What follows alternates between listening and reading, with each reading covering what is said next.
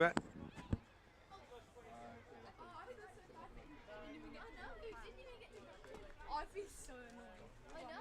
Good morning from Visit Worcestershire New Road, where play is about to start in the final ODI between these under-19 sides, England and India. The series has already been settled. India have won it by, well, they're 3-1 up at the moment as we go into this final game. But still plenty to play for in terms of pride and experience for these young cricketers out there. It's a glorious morning here at New Road. Bright sunshine, plenty of blue sky, lots of school children in the ground today. I'm delighted to say we've got a really healthy crowd here on a sunny Monday morning in Worcester. And the news is that India under-19s have won the toss and elected to bat, and we're about to get underway with their two opening batsmen, Matre and the wonderful Suryavanshi, the non-striker. And the first ball of the game is delivered and goes past the outside edge and through to the wicket-keeper, and it was bowled by Alex French, the Surrey seam bowler, who is opening things up this morning from the New Road end of the ground. We had a game between these two here on Saturday, which was won by India. They've made several changes. Well, England have made several changes to their team. I'll just run through those as we go through this over, as French bowls again and Matre defends off the back foot. England make 4 changes. Isbell, Home, Ali and Minto dropping out, and in come Singh, Furbank, French and Green. And one change for India sees Kundu drop out of their side and Singh off spinner coming in. So India won the toss and chose to bat. They are yet to open their account as French is in again from the New Road end, and a play and a miss. This one a little bit short and wide outside the off stump, and Matre cutting at it, unable to make contact. A little bit of breeze this morning, as you can probably hear from our effects microphone, which I'll see if I can do something about in a minute. But otherwise, absolutely glorious scene as we look across the ground here at New Road to the wonderful cathedral in the distance. It's French in again, bowls, and first, I was going to say first run of the day, but in fact, well, it is the first run of the day, but it's not come off the bat. It's a wide, good diving stop by Thomas Roux. Couldn't hold on to it, the England wicket-keeper, but managed to stop it going to the boundary, and the first run is on the board. And it's a wide, and that in a way is worthy of comment, because that was one of the features that we saw and noticed as being a distinction between the teams on Saturday, was the number of extras and particularly wides that England bowled. First run off the bat as Matre plays this one down to third man, and India go to 2 without loss. My name is Frank Watson of BBC Hereford Worcester, and I'm very pleased to be joined this morning by 2 co-commentators for the day. Matt Howes will be with us later on, but for the meantime, alongside me again as he was on Saturday, it's a very good morning to Brian Halford. Good morning, Frank, and good morning to everybody wherever you're listening across the world. Very warm welcome to Worcester, glorious as ever. And we're just about to see Vaibhav Suryavanshi face his first ball. 322 runs from 162 deliveries in the series so far for the 14-year-old, including a dazzling 143 on Saturday. So can England's bowlers find a way to stop him? That would have he's hit on the pad first ball. It's a big appeal, and the umpire, well, could have become public enemy number 1 in the whole world there if he'd have raised his finger, but decided discretion was the better part of valour. Yes, Suryavanshi, well documented, amazing attacking talent. But also he bats properly, doesn't he, Frank? Yeah, that's certainly what we thought on Saturday. There's his first boundary, given a bit of room outside the off stump, just smashes it through extra cover. But yeah, on Saturday, although he scored at a remarkable rate, end of the first over by the way, and the total is 6 without loss, he also showed, as you suggest, Brian, that he had a technique to deal with the ball when it was not particularly hittable. Yeah, but that said, most things are to him. Absolutely. He scored 143 from 78, but he actually only scored 13 from his first 9 balls on Saturday. He was very watchful and diligent. And of course, if he hadn't have been watchful and diligent, all that followed may not have happened, because he could have got out. So that was a really impressive element of what was a mighty innings from the young man. Second over begins from the Diglis end, and it's the very, very tall figure of Matt Furbank bowling from the Diglis end. Must be 6'4", 6'5", I would think, the young Furbank, and his first ball is a good one on the money. Yeah, we will no doubt talk at length about Suryavanshi today, as we are bound to do. An appeal for caught behind here, but umpire is not interested. But David Milnes and James Treadwell, incidentally, are the umpires, as they were on Saturday.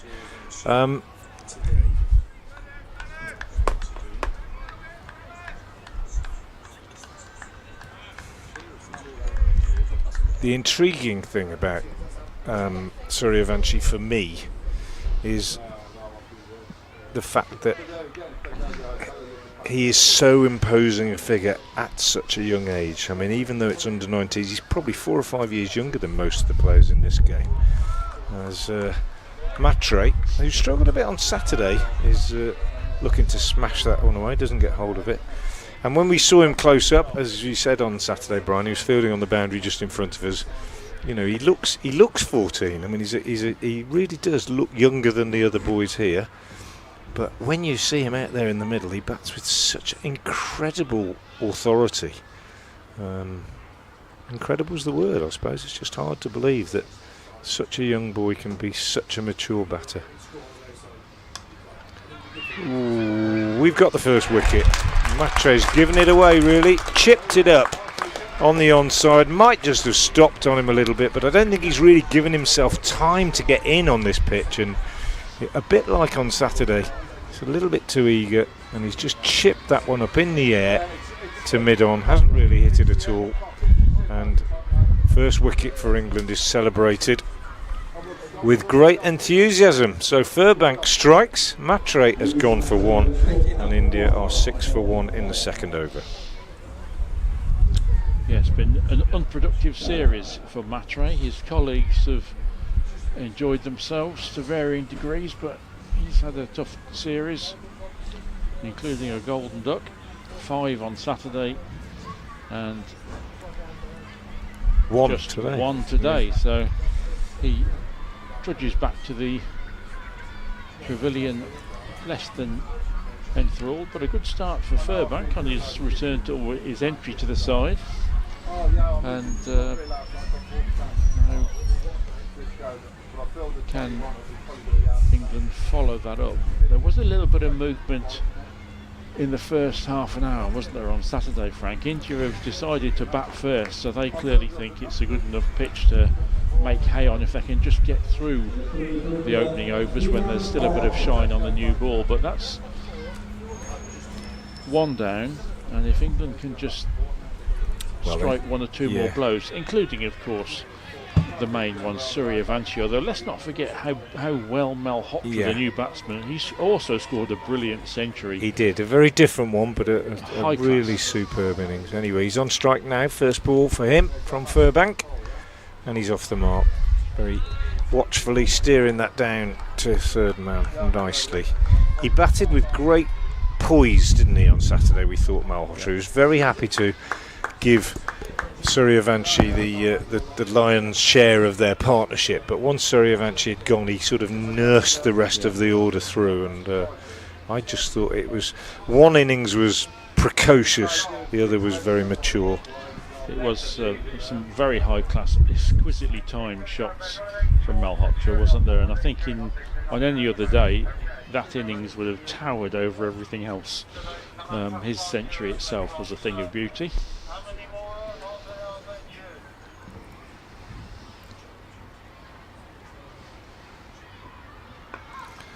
Burbank bowls, and Suryavanshi just steers it down for a single on the offside. And that's the end of the over, and he's kept the strike. So 2 overs gone. 8 for 1, the India under-19 score. One thing that was noticeable on Saturday, Frank, of course, that we mentioned was how often Suryavanshi attacked the first ball of an over, and particularly the first ball of a spell. When a bowler came on, he sought to assert himself really quickly, and quite often the first ball disappeared over the bowler's head. Yeah. Which the conviction and the assertiveness for a young man of 14 is incredible, isn't it? It is one of the things which makes it so interesting to watch him. That wasn't the prettiest of shots. No. Gets a single off an inside edge, really, but again looking to hit it with great power. He's got incredibly fast hands, and that means that when he even just gets doesn't hit it in the middle, he was picking up boundaries on Saturday. And well, it'll probably be a while, Brian, before we see him back again in the flesh, so let's make the most of it, because I thoroughly enjoyed it on Saturday, and I hope that he makes runs again today, because it is very special. But I also, as we said, I think both of us agreed, we both very much enjoyed watching this young man as well, Malhotra, who takes guard now. Tall left-hander, and we're back where we were on Saturday with these two together. Well, we're not, because French has got him. Well bowled, Alex French. Nipped away, I think, from Malhotra. He had to play at it. Little nick, and Thomas Roux behind the stumps completes the job. So good start for England, and Malhotra, very, very good 100 on Saturday, but not to be today for him. He's gone, and it's 9 for 2. Good bit of bowling. Super bowling. And England have really started with purpose. They've lost the series 3-1, but still, as you said at the start, tons to play for. And that was an absolutely cracking delivery from French, as it needs to be to get rid of a batsman of that calibre. But 9 for 2 India, and England will be thinking now, if they can knock over Suryavanshi, they really are in a strong position. Really good start, really good resilience from an England attack which suffered on Saturday. Of course, the two guys that have opened the bowling weren't part of that attack. That's right. But and therefore, I guess in a way, that although they will have bowled earlier in the series against these Indian batters, they're probably not. It's not quite as recent in their memory, the chastening experience that the England bowlers had on Saturday. So they'll be maybe just as a result of that a little bit fresher mentally. Good start from both of them. And French beats Kumar with his first ball, another left-hander. So a very good start from England, as Brian is suggesting here. 9 for 2. Yeah, wicket in the first over for each of the opening bowlers. You can't ask for much more than that, can you? And I was sure Suryavanshi, Frank, in that last over did try and, or no, it was first ball of this over, wasn't it? He did try and hoik one, didn't he, and assert himself and edged it. And what was noticeable, I thought, on Saturday, brilliantly though he played, he almost didn't play a false shot, I think, until he had something like 60 or 70 and he just sliced one catchable height through short third. That's right. Yeah. Until that, almost everything came out of the middle. Off the middle. Yeah. So 1 or 2 false shots already from him this morning. That will give England some hope. Yeah, I guess if you're one of the England coaches or the captain, your message to your bowler is he's human. It only takes one ball. Just believe, because that's all it does take. One ball, one little error, one little nip off the pitch, and any batsman, whoever he is, however good, however talented, he can be dismissed. But this is a really good start so far from these two England seamers.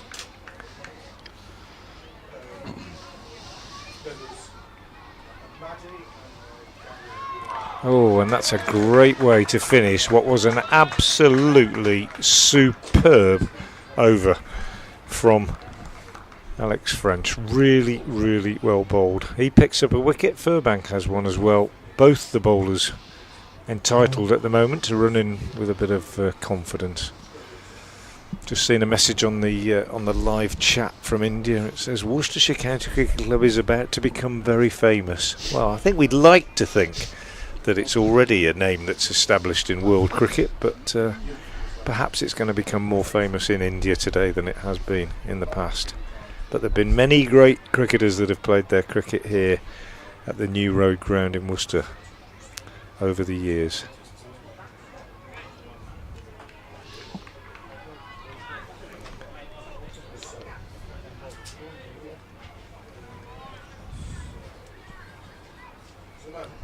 Fourth over begins.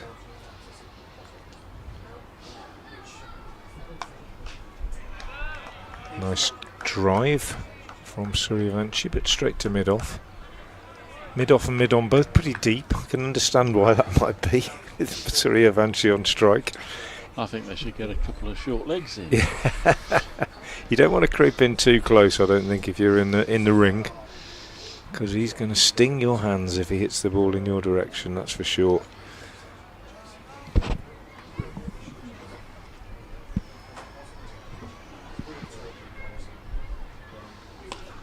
Well, no stinging of hands there, apart from perhaps somebody who's in the seats, because that's the first 6 of the day. Just over pitched. We talked about this on Saturday. The margins for error bowling against this young man are utterly minimal. And not really much wrong with that. Maybe a tad over pitched, straight, angled in from round the wicket, and dispatched straight back over the bowler's head for 6. As you say, Frank, that was marginally over pitched, but sometimes there is no error, isn't there? It'd be a perfectly good ball that he dispatches for 6. Yeah. That is a sign of his genius. Utter class. Good response from the bowler. That one a little bit wider, and nothing wrong with that. I can understand why Furbank's done that. He's very tall, isn't he, Furbank? Must be 6'6" or 7 even, I would think. And he hasn't got a number on his back. Reasonably easy to identify, I would say, that Furbank. Obviously, as commentators, not easy. We haven't seen many of the players before. Around the wicket again, he bowls, and that one again is hammered away on the offside. Just extraordinary. Over extra cover, and it's 6 more. And the total goes to 21 for 2. And although I saw this on Saturday, I am again astonished, Brian. I don't think I've ever seen anything quite like it. It is utterly remarkable. I'm not sure there was too much wrong with that delivery. Well, it was a little bit full. A little bit, but it was wide. The width, I think, that gave him wide. room to get his arms away. But it's the balance, isn't it? And the full face of the bat. It's just an amazing shot. I think it was a little bit full, but you wouldn't expect it to go over extra cover for 6. No, you wouldn't. No. Not against anybody, almost. And that ball, the next one that he's just pushed into the covers, I think sums up the point that you were making earlier, Brian, is that if you bowl him a good one, he recognises it and he plays it like a good one. Yeah. It's just that it's harder to bowl a good one at him than it is at anybody else, I guess. Yeah. But it will be fascinating to see how his career evolves. It will. When he comes up against better bowlers. I mean, these are good bowlers, these are today. But he'll come the bar will raise, won't it? Yeah, absolutely. Oof. And that's a very, very good effort from Furbank, who beats him outside the off stump with a good one. He had to play at it.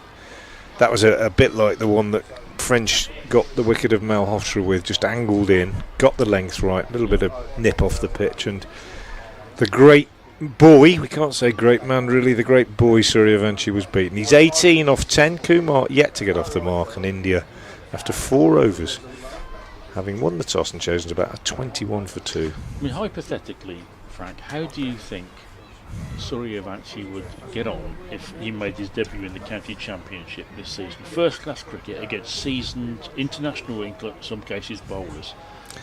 How do you think he'd get on? It'd be fascinating. I think he'd probably get runs, you know. If he was at the Oval or at on a decent track, I think he'd get runs.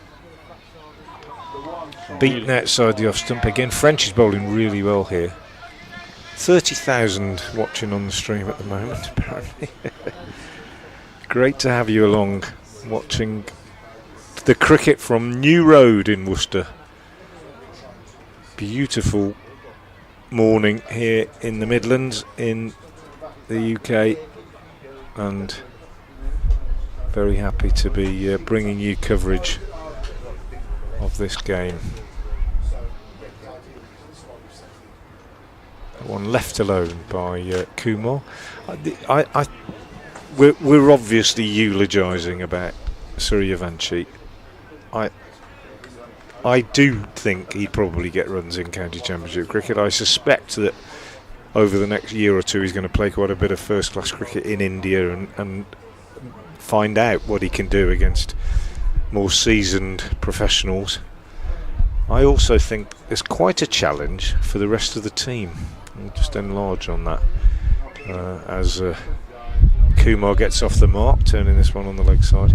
In that, if you're the non-striker and you're standing there and you're watching him play like that, you know, you must control your emotions and control your own mindset and not get caught up in it, because you can't necessarily go about the job in the same way that he does. And I think that must be a factor for these other players, because they will know as well as they watch that they're witnessing something absolutely remarkable. I hope all these school children in the ground today at Worcester recognise that as well. And he just maybe dropped his bat away from that one.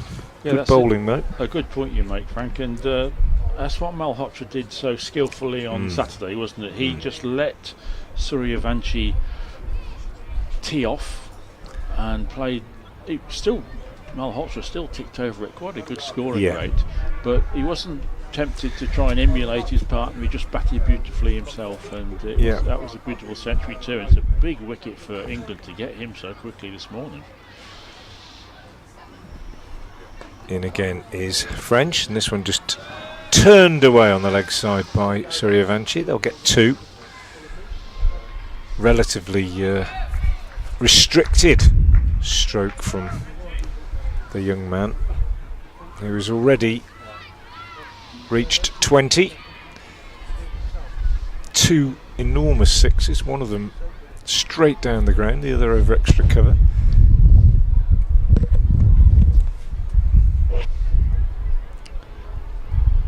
Settles again now.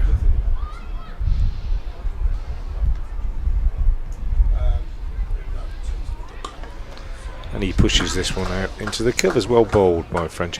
I don't think it's often that you can say with, you can't say it with complete 100% authority, but it's probably not often that you can sit as a commentator at any sporting event and say that you're watching the best of anything really. But I suspect we wouldn't be far wrong if we said we're watching the best 14-year-old batter in the world.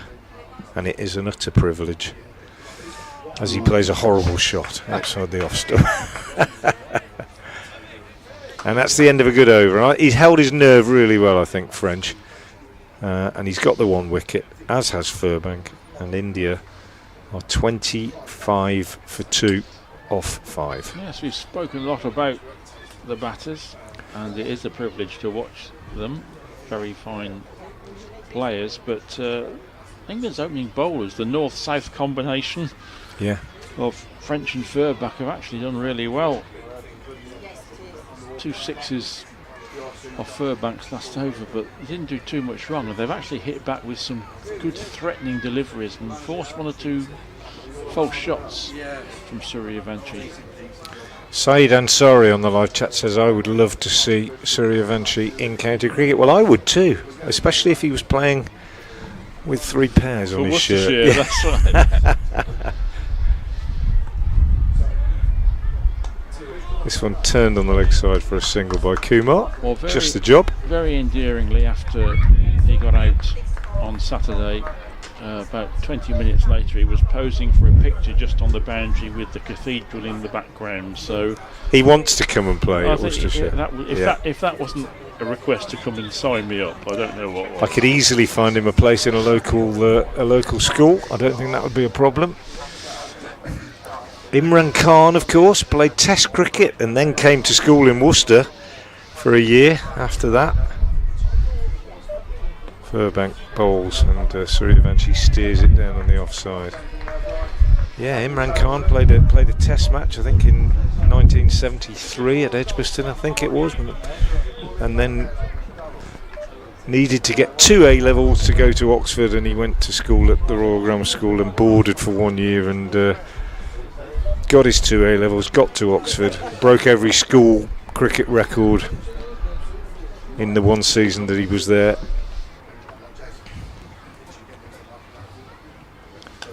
Furbank bowls and Suryavanshi is watchfully pushing into the covers, and there's no run. So yeah, I'm sure we could arrange it if we needed to, but I suspect there might be a bit of competition.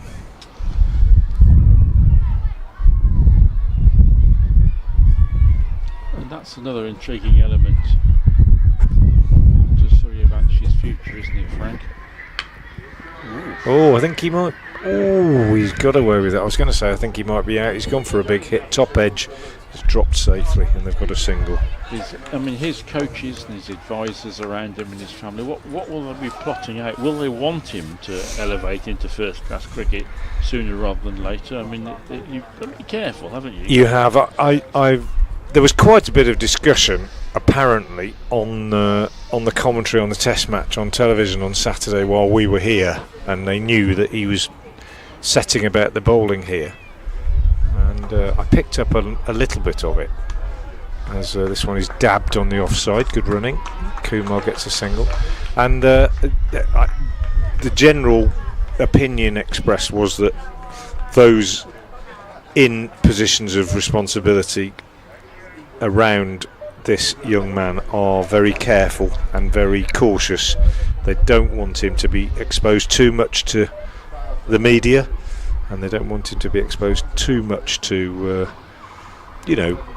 any opportunity that somebody might take to take advantage of his situation. As long as he's well advised by responsible people who understand the game, and I'm sure he is, then I don't think we worry too much. But you're right, I mean, in terms of development as a cricketer, he's got to elevate his standards quite quickly. Plays this one up to mid-on for a single, because otherwise his development won't be as prolific as it could be, I suppose. But at the same time, you don't want to overdo it. It's a difficult balance to strike. It is, and there's an element of pressure from being this good this early, isn't there? Absolutely. Because as soon as, if it does plateau at some stage, or he has a couple of lean innings, what's happened? You know? Yeah. So, yeah. And we've all seen footballers have a little bit too much too soon, I think, and not make the most of their ability. Well bowled again from Furbank. It's a very, very tidy over from Furbank, that one, given that he almost got a wicket as well, and he's only conceded 5 runs from the over. One was a no ball. It's 30 for 2. Furbank getting the nod today, his first game of the series.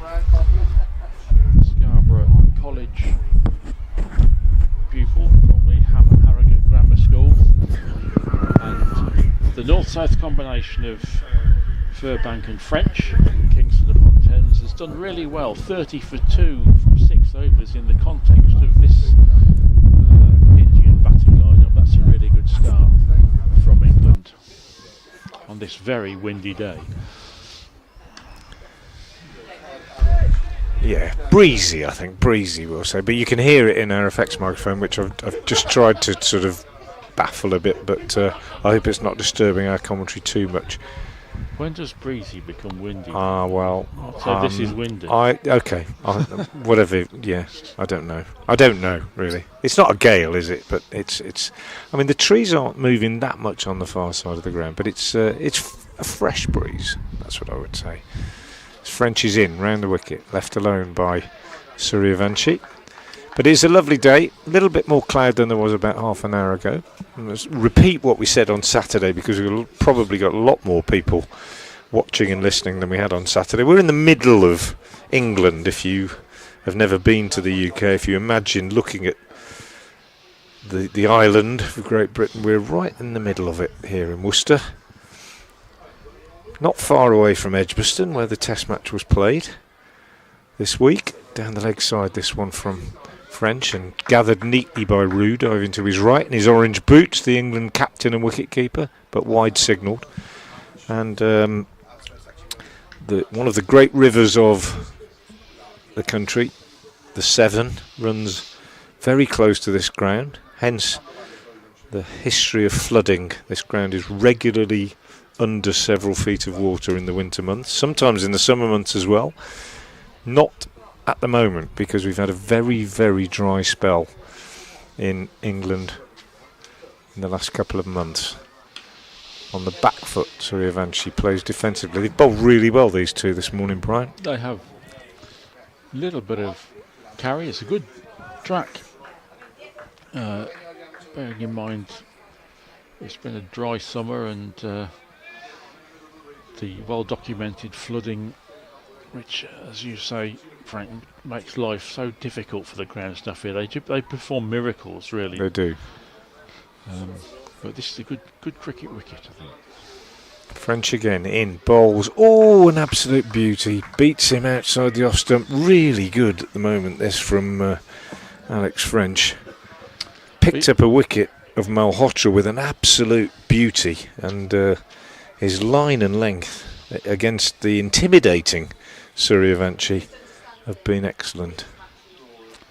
But yes, for any of our friends listening in India, if you're planning a visit to the UK, no doubt you might wish to take in Lords and one or two of the test grounds. Worcester should also be on your list. Suryavanshi goes for a big hit this time.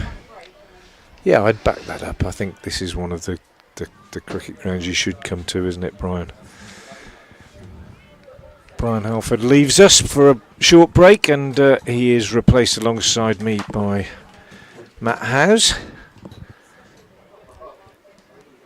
who wasn't here on Saturday, so he's getting his first view of New Road this season. Been here many times before, and his first view of Suryavanshi, who is again watchful here, pushing back up the pitch. This is has been an excellent over from French. 4 overs, 1 for 12, and to bowl the dot ball at Suryavanshi is a good achievement. To bowl 4 in a row is more than that. 31 for 2 at the end of the over. Morning, Matthew.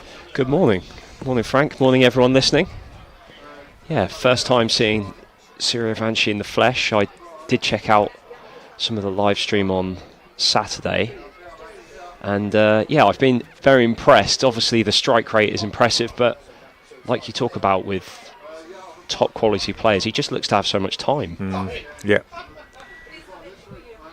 and such excellent decision making, it seems to me, as Furbank bowls from the Diglis end outside the off stump, beats the bat.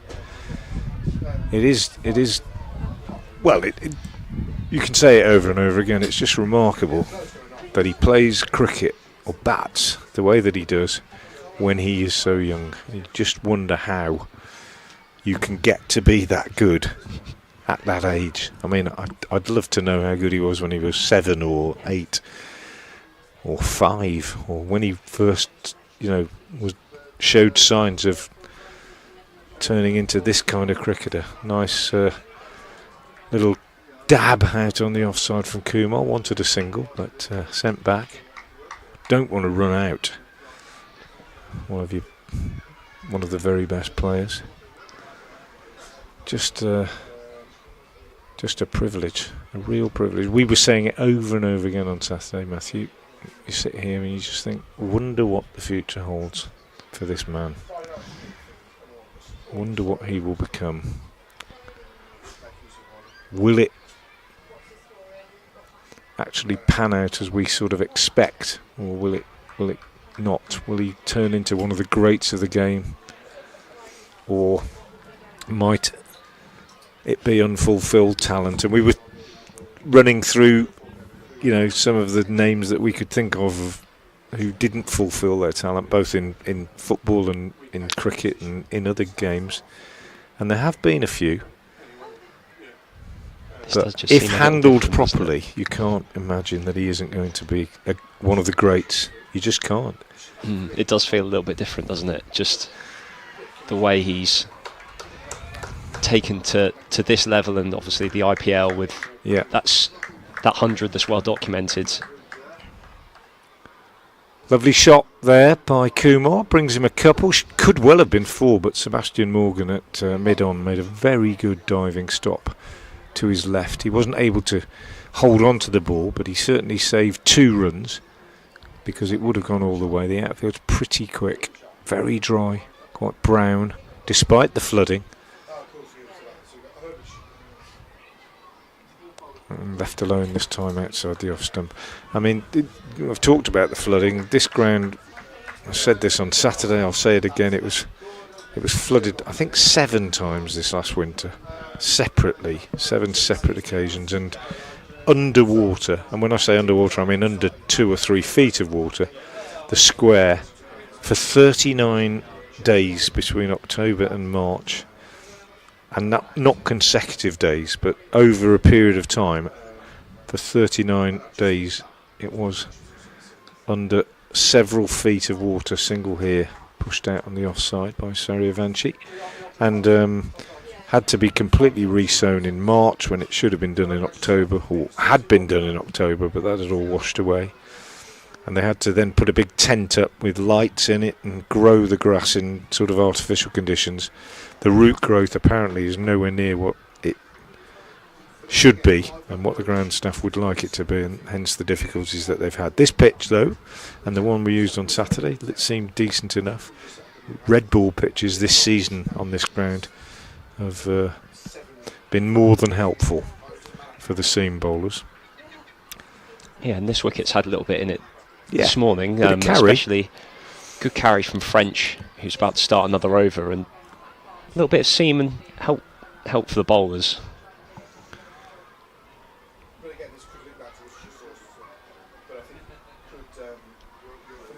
One comment on the live chat says, "Oh, you have floods there in the winter too." Well, indeed we do. This particular ground is flooded more often than any other. Well, I don't know of any other proper county ground that gets flooded to the extent that this one does, but it always floods in the winter.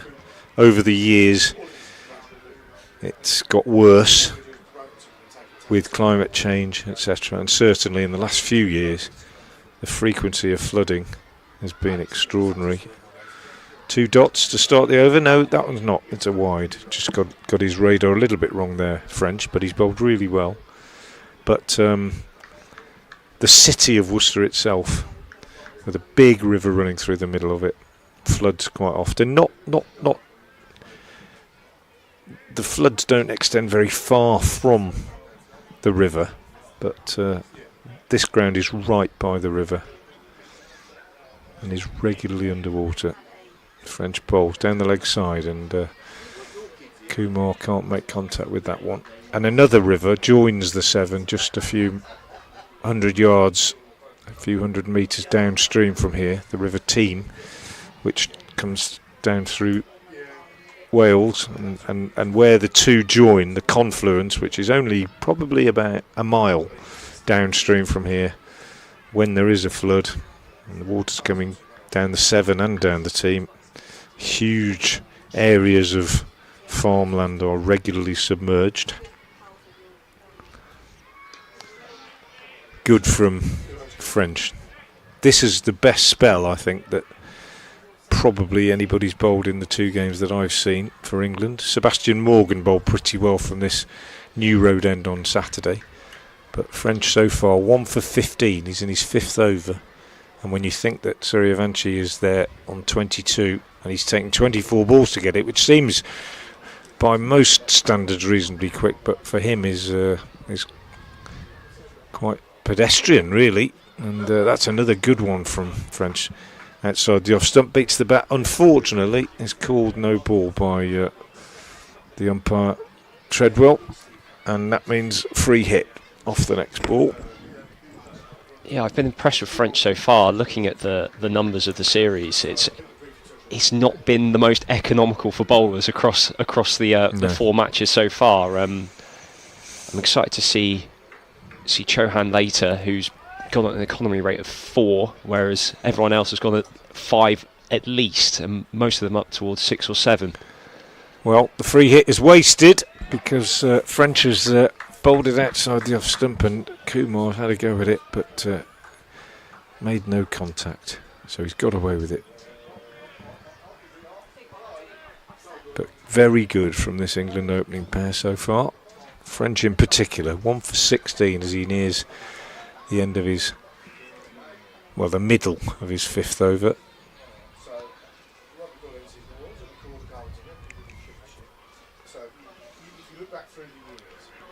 And that's a wide. 1 for 17.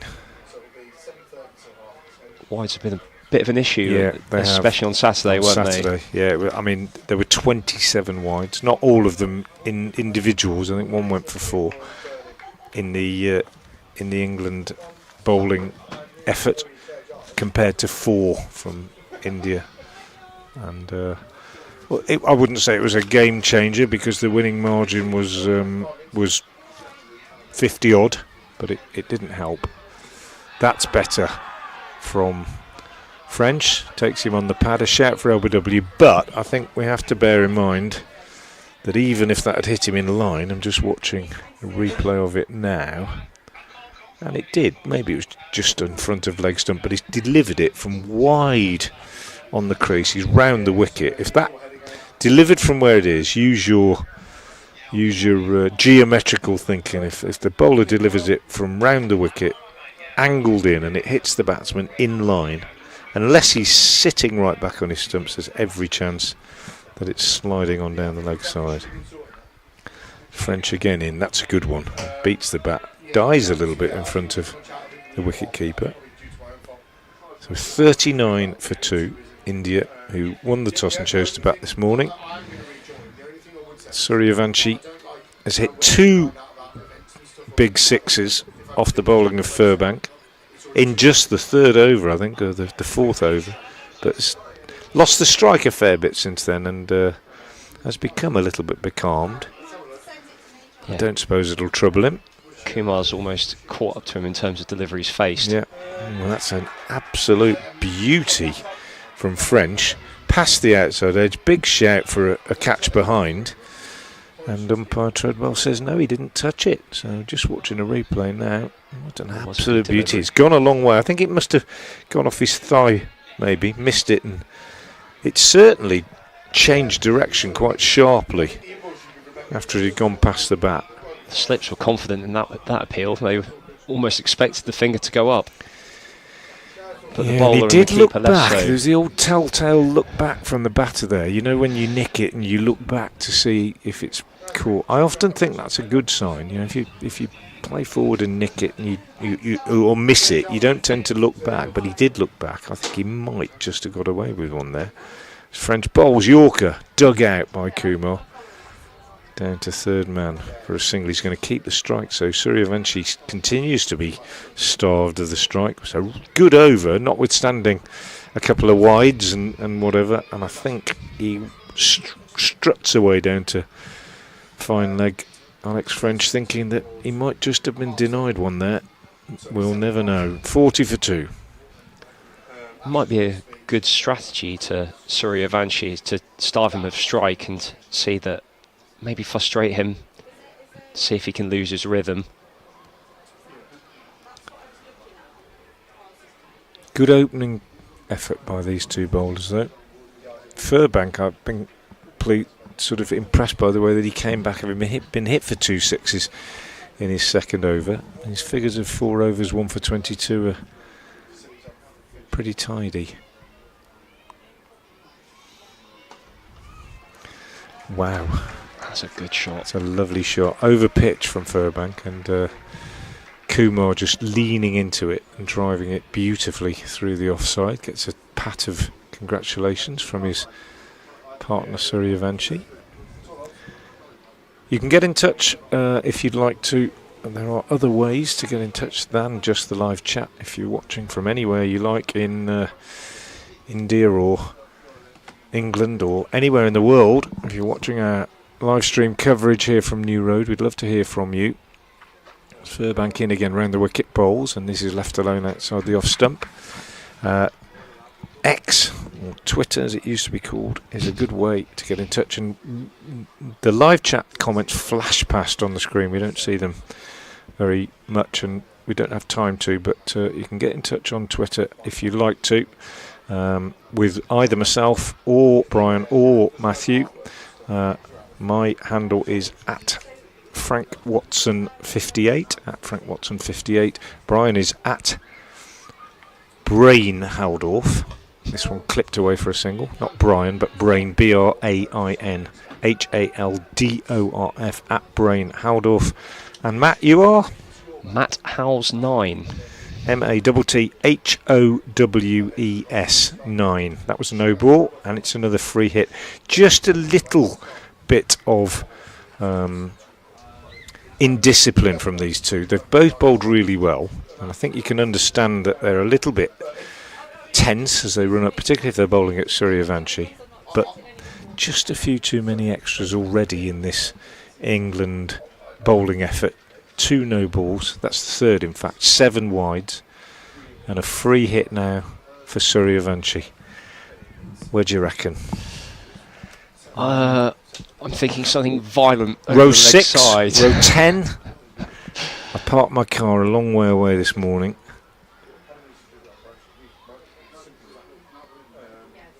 Well bowled. In fact, he doesn't get a run off it because he's absolutely in the block hole. Tremendous effort from Furbank there. He must have been running up thinking, right, I'm going to bowl a Yorker here. This must be a Yorker. And he's absolutely nailed it. So good from the big man. Yeah, it was an excellent delivery. Tucked him up towards the pads and could only squeeze it out to square leg.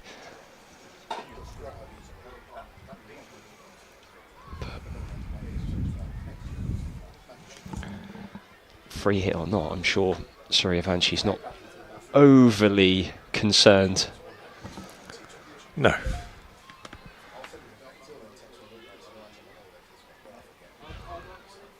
That's nicely bowled again from Furbank. Much slower outside the off stump, and Suryavanshi set himself to whack it, and in the end just dabbed it down to short third. And he looks disappointed with himself. I'm sure the England coaches will have talked to the bowlers about your mindset when you're bowling it at this guy, and it's got to be absolutely right. And will he get a little bit frustrated if we can tie him down a little bit?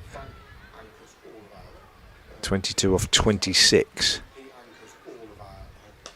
22 off 27 as he pushes this one out on the offside, which on the onside, which sounds quick by my standards and yours, Matthew, but not by his. And if you can build up dots against a player who is used to scoring as punishingly and freely as this young man, then who knows? Who knows what it might do? I'm sure that's what the coaches will have said. And at the moment, these two in particular, French and Furbank coming up to the end of his 5th over, have gone about their work very well, these two young pacemen. Really good. Coming into today, Suryavanchi's strike rate for the series was almost 200, I think, about 196, I think it was. Yeah, which is extraordinary, but a long way from where he is today. 22 off 28 deliveries at the end of that excellent over from Furbank. So fair play to these young seamers. French 5 overs, no maidens, 1 for 18. Furbank 5 overs, no maidens, 1 for 28, and 12 of those came off 2 deliveries. So really, really good from the two young England seamers. 46 for 2 at the end of 10 overs. India, who won the toss and chose to bat. England making 4 changes from Saturday. Singh, Furbank, French and Green coming in for Isbell, Home, Ali and Minto. So neither of the two Worcestershire players, Isaac or Jack Home, is included in the side today as the first bowling change takes place, and I think we're going to see Sebastian Morgan coming on at the New Road end. Probably the pick of the England bowlers on Saturday. 3 for 54 from 10 overs. Jack Home took 4 for 63 from 8, but Morgan bowled. Well, they both bowled actually when Suryavanshi was on the charge, and Morgan starts well here with a good ball outside off stump, which is edged down to third man by Kumar for a single.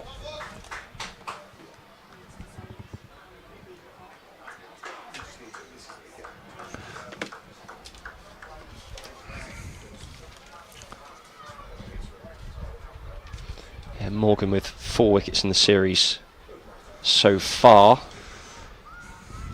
His last outing, the best performance. Figures of 0 for 46, 1 for 61, and as Frank said, 3 for 54 so far in this 5-match series.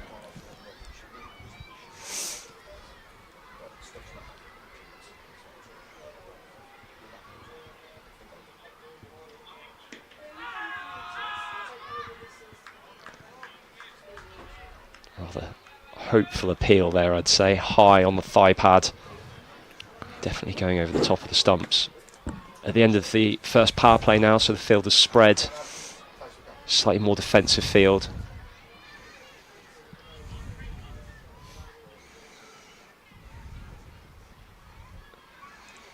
Fine leg, deep backward square. A man out on this cover boundary in front of us in the commentary box. Was that a chance? Or was it a bump ball? Let's have a look at a replay. Chip back up in the air. 22 off 30. Positively pedestrian from Suryavanshi. Very becalmed. And I guess, you know, it's good for him as well, because that's another part of his cricketing development, is learning that you can't have it all your own way. And when he plays against better bowlers at a higher standard, he will have to work hard.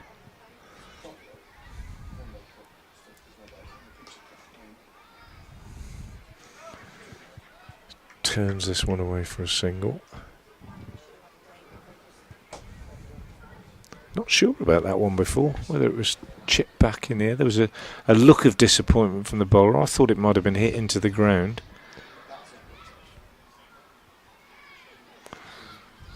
Let's see if I can find out. It was muted from the England fielders. No. Not clear disappointment that it was obviously a chance. Morgan the bowler, as Kumar hits this one to mid-wicket and there's no run. Yeah, I haven't seen a clear replay that suggests whether it was or wasn't. Taking a catch in your follow-through is never easy with the momentum and falling away as a bowler, but that wasn't. If it was a chance, it was more routine. There's another back of length ball is defended by Kumar to end a very tidy first over from Morgan, just the 2 from it. India 48 for 2 after 11. Yeah, it was a chance, I think. Just watch the replay again. I think it might have been.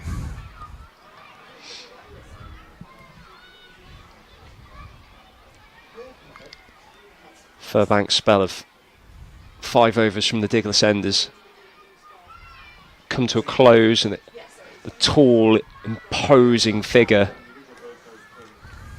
of Alex Green is marking out his run-up, scratching at the crease. Yeah, I think it was a caught and bowled chance. Just having another look at it. can't say I see it with absolute clarity on the replay, but it looks it looked certainly from the body language of Sebastian Morgan that he got both hands to it and he thought it might have been a chance. I can't say with absolute certainty. So here we go, Alex Green, another big man, a really big man. He's in and bowls, and his first ball is clipped up to mid-on by Suryavanshi. He's got, I don't know whether it's a sign of the times, but under 19 cricket, and there are 4 young men in this England team who are giants, aren't there? I mean, Rocky Flintoff, Alex French, Matt Furbank, and this young man, Alex Green.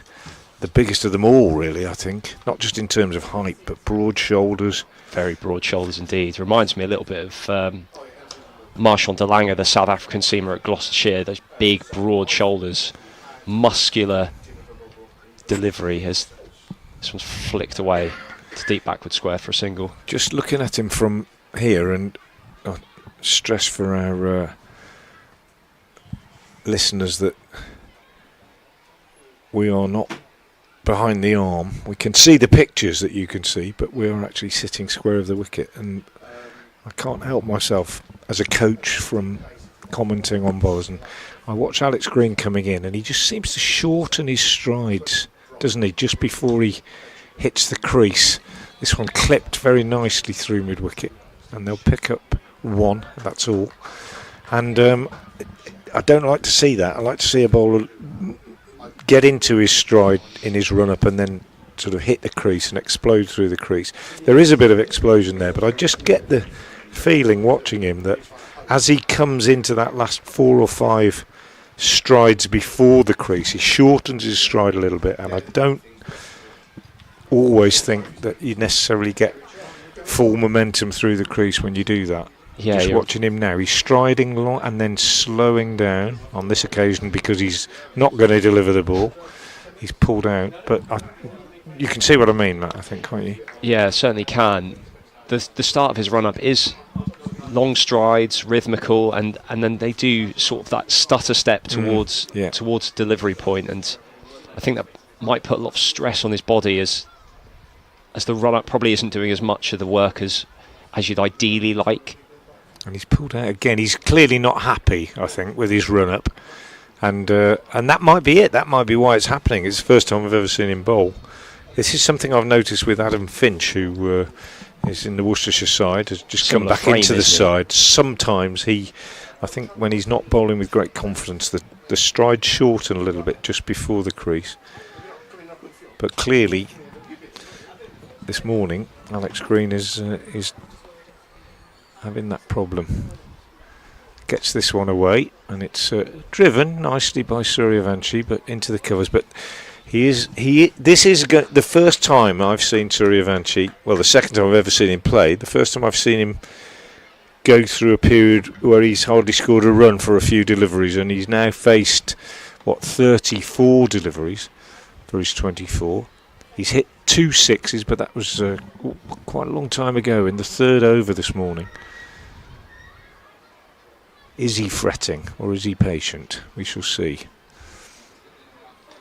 And drives this one, another dot ball, drives it into the ground, fielded by the bowler himself. So Green, a reasonable start, but he doesn't look entirely comfortable at the moment with his run-up. But he has only conceded 2 singles so far in the over. The 50 is up, by the way, for India in the 12th over after they won the toss and chose to bat. You've watched a lot of cricket here, Frank. Is it a place where bowlers that haven't played before struggle the first time? I know, obviously, a lot said about at Lords and break off as Suryavanshi plays an extraordinary shot, but he plays it expertly, banged in short by Green, and he just leans back and uppercuts it very deliberately over slip. Superb. Played with absolute confidence and certainty, and brings him his first boundary for a while, 54 for 2. No, not in my experience. You might find certain bowlers who would say that, but I've never really heard bowlers say, "Oh, it's a difficult ground to go and bowl at." It's not like Lords where you come down the slope, or Hove where you come down the slope, or a ground where maybe you have to run up to a square that's got a bit of a raise before the end. Morgan again in, and the dot. So no, it's not something I've ever heard. It is reasonably flat here. There might be a little bit of a rise up from the Diglis end as you approach the square, but I've known bowlers that play here who have favourite ends. Joe Leach, for example, who carried the seam attack here for a long time, always preferred to bowl at the Diglis end. Not exclusively though, but I haven't heard that it's a tricky one to bowl at first time. Morgan beats the bat. But I dare say there are one or two bowlers around the country who would say, "Oh, I hate going there. I've never enjoyed bowling at New Road." But that might be for different reasons. Yeah. There's nothing about the outfield here that suggests that you might struggle with your rhythm or your run-up. No, I don't think so. Green obviously did not play the previous game here on Saturday.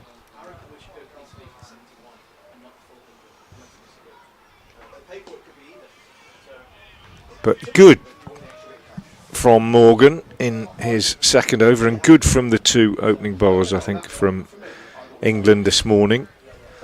Suryavanshi won't often, I think, at this level anyway, bat for an hour and only score 28 as he has.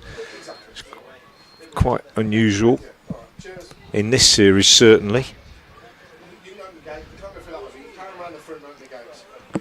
Around the wicket from Morgan, left alone, and a wide called by umpire Treadwell. This would be a good start to his spell here from Morgan. That wide aside, he looks to have dropped onto a good length, good line. Interestingly, we've seen all the England seamers so far start round the wicket to this left-hand heavy Indian top order.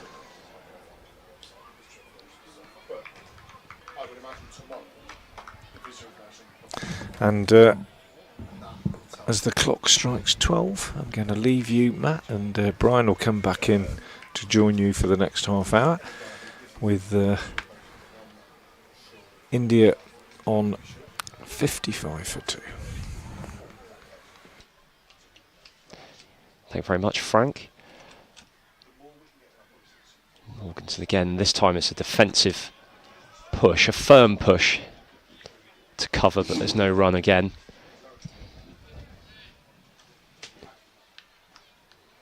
Kumar's looked good so far for his 14 from 34 balls. Certainly not scoring quickly, but he looks composed and compact in his stance. It's the first time I've ever seen him play. Morganson again. Well, that's a beautiful drive that's knocked out the stump down at the far end, and there's no run. Excellent fielding by the stumps, and that completes Morgan's over. 55 for 2, India. Just that wide from the Morgan over.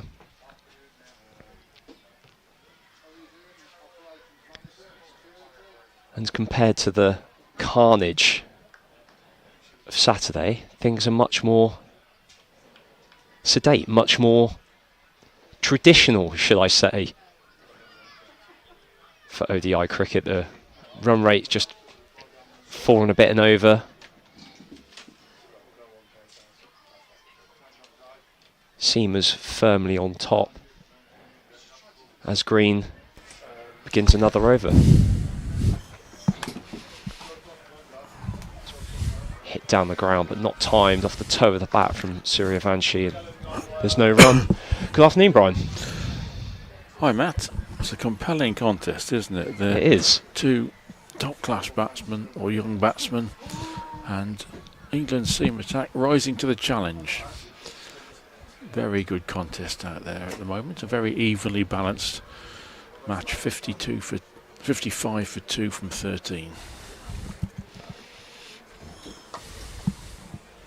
Suryavanshi tries something that's slightly more expansive there and looks at the toe of his bat as he could only hit it back to the bowler.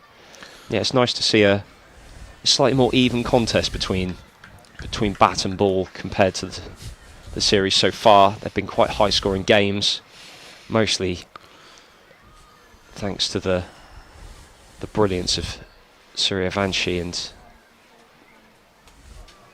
Malhotra.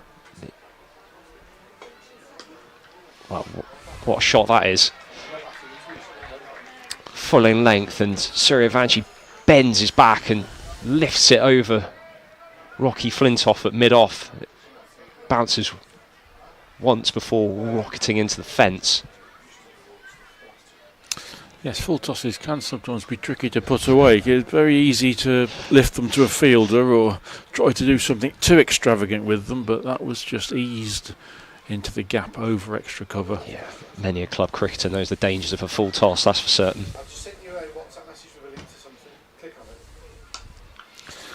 Wonderfully timed. Good sprawling stop at mid-on. Although I always found it disappointing when I played club cricket, when I delivered a full toss, it didn't seem to cause the batsmen too much trouble. They normally dealt with them quite ruthlessly, which is disappointing.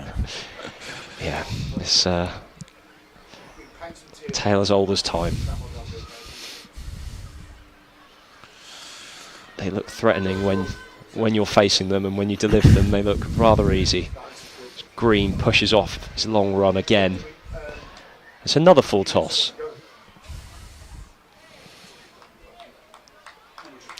You watchful, Kumar. 14 from 35 deliveries.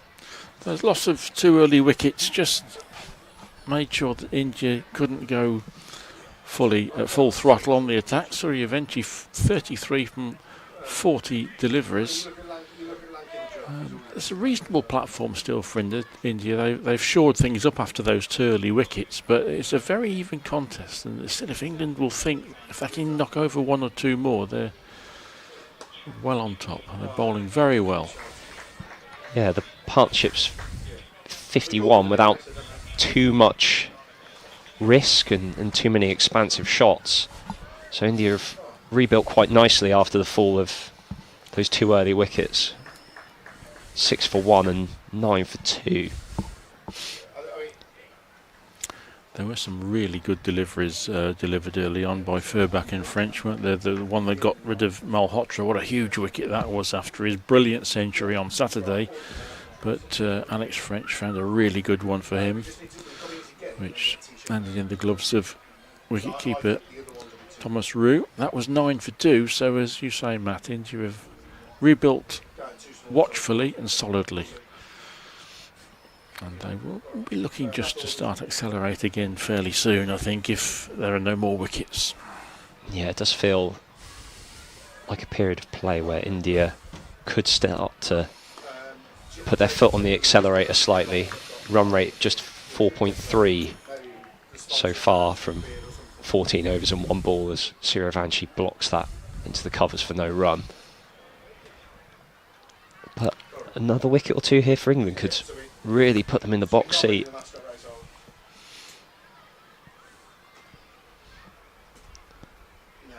There's such a nice hum around the ground, lots of school children in today.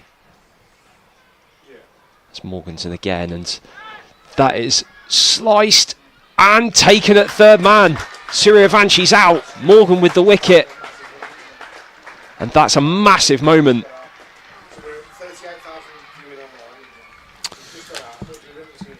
Yes, very well bowled. Sebastian Morgan frustrated Suryavanshi there in going to attack a very good delivery, which he has proven he's more than capable of doing on many occasions. They've disappeared for 4 or 6, but he's looking skywards there, the 14-year-old, as he comes back, because that one high off the outside edge. Well taken catch there by Green at third man. There's a bit of pressure when you see a ball in the air coming from the bat of Suryavanshi, isn't there? Yeah, certainly don't want to drop that. He had to move round slightly to his left, and obviously he's bowling at the other end, so he took it well, didn't he? Yeah, many a fast bowler might have been daydreaming down there, but no, Green was alive to the possibility of the catch. And Suryavanshi goes for 33. Never really attained the fluency that he found on Saturday, which was just a truly memorable innings. He did lash a couple of sixes off Furbank quite early on, which suggested that we may be in for another masterclass, but never really got going, and that's credit to England's bowlers, who have been aggressive and accurate, and they've got the big wicket. Suryavanshi goes for 33, India 60 for 3 in the 15th over. Pangalia, the new man to the crease. Another left-hander for this Indian top order. As Morgan. Oh, and this back of a length. And Pangalia chips it towards mid-wicket on the bounce to the fielder. Morgan's bowling exceptionally well here. 2.3 overs, 1 for 3. Well, Pangalia bagged a golden duck on Saturday. And almost followed it up there with what would have been a very tame dismissal. And this one's back of a length and flies through to Thomas Rue, the keeper, at shoulder high.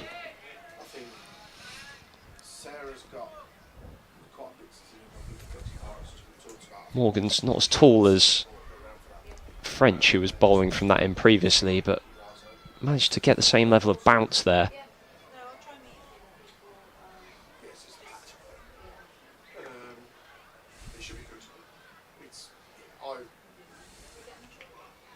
And he's beating him again.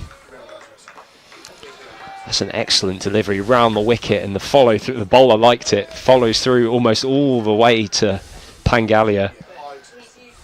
This is an excellent start by Sebastian Morgan. He's one ball to go in his third over, 1 for 3, which in the context, as you said, Matt, of this high-scoring series is tremendous effort.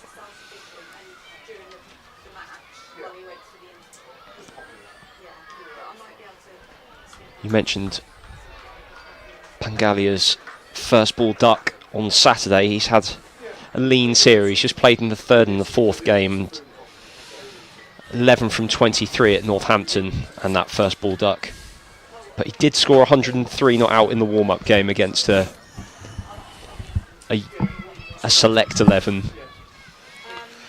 So has scored runs on this tour, even if it's not in the ODI series so far. He has indeed, and I think there were 9 sixes in that 103, and it came off 50 odd balls, so a dangerous player.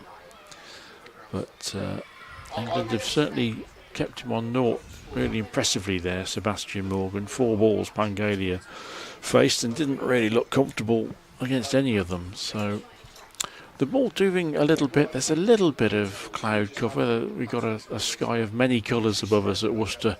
There's blue and white and grey, but perhaps a little bit of moisture in the air. There was overnight rain, so a little bit of assistance perhaps for the bowlers, and they're using it really well at the moment. Yeah, I came through some rain on the way up here this morning. Nothing heavy, fine drizzle, but maybe that has had an effect on the wicket, because the bowlers have been on top here, as there's a change of bowling from the Diglis end, and it's Singh. And his first delivery is wide of off stump, not threatening to Kumar, who let that go through to the keeper. Ekansh Singh played in the last round of the county championship, and he's induced an edge here. It's bounced down to third. There's a single, but it was in the air.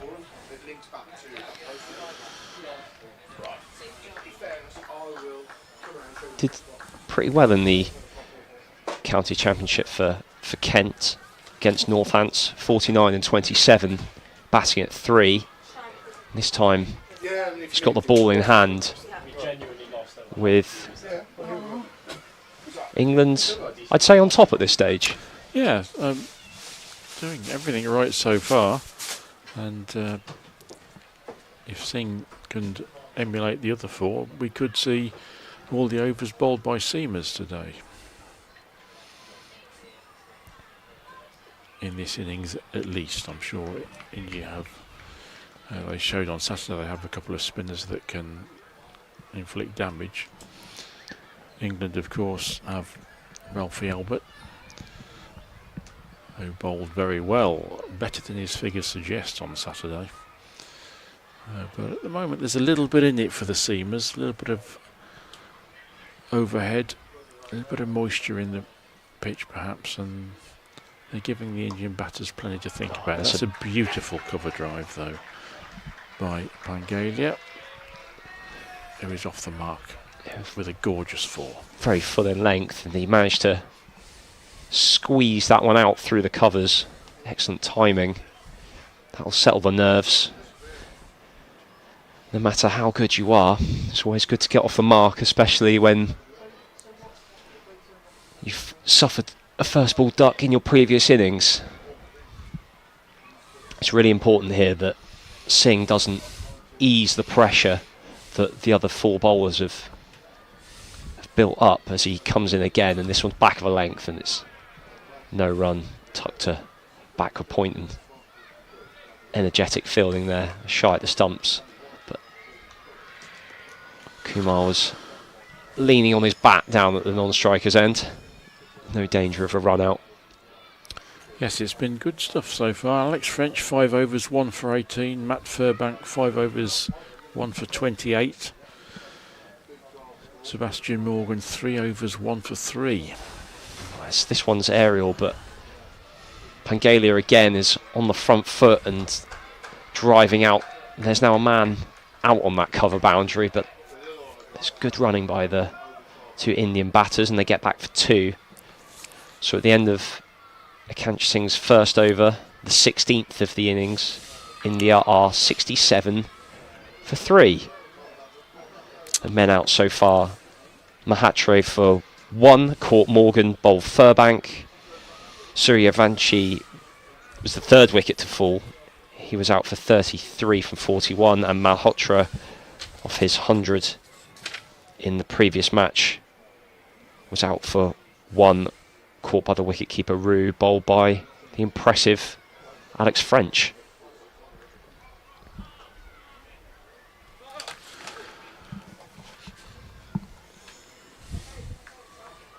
Visit Worcestershire New Road, bathed in sunshine, as Morgan begins his 4th over.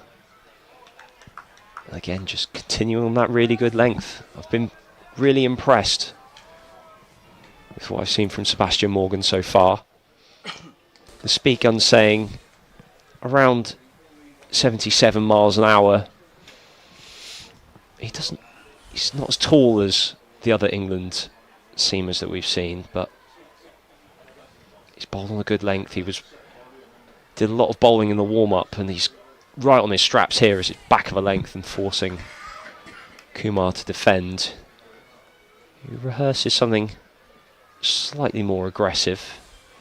Thought about taking on that pulled shot. There is a man back at backward square.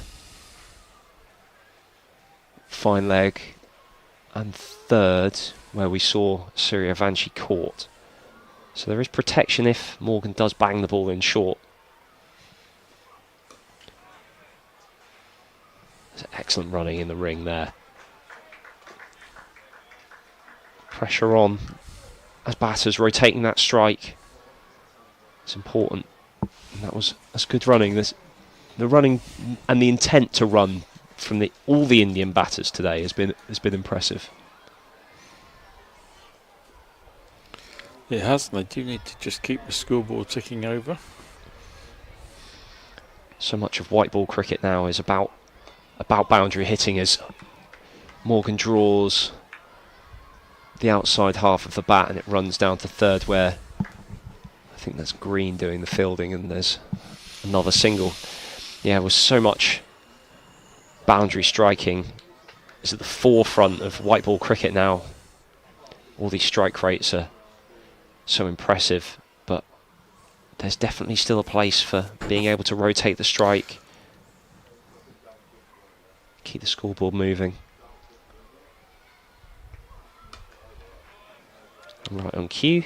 There's another single in that ring, and oh, there's an overthrow, and it's well saved on this boundary. Diving stop by Green to prevent that going for 4 overthrows. So, but that's another tribute to the runners, isn't it? As you say, they're sharp and aggressive with their running, and that they got 3 because they put the fielder under pressure. The throw probably was irrelevant because it wasn't going to be a run out, was it? But it cost them 2 extra runs. It was sharp work in the field by the fielder at mid-wicket, but an offline throw meant that India could get 2 overthrows, and a solid block completes the over. India 72 for 3, having chosen to bat first.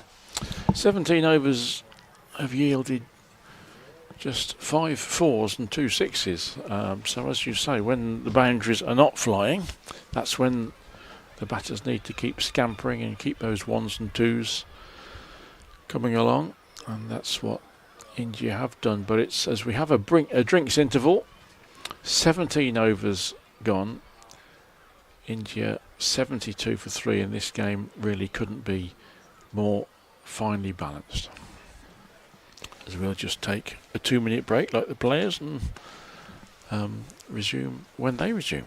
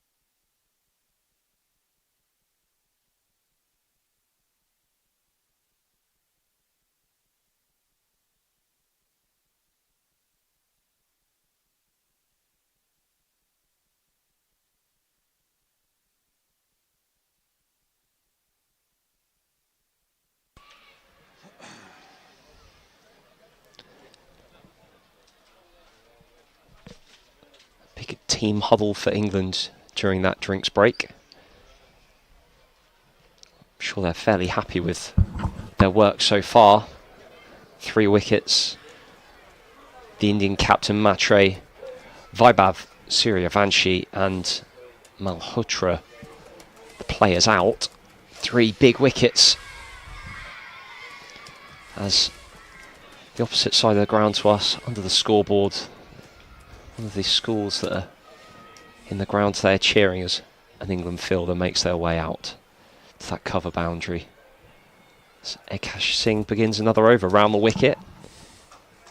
Turned into the leg side. for a single to Kumar. Takes the score to 73 for 3.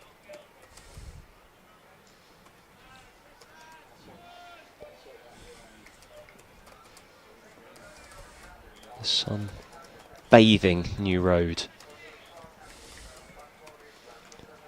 Fairly warm day, fairly pleasant. Back of a length is guided down to third, and a misfield on the boundary there brings 4 runs. It was not short and wide by any means, but very controlled stroke from Pangalia, and he picks up his second boundary as the fielder sliding to his left fumbles the ball over the boundary rope. That's certainly not what England would have discussed during that drinks break. Short ball bunted into the leg side without much timing. Brings another single.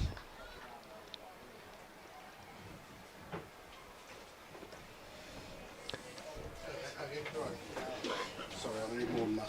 The size of me. I'm being a pain. I just set up the other end.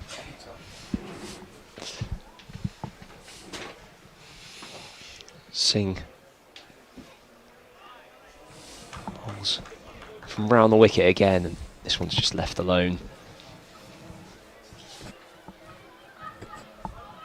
Singh's 1.4 overs so far, 13 runs from his bowling.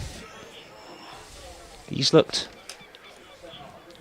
reasonably quick around the 80-mile-an-hour mark, but hasn't found his length and line quite like the other England bowlers, as this one's banged in short and it's signalled wide by the umpire.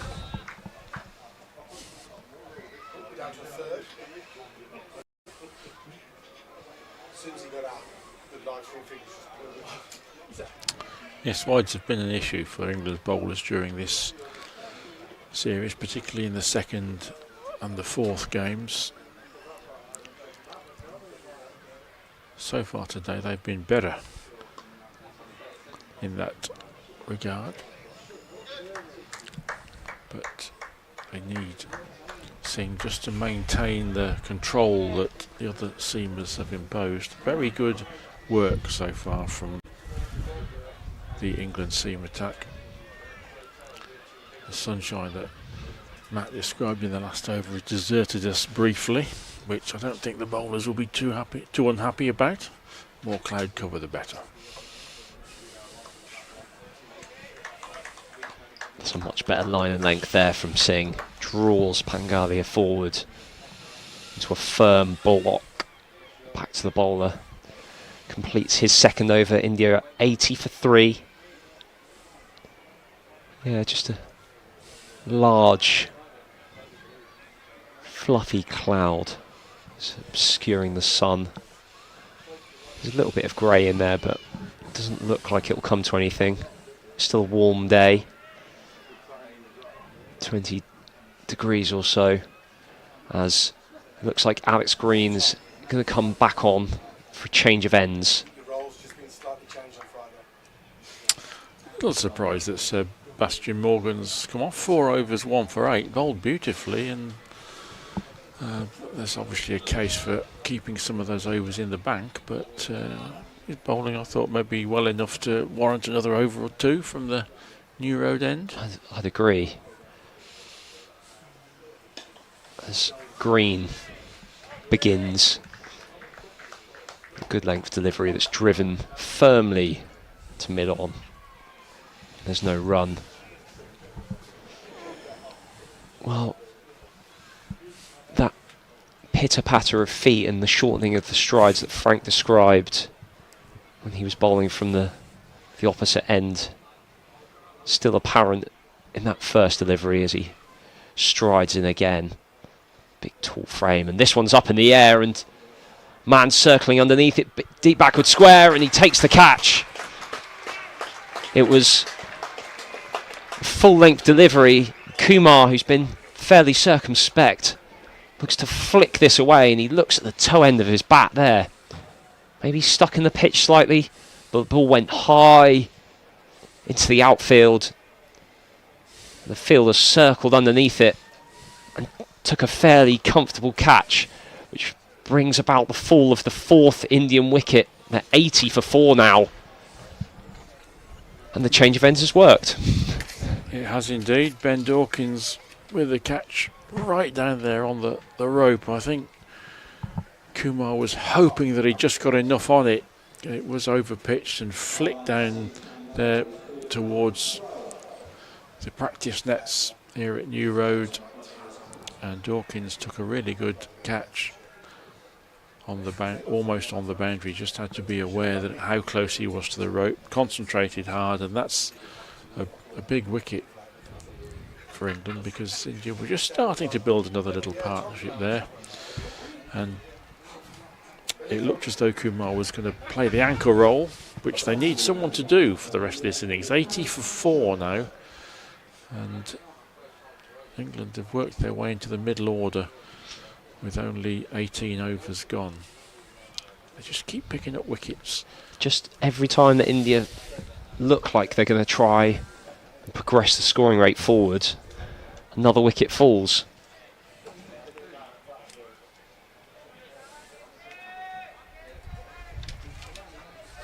Kanishk Chauhan, the new batter, scores of did not bat in the first game, 45, 43 not out, and 2. Aggregate of 90 runs, at just over a run a ball in the series. His bowling's certainly been very impressive. He's joint leading wicket taker, but he's going to have a job to do with the bat, as Frank Watson is going to join Brian, and I'm going to take a step out. Yes, Chauhan's had an effective series with bat and ball, and he's got some work to do today to try and stabilise this Indian innings.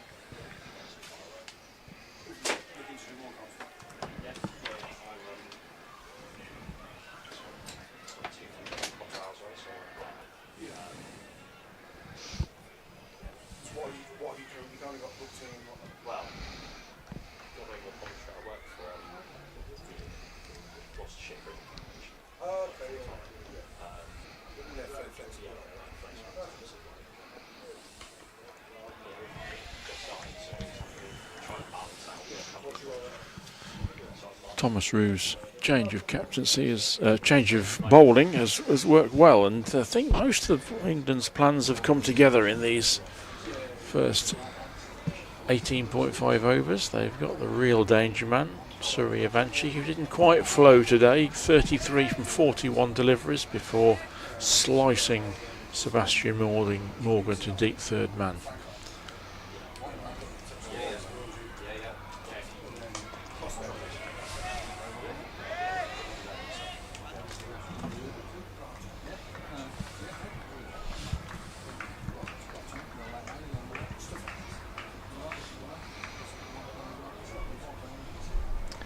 Yeah, they've bowled really well, haven't they, Brian? The England attack generally, I think. Done a good job for their skipper, and I'm guessing, of course, that I think the coaches will probably be they'll be pleased first of all, and they'll be no doubt using this in the future as an example of what happens when you stick to your guns and get the ball in the right areas, even if you're bowling at a side that's taken you apart a couple of times. It's a learning experience, and that's why, even though they've lost the series, they'll take valuable lessons from this game. Yes, they were roughed up quite badly on Saturday, and they've hit back very well, albeit with a slightly changed bowling attack. As a unit, they've hit back well against a very accomplished India side. It's certainly no disgrace to be 3-1 down in the series to this very talented India team. but England would love to make it 3-2. And at the moment, they're reasonably well placed to do so.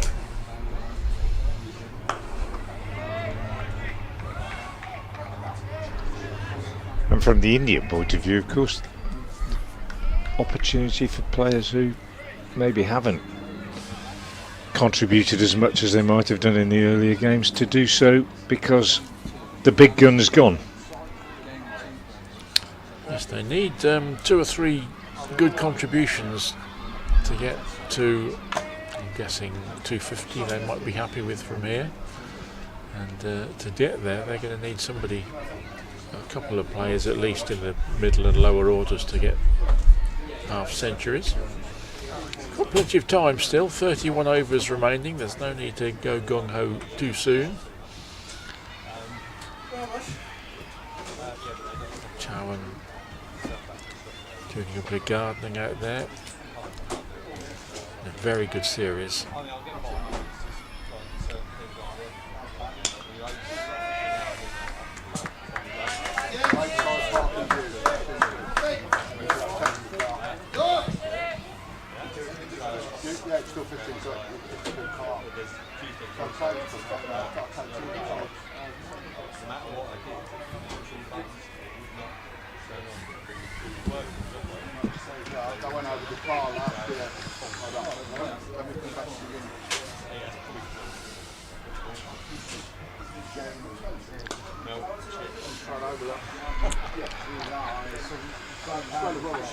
It's been a good week for India. A resounding victory in the Test match at Edgbaston and a series clinching win here at Worcester. Yeah, it's interesting, they were criticised, weren't they, for their selection at Edgbaston on the first day, leaving out Bumrah, but there's plenty of depth in that squad, there's no doubt about that.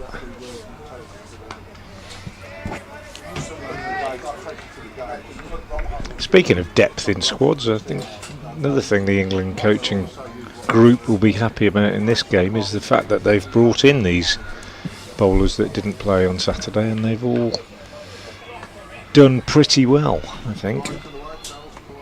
Furbank, I mean, having conceded 12 in 2 deliveries in his second over, came back really well, I thought.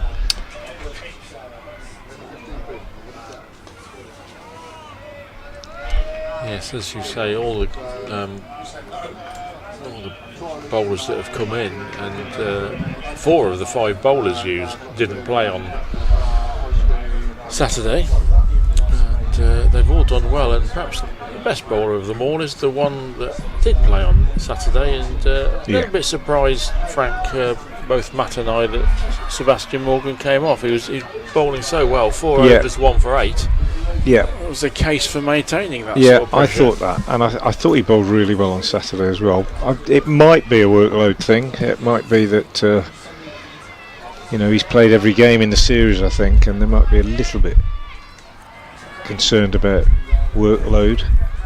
Still quite young, still developing physically, these lads. Although that is a strange thing to say about a bowler as big as Green, who bowls now. I'm still concerned personally about Green's run-up as I watch him from this end, the New Road end, as well as from the Diglis end. I think he gets into his stride quite nicely in his run-up, and then slows down and shortens his stride in the last 5 or 6 strides before he hits the crease, and I think he's losing quite a bit of rhythm and momentum. But there'll be lots of coaches at county and national level that are watching him, probably dealing with that. And he beats the bat here. He's a big lad, he's got all the attributes to bowl at high pace, you would have thought, but rhythm, the indefinable X factor, is probably the key.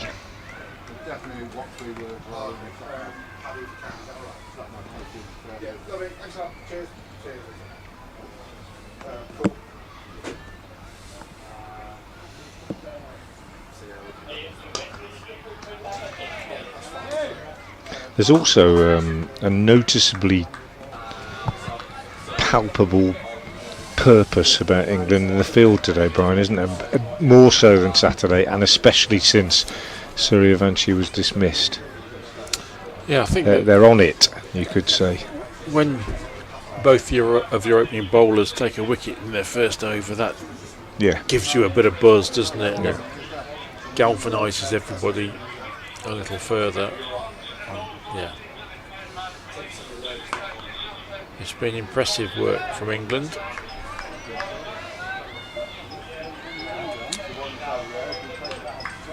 The potentially, we shouldn't call him the great Suryavanshi, should be at 14, but the potentially great Suryavanshi hinted at delivering another masterclass, didn't he, when he lifted those 2 offside sixes in a row from Furbank, but never really flowed today. There were 1 or 2 false shots in there, and in the end there was an element of frustration. 33 from 42 balls before lifting Morgan to third man.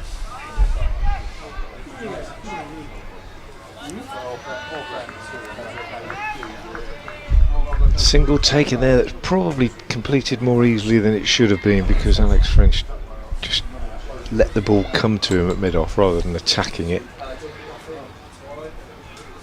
But it's those are the things that these youngsters pick up so quickly when they break into the first team at their various counties. French is a Surrey player. You cannot allow that to happen. You've got to be absolutely on it. I think fielding is one of the things that they're all good fielders, these lads, but when they get into the first team it improves so quickly.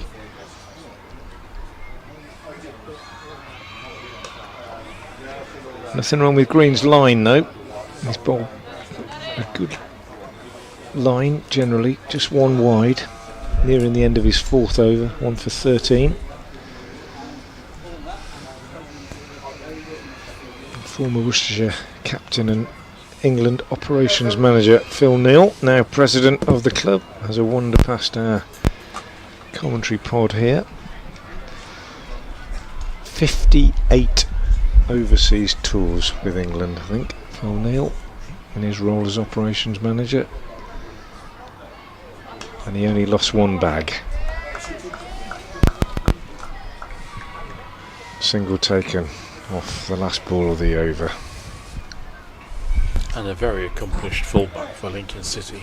Indeed. I think the 4th highest number of appearances for Lincoln City, and the last really of the proper footballer cricketers, professionals who played both sports in their careers, and Phil, the last of them really. I think once he had to play cricket and football on the same day. There were a few in county cricket in those days, but not anymore. 1 game or the other now. You can't really play both to a high level. Another wide here. But there have been a few here at Worcestershire County Cricket Club over the years that played football at the high level and cricket. Phil Neal was one of them. There was Jim Standen, seam bowler, who topped the national bowling averages in 1964 and also played in an FA Cup winning team for West Ham and the European Cup Winners' Cup winning team the following year. And another goalkeeper, Jim Coombs, who also played for Warwickshire, played in goal for Aston Villa and West Bromwich Albion. Seam bowler, went on to be chief executive of Lancashire, I think, at one stage. And Ted Hemsley played here in the Championship side in at one stage, and played for Sheffield United in the old First Division. A slower ball from Singh deceives the batsman. Done really well here, England. India 87 for 4, and we're in the 22nd over.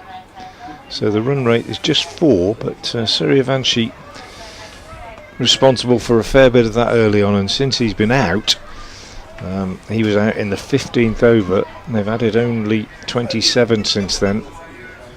So that run rate has dipped. And as I say that, a boundary is conceded.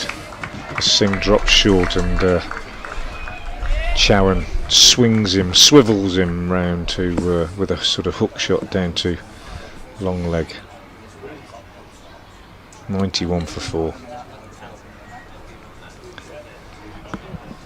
Yeah, first boundary for some time. The discipline of the bowling has been impressive.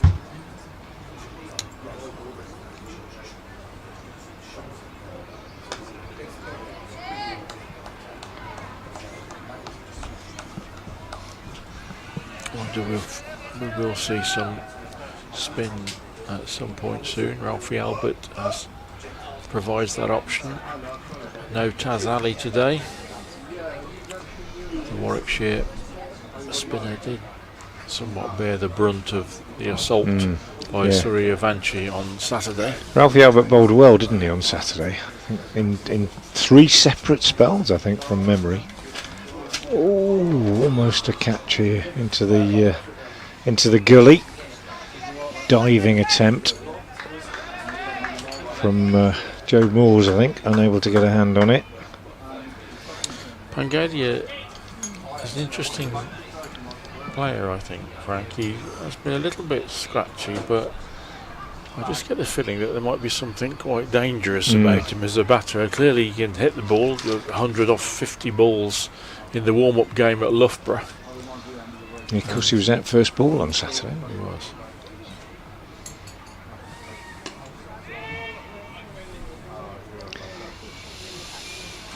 Interesting contrast between Singh and Green in terms of run-up. Singh's run-up long striding and rhythmical and accelerating into the crease. Green, as I was saying, long striding and then slowing down, and his strides become shorter as he actually gets to the crease. I never think that gives a bowler the best opportunity to explode through his action. But his figures are good. 4 overs, 1 maiden, 1 for 14 so far for the big man from Leicestershire. He's in now. And a dot to start his 5th over.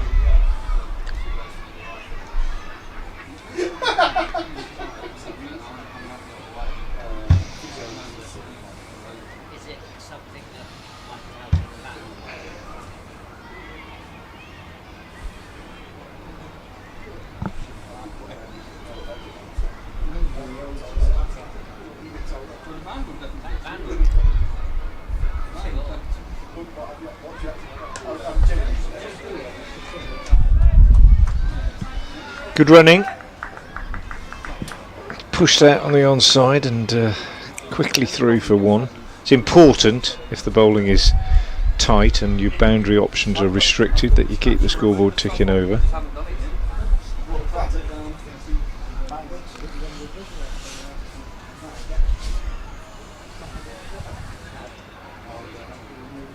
Different feel to it though when Surya Vanchi was dismissed, Brian. Growing confidence amongst the fielding team and a bit more work to do for the batters.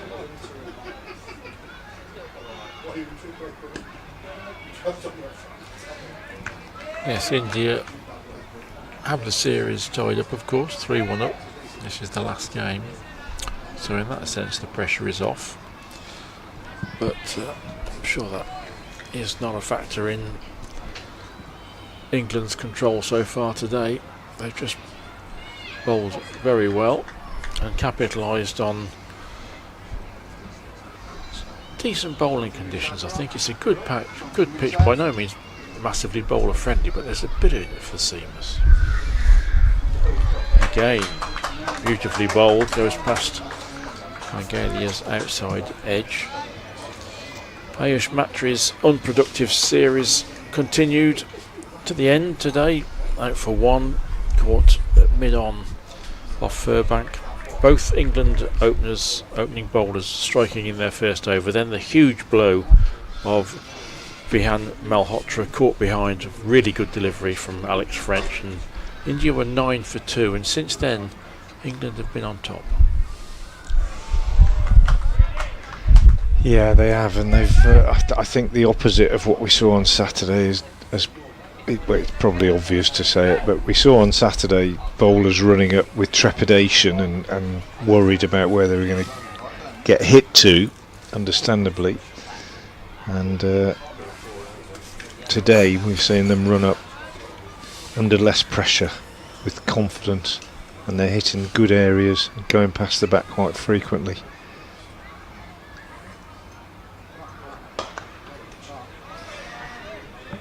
And the fielding's been sharp. Just 2 from that over. Another good solid over. There were a few 4 balls as well on Saturday, weren't there? I mean, because of probably because of the pressure they were exactly under. What I mean. Yeah, that's what. It's been very tidy today, and that, as you say, it all comes down, or a lot of it comes down to the state of the game, doesn't it? On Saturday, England's bowlers were so under the cosh with 2 century makers coming at them hard. Yeah. But today, it's the England bowlers that have set the tone. They created the pressure, turned it back on the batters, and India have got to find a way to turn that back again. Yeah. Just seeing a few comments on the live chat saying, "Is it going to rain?" No, it's not going to rain. Don't bank on that. I don't think we're going to have any rain here today. It's a lovely day here in the West Midlands of England. Bit of cloud around, plenty of blue sky, plenty of sunshine. Not too warm. It's perfect temperature for playing cricket and watching cricket. Another wide from Singh. That's the 12th of the innings. England were guilty on Saturday of delivering 27 wides. Not all of them individual wides. I think one went for 4. India bowled only 4, and that was a big difference. Discipline of the bowling. They've been better today, England, as we've said, but still a little bit profligate in that area.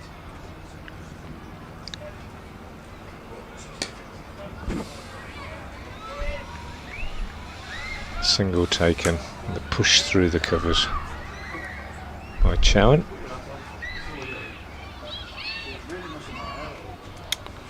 Well, it's looking as though England will face a much more realistic and manageable target today, and that will be music to the ears of their batters, because when you're chasing 360, you're under pressure very soon, aren't you?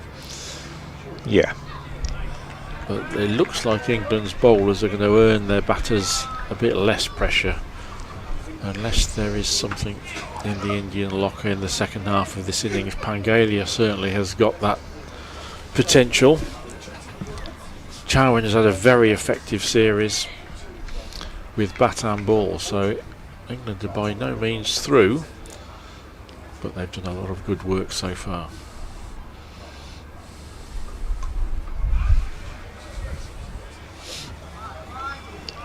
Decent over from Singh in his 5th over. Conceded 27 so far. First game in the series for him, I think, Singh. Yep.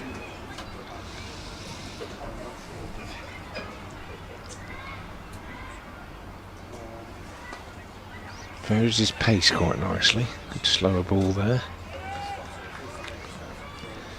These days, if you're a medium pace bowler in white ball cricket, if you're not capable of high pace, you've got to have a few tricks. You've got to have a few variations. Looks like that kind of bowler to me.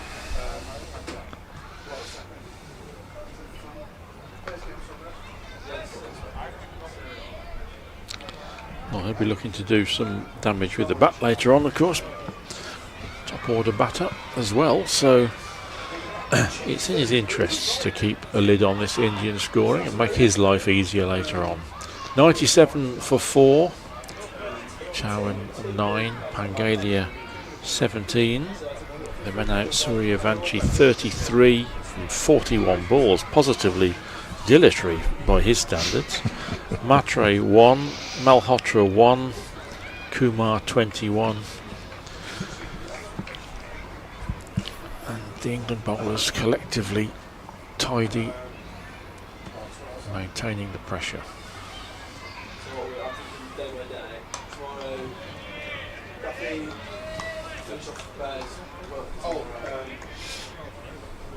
James mentioned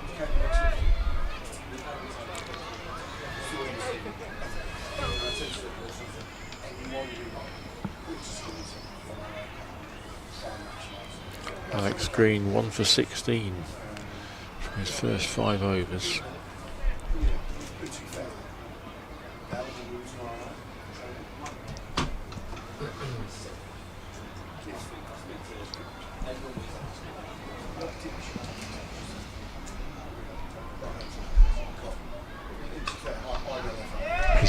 Got his line absolutely right, Green, I suggest, in the last 2 or 3 overs. He's making the batsman play almost all the time, hitting the deck quite hard and not easing the pressure. I think he offered the batter 1 or 2 thoughts after that particular delivery. In which language, who knows?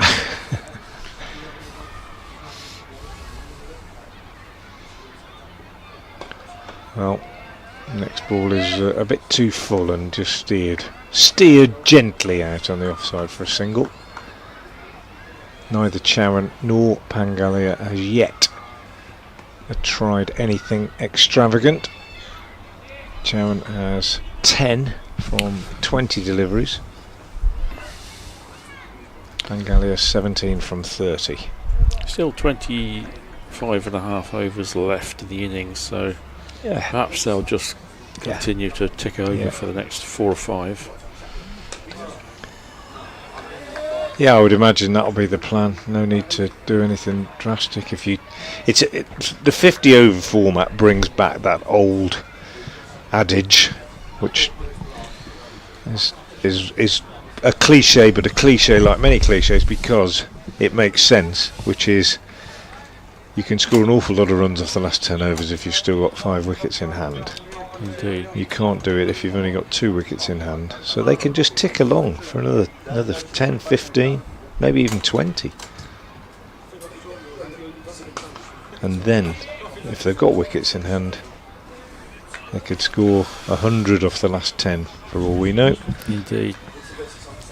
I remember a couple of years ago speaking to Kumar Sangakkara about, and he was talking about T20 batting and saying it's surprising how much time you've got even in a T20 innings. There's no need to go crazy in the opening overs, although if you do it comes off great, but if early wickets fall there is still a bit of time. Yeah, that's definitely a discussion I've had this year with regard to Worcestershire's games in the Vitality Blast, as Green gets his line wrong this time, and it is a wide.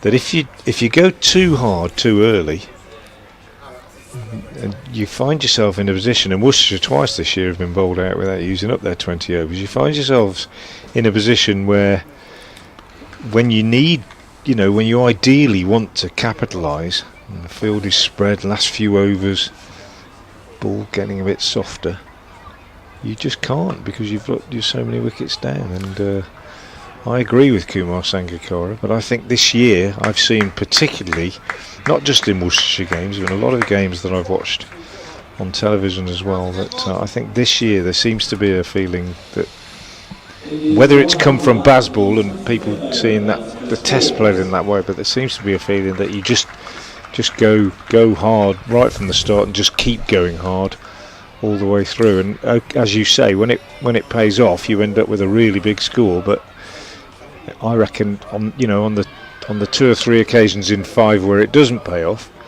you end up below par, and a long way below par sometimes. And also chasing, I think, sometimes. I did this a team at Edgbaston, it might have been the Rapids this season actually, were chasing a relatively modest target, and went about it as though they had to get it in 10 overs. It was the Bears chasing Was the it what Rapids it- yeah. total. Yeah, And they ended up 9 down, chasing 120. That's or right. something. And you're thinking, that's it. There's just no need to go at top gear. Yeah. Ralphie Albert coming into the attack at the Diglis end, and Matt Howes coming into the attack here at the Diglis end as well. Actually, he's going to be at the New Red end. I'm going to shift to the Diglis end.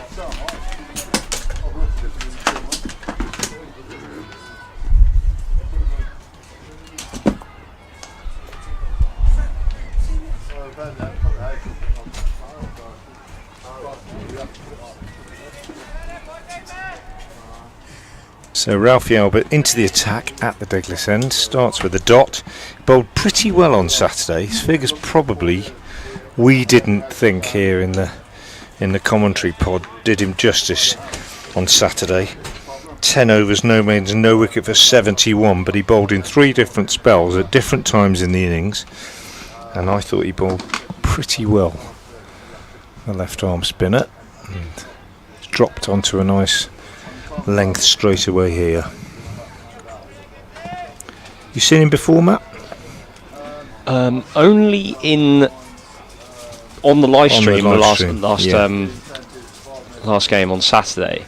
So yeah, my first look in person. Nice shape, nice action. I think very easy, very repeatable. Yeah, it doesn't look like much that can go wrong here in terms of its approach to the crease, and very classical action, I'd say.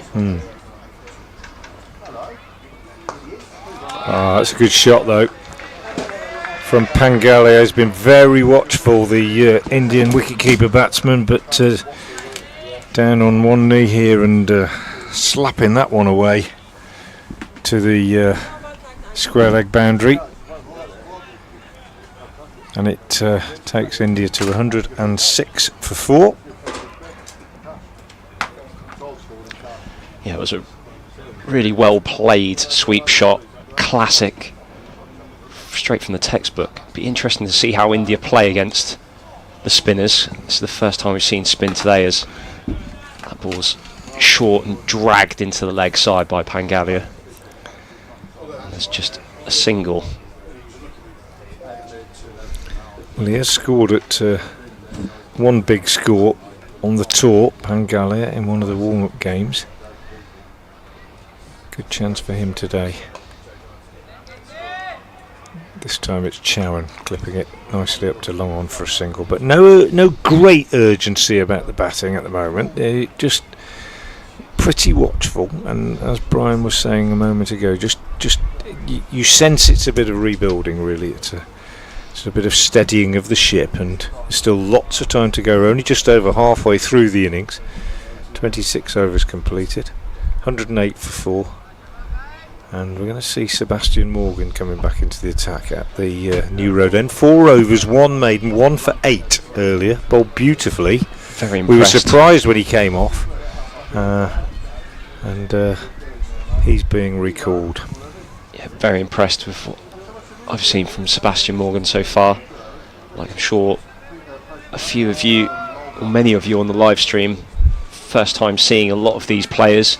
There are a handful that have featured a little bit in county cricket, a few first class games, and some list A action sprinkled between some of the England players.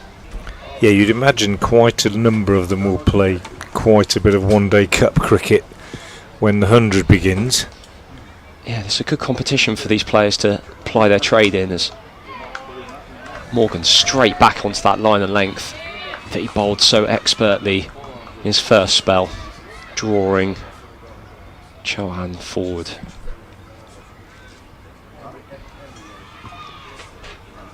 The one-day cup sits in an odd place in the county schedule now, doesn't it, Frank?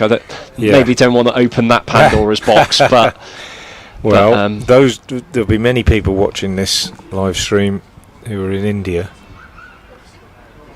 who might not appreciate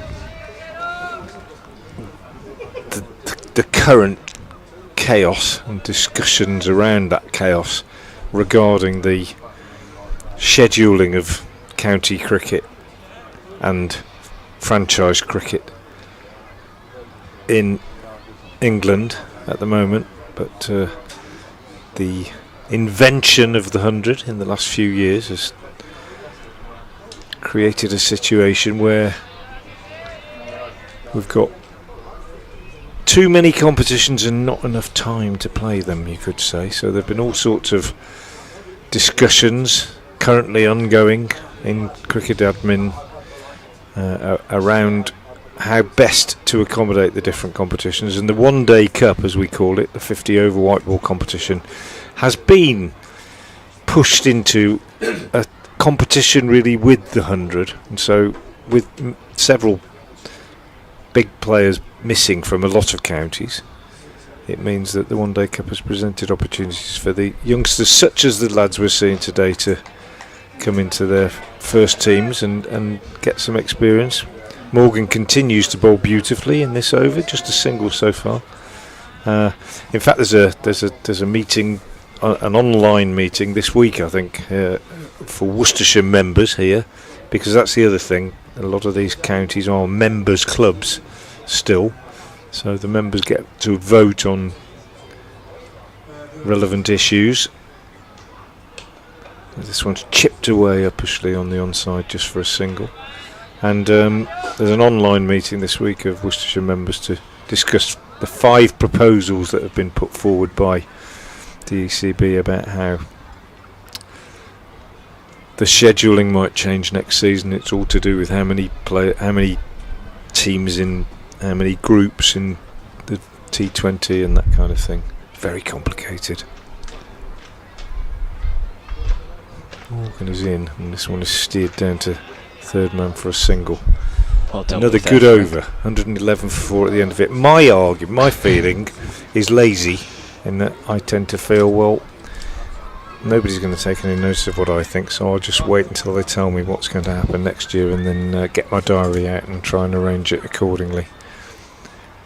I do have feelings about it, but I don't really feel that my view is going to change anything. That might be a bit cynical and a bit negative, but there it is. I'm too old to worry about cricket scheduling, Matt. Just get what I'm given and get on with it.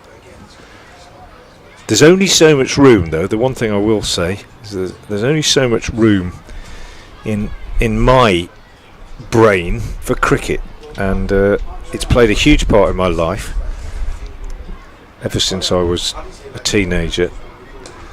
Probably far too huge a part, my wife would say, but I can't fit everything in now. I've watched all Worcestershire's games, home and away, and that's the priority, whatever the competition. Single here.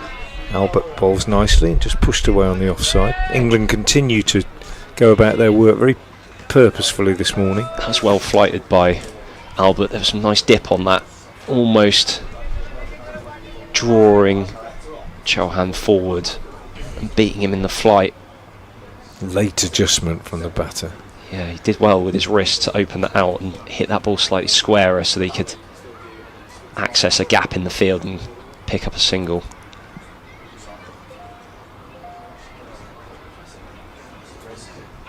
Sweep shot, and he's given. Sweeping at that one, Pangalia. Quicker ball, I think. He can't believe it, and he's actually shown his dismay quite clearly to the umpire, David Milnes. Just watching the replay now, and yeah, that's there's no question about that shot at all, I'm afraid.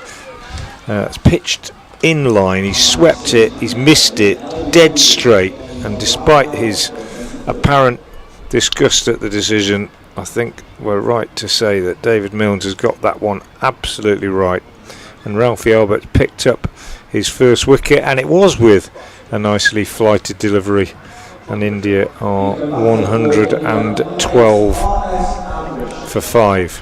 But just going back to the scheduling and all that, there's only, as I say, there's only so much cricket you can fit into a year, and there's only so much cricket you can fit into a brain, I think, and it means that I follow Worcestershire, I follow a league club quite closely, and keep an eye on the other competitors in the competitions and games that I'm commentating on, and there's a test match every now and again, and I sort of follow that, but not as close as I used to. I've lost touch a bit with the IPL and the Big Bash and that kind. I just can't fit it all in. There's just too much cricket. So unless there's a player playing in the 100 who I have a particular interest in, I probably don't watch a great deal of that either. And then the football season starts, and Matt, we have to worry, and I'm pleased to say we worry about the same team as Ralphie Albert comes in and bowls the first ball to the new batsman Ambrish, who plays out on the onside. And regular listeners to my commentaries on Worcestershire have no doubt about my allegiance in football, because I mention it at least once a day. That bit.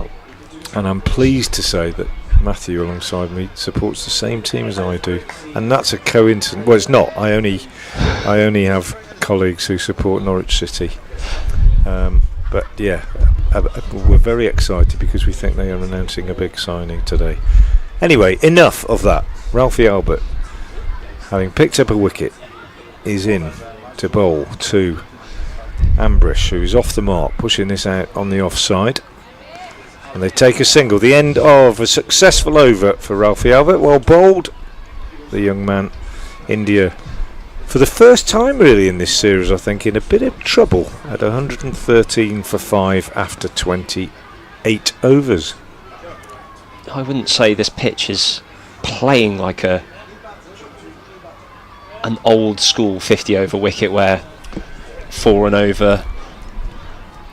There's been a little bit in it for the bowlers. Certainly the seamers early on, French and Furbank bowled excellently and very disciplined in their line and length, and got the ball to move away, as I'm sure you can hear the wind picking up through the microphones. But yeah, India are on the back foot here. Yeah, it's an interesting comment that about the pitch and the white ball, because I've watched all the cricket that's been played at New Road here this year with red and white ball, and in Vitality Blast games here,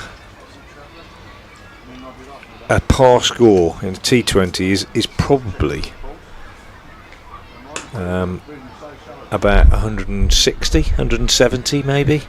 If you get more than that at New Road in a T20 these days, you're doing pretty well. And there's a big one coming up here on Friday night, sellout for the Pears against the Bears, Worcestershire against the Birmingham Bears here, or Worcestershire against Warwickshire in old money on Friday night. And 160, 170 is a par score in a T20 here in the last couple of years. Have occasionally been scores in excess of that. Whereas if you go to Trent Bridge or Edgbaston, you might be expecting 200 plus. Headingley the other night, Yorkshire got 230 against Worcestershire.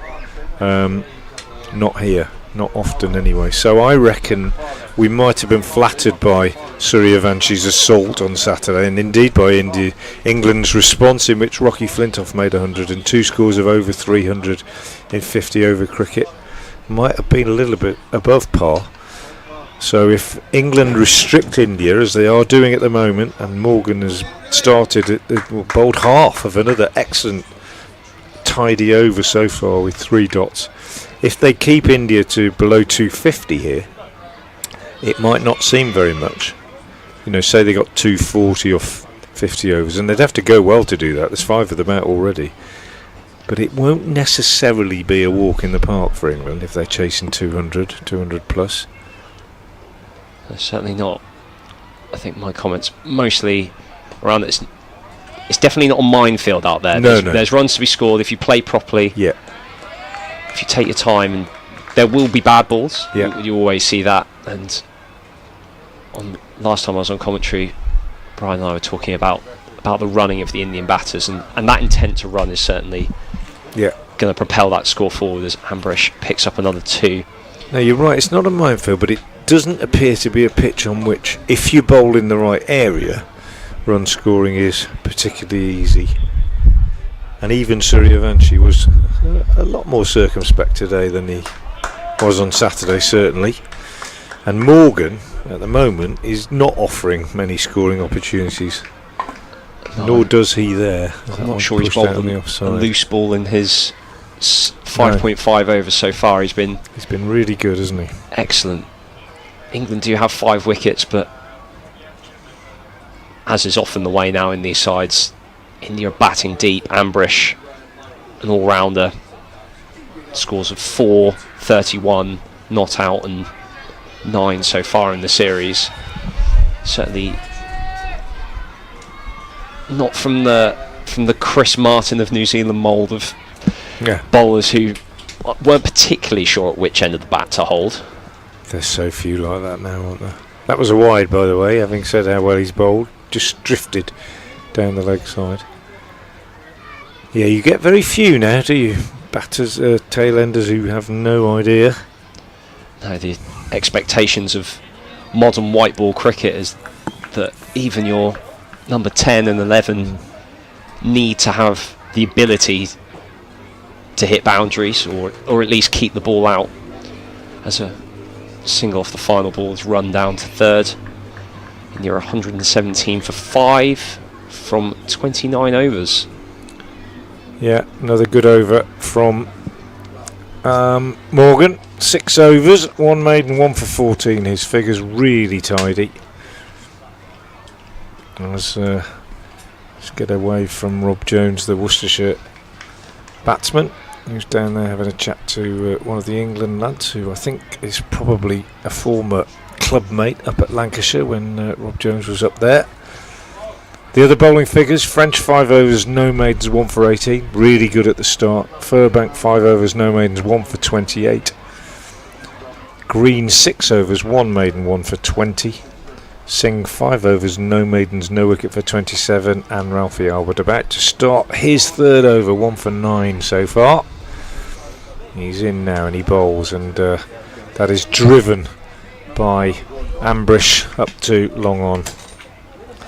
And they pick up a single, and lovely little scene being played out in front of us where a young man is playing for England in this game. He's signing autographs. He's one of the players who's not out there in the middle. He's on the bench as a single is taken, and Rob Jones, far more seasoned and illustrious cricketer, has not been recognised by any of the young men, and is just standing back and allowing the young man to take the limelight in typical Rob Jones fashion. A lovely little scene as Albert bowls, and this one is pushed out on the offside, and there's no run.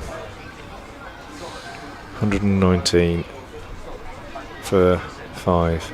I heard a great story, Matt, which I'll relate because people will probably enjoy hearing it, about autograph hunting recently, when I was told about, I can't remember even who told, I think it was Jeff Miller might have told the story about an England tour where they were in Barbados and they were on the beach as Albert bowls, and there's a sweep away for a single, and Ian Botham was in the sea just a few yards from the edge of the beach and just paddling really, and Mick Jagger was with him. Mick Jagger, who was out in Barbados or wherever it was to watch the test match. He was a great cricket fan, famously, as Albert bowls, driven back to him, and Mick Jagger was with Ian Botham, and Mick Jagger was sitting in the surf at the very edge of the sea, and Botham was a few yards further out, and a man came walking down the beach. That's the end of the over, by the way. 120 for 5 off 30. A man came walking down the beach who was wearing a Rolling Stones t-shirt. You know those t-shirts with a big picture of Mick Jagger's lips on, I think, and the tongue coming through, the famous emblem.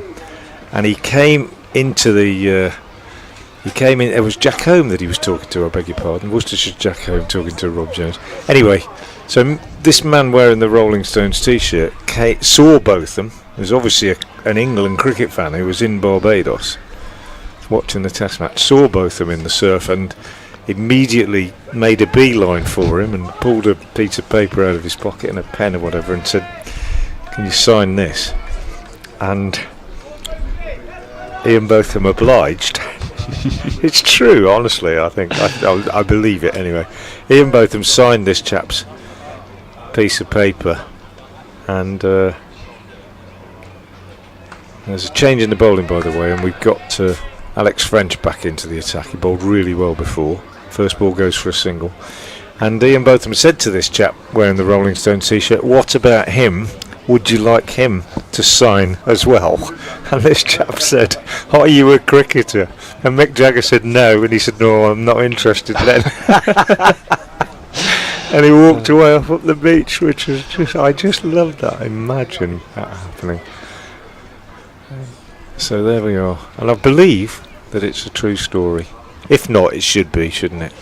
French in again from the New Road End bowls, and this one is jabbed down to third man, and he's got enough pace on it, and he's timed it well enough to pick up a boundary. So 4 welcome runs for India, who've been a little bit becalmed, and Chowan, who, dare I say it, probably holds a bit of responsibility at the moment if they're going to get up to a decent score. Moves on to 21, and it's 129 for 5. Wonderful timing. Like you said, just sort of dropped the bat on it and raced away down there towards the cathedral. 125 for 5, I beg your pardon. French back on his length. This one played back to him.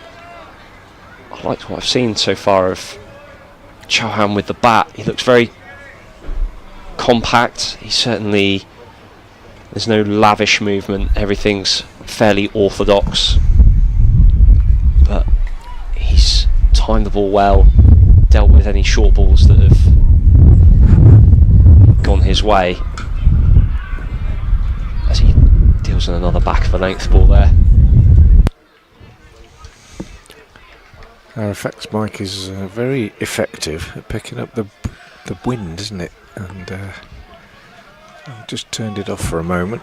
I've just lowered it now to see if it might still pick up the sound of the ball on the bat and the crowd, but maybe not quite so much the breeze.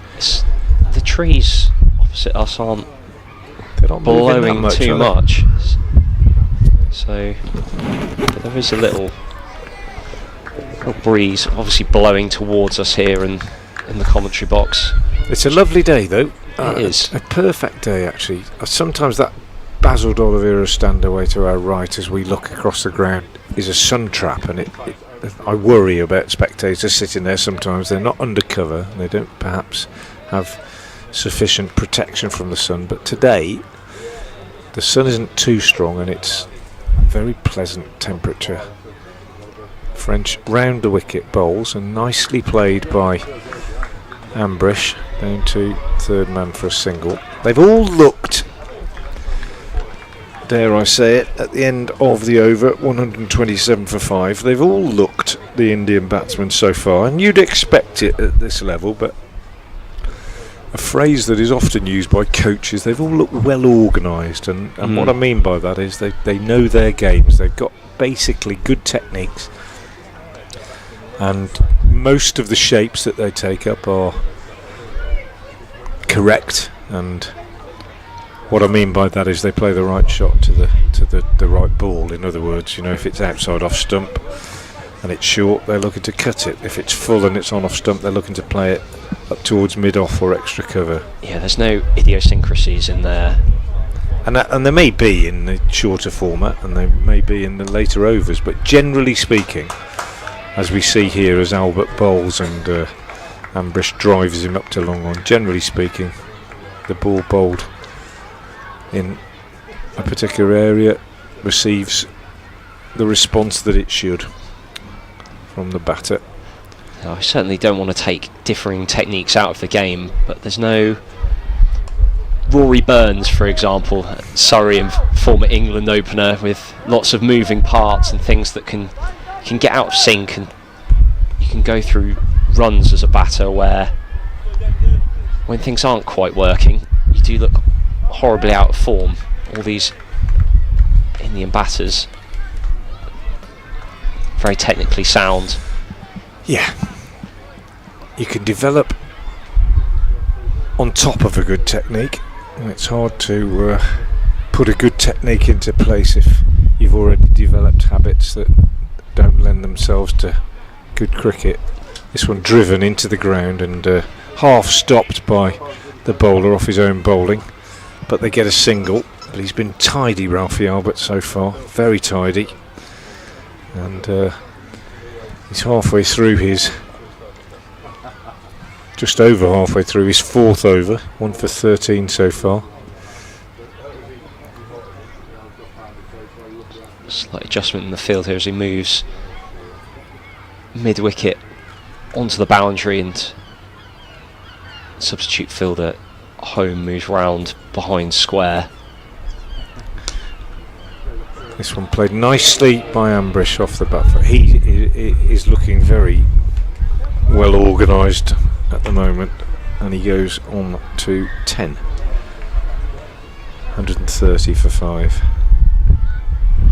Imagine, Matt, I'm going to throw you an imaginary scenario here. That's well fielded there. Imagine being 14 years old and having such pull in the world of cricket that a live stream is showing a game that you're playing in, and there are 27,000 people watching it, and when you're dismissed the audience drops by 16,000. He certainly has some pull, doesn't he? 16,000 viewers fewer now than when Suryavanshi was batting. He is, for whatever reason that is. It's an amazing stat. he's certainly shot to global fame in the cricketing world. Yeah. He's a name on everyone's lips, and that 80 from 30 balls at Northampton in the 3rd match certainly got tongues wagging, and then what you witnessed on Saturday was even more special. Yeah. Nice shot here from Ambrish, but down into the ground and well fielded in the gully. And there's no addition. Such a feature now of white ball cricket, and you see Joe Root, Kane Williamson, the top players in Test match, just being able to take those good length balls and run them down to third. That's a really good delivery and a super take by Thomas Roux, diving away to his right. French showed the ability to do this a bit this morning in a very good opening spell, and that's nipped back a long way. This one has nipped back a heck of a way, over the stumps really, I think, and died on Roux. It was a really good take by Thomas Roux, one-handed low to his right ankle.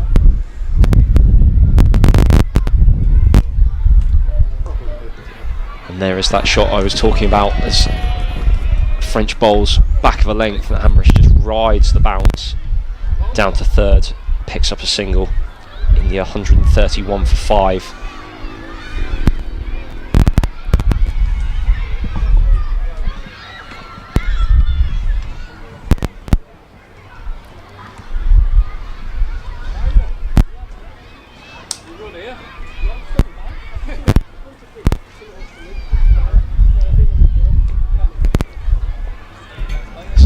Blocked into his toes, and there's no run. I've been impressed with French. He's bowled tall, really well, hasn't he? He's got strong action. Looks fairly repetitive, or repeatable, shall I say.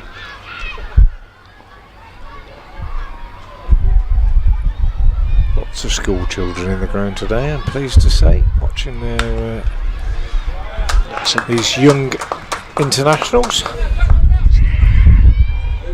Excellent hand in the field there at mid-wicket. It's a short ball that Chauhan looked to whip away.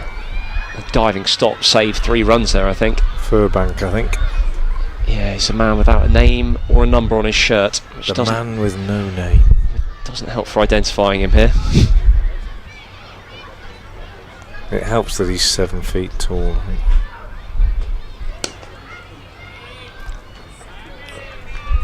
Wristy, isn't he, Ambrish? Yeah, he plays the ball so late.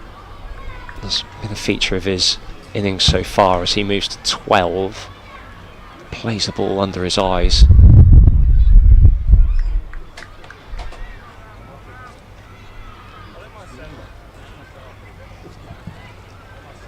India 133 for 5 from 33 overs, just the 17 overs remaining.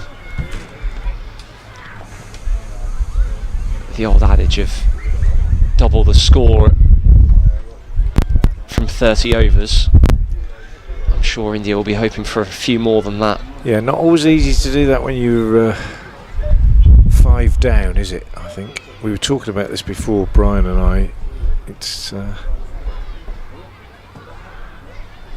you could score an awful lot of runs off the last 7 or 8 overs if you've got 6 or 7 wickets in hand, but if you're 7 wickets down, not so easy for the batsman to play with the freedom required to do that. Yeah, another couple of wickets here for England, and they can really restrict the total that India can score. Lovely shot. Lovely. That's timed so well. Wristy flick straight down the ground.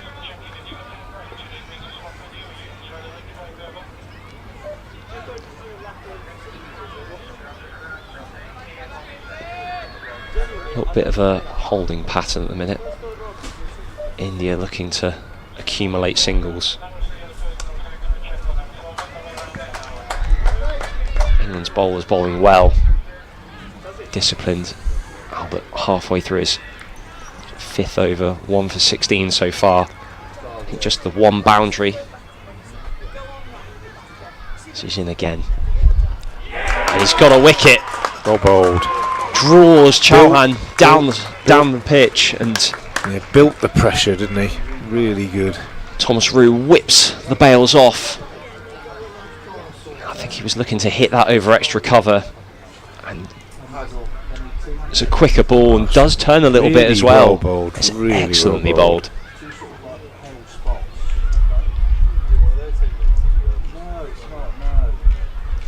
With that, India are 134 for 6, and they're going to take drinks. And Chauhan, having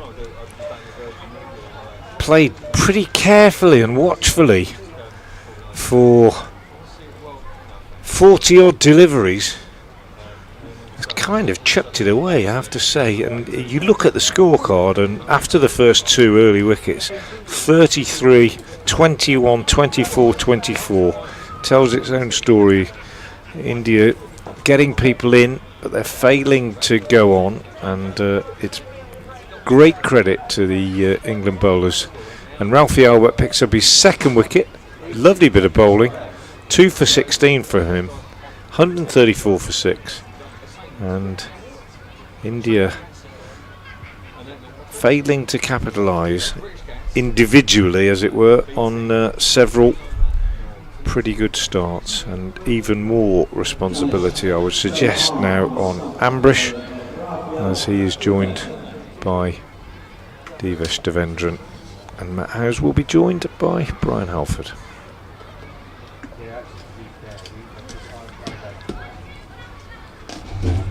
It's a really big wicket at this stage. I was just talking about India looking to set themselves up for those final 10 overs or so, really look to accelerate the score, but England's bowlers just keep fighting back.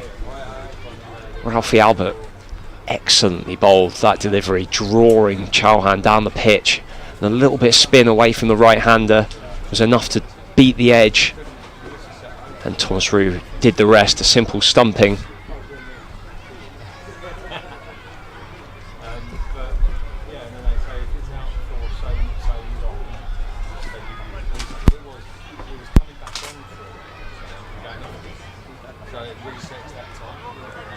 England can really restrict India if they can continue picking up these wickets. 134 for 6, 17 overs to go.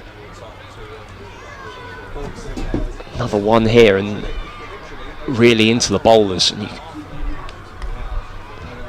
game's on a bit of a knife edge here for India. Of course, they've won the series so far, but Albert's in again, spot on, drawing Devendra forwards.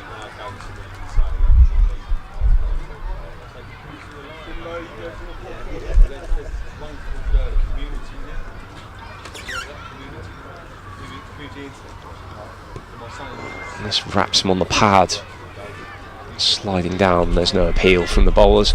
It completes another successful over. Ralphie Albert now with figures of 2 for 16 from 6. As Brian's rejoined me, what have you made of that little passage of play? Well, it's strong cricket, isn't it, from England?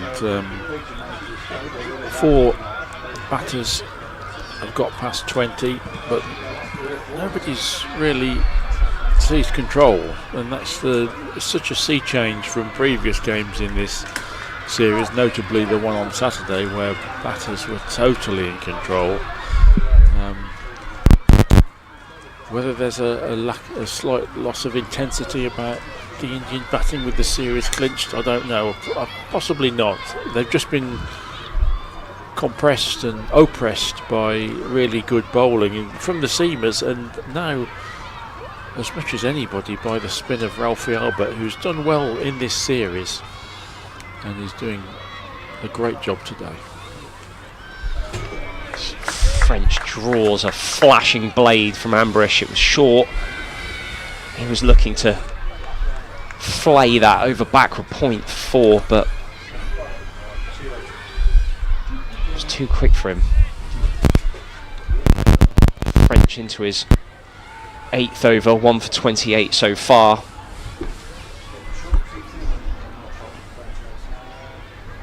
As Frank was saying, you look down the scorecard, plenty of Indian batters have got in. This is again short. Dropped at his toes and there's no run. Plenty of Indian batters have got in. No one's gone on. Surivanshi 33, Kumar 21, Pangalia 24, Chauhan 24, and Ambrish is on 13. They'd be much better placed if any of those could have kicked on and continued their innings. As this one keeps a little low, it's back of a length again.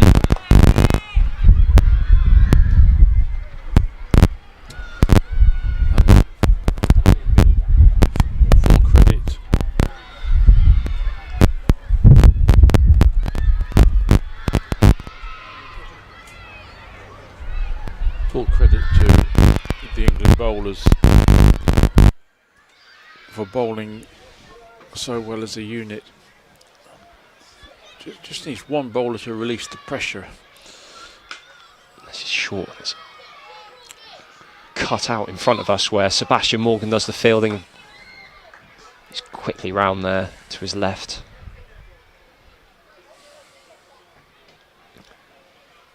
Yeah, it's been a very disciplined bowling display so far from England. All of the bowlers have been really at it when it comes to their line and lengths. There's been very few loose deliveries that have eased the pressure.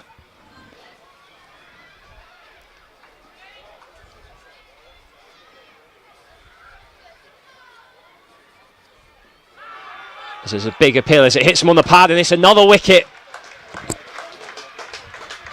Dipesh Devendra is out for a duck. French has his second. India are 7 down. And they are in a whole host of trouble here. 135 for 7. Dipesh Devendra didn't look too happy with that decision, but he didn't get a big stride in, and it wrapped him on the pads, and yet to see a replay. But it looked a good shout first up. As soon as the ball had struck the pad, the batter was taking a step away back to the outside the line of off stumps, and when a batter gets out of the way quite quickly, it's often a sign that he's a little bit worried. And sure enough, the finger went up, and India 135 for 7, and another really big blow struck by England. And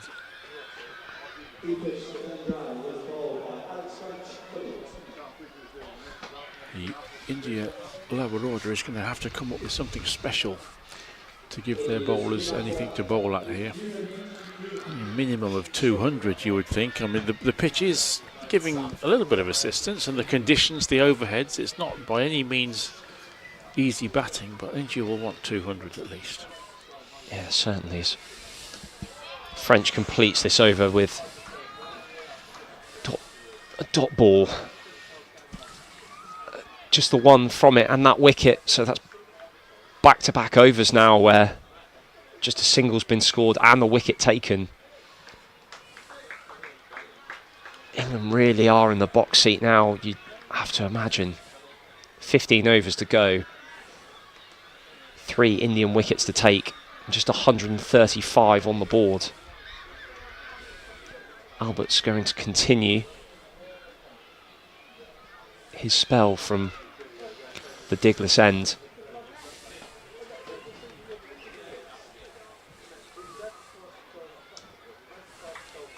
Ambrish forward in defence.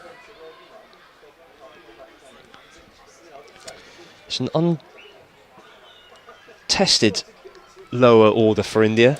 The top order has been doing the bulk of the run scoring throughout this series, so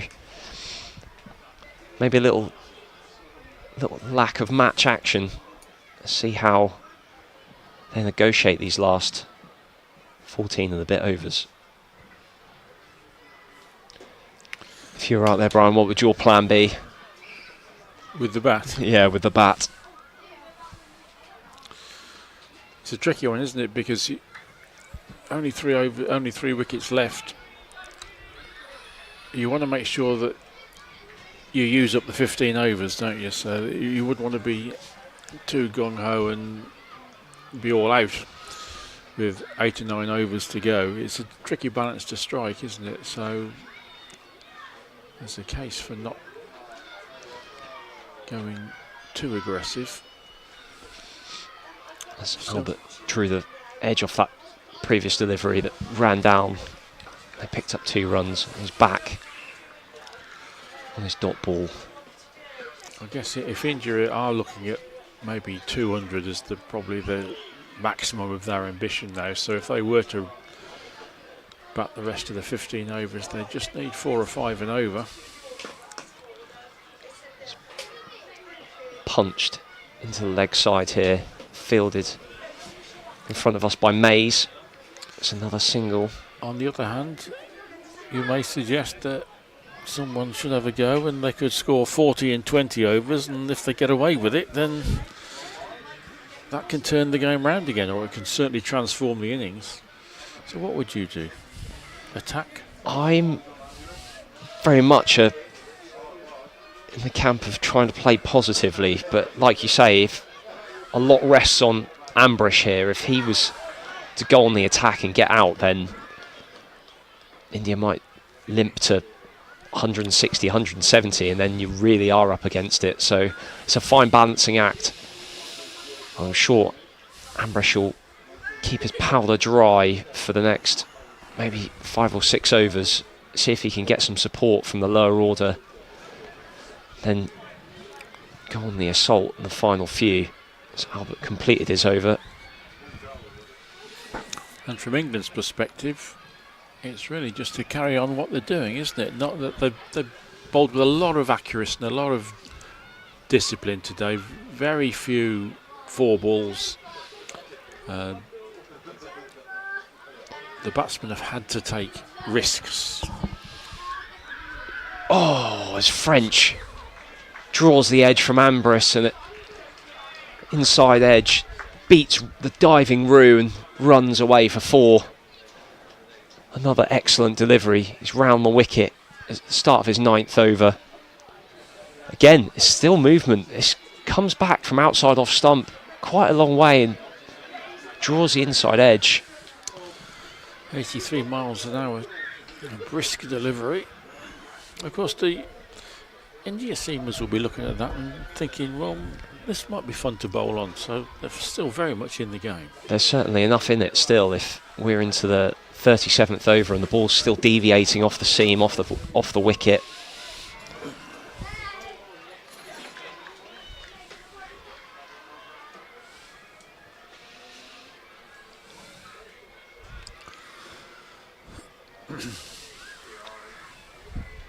Yeah, the England bowlers, there's certainly no need to go, as we get towards the back end of this, go to their change-ups, go to their slower balls or try and bowl Yorkers. Length deliveries, just consistent line and length has been enough so far, and it was probably enough to this lower order as well, as Ambrish cuts the ball out to the boundary in front of us at cover and picks up another single.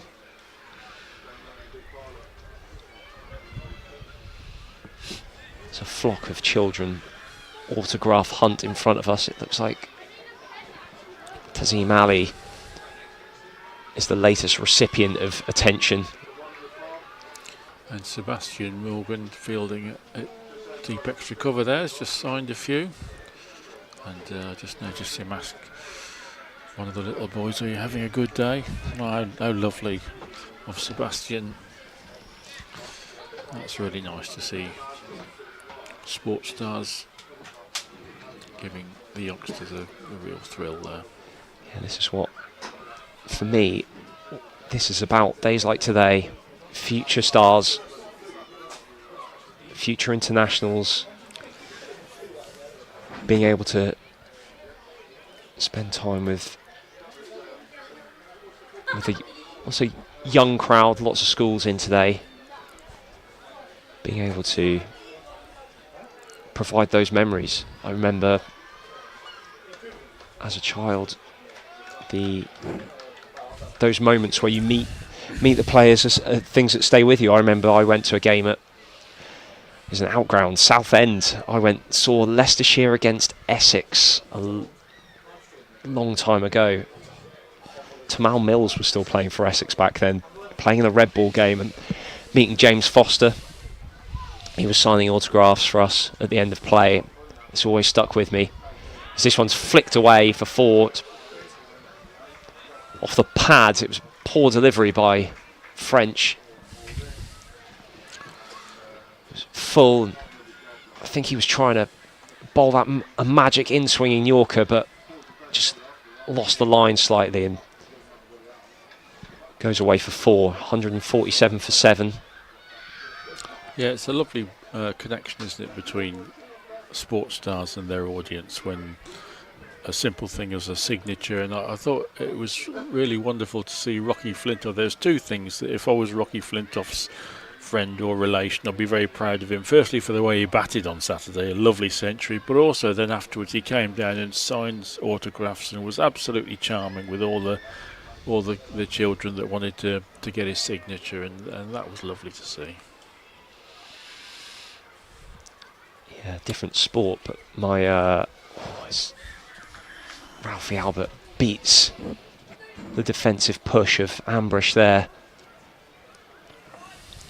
Yeah, different sport, but one of my friends, his two boys play rugby, and they met Bath and I think he's played for England, Tom Dunn, and they came along and spent some time with their club. And the group chat apparently was alive for weeks afterwards as the children were recounting their meeting with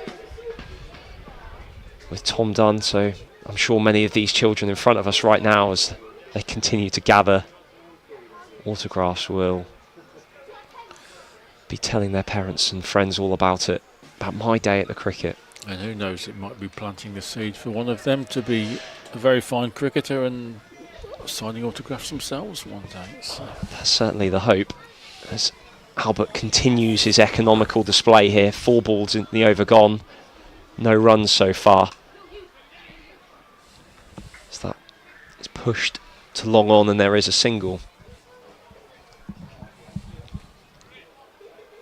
2 for 20, his figures so far, 1 ball shy of 7 overs. I've been really impressed. His excellent control of his line and length. There's no magic mystery delivery or big spinners. It just does enough for the ball. That wicket of Chauhan spun enough to beat the outside edge after drawing him down the wicket. It's much more deception by changes of pace and changes of length. That's where his mystery is, as he's in again and pushed into the offside and there's no run. Yes, Ralphie Albert actually bowled really well on Saturday in the teeth of the storm from Surya Vashani and Malhotra. His figures don't look great, but he came on when they were really in full throttle, and he bowled very calmly and induced 1 or 2 false shots, but just made them rein back in. And that's, I think, the sign of a very, very strong temperament, as well as a good bowling skills. Talented young cricketer. Very different circumstances today. There's no teeth of a batting storm today. India 148 for 7. And ever since England's opening bowlers, Furbank and French, each struck in their first over, India have been under pressure, and it's been relentless pressure imposed by the England bowlers as a unit. Yeah, French starting his 10th and final over. I don't know if you noticed there, Brian, that's interesting that Ambrish cut that ball away to Morgan in front of us and declined the single. Morgan's out here on the boundary, and so it looks like Ambrish has decided to take some more of the strike as he flashes that one down to third, and this time he does take the single.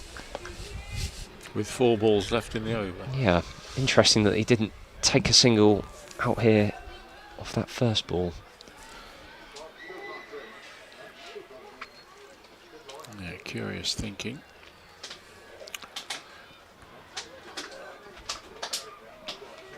.149 for 7. The sun has broken through quite significantly, and England will be very happy if it stays out while they bat.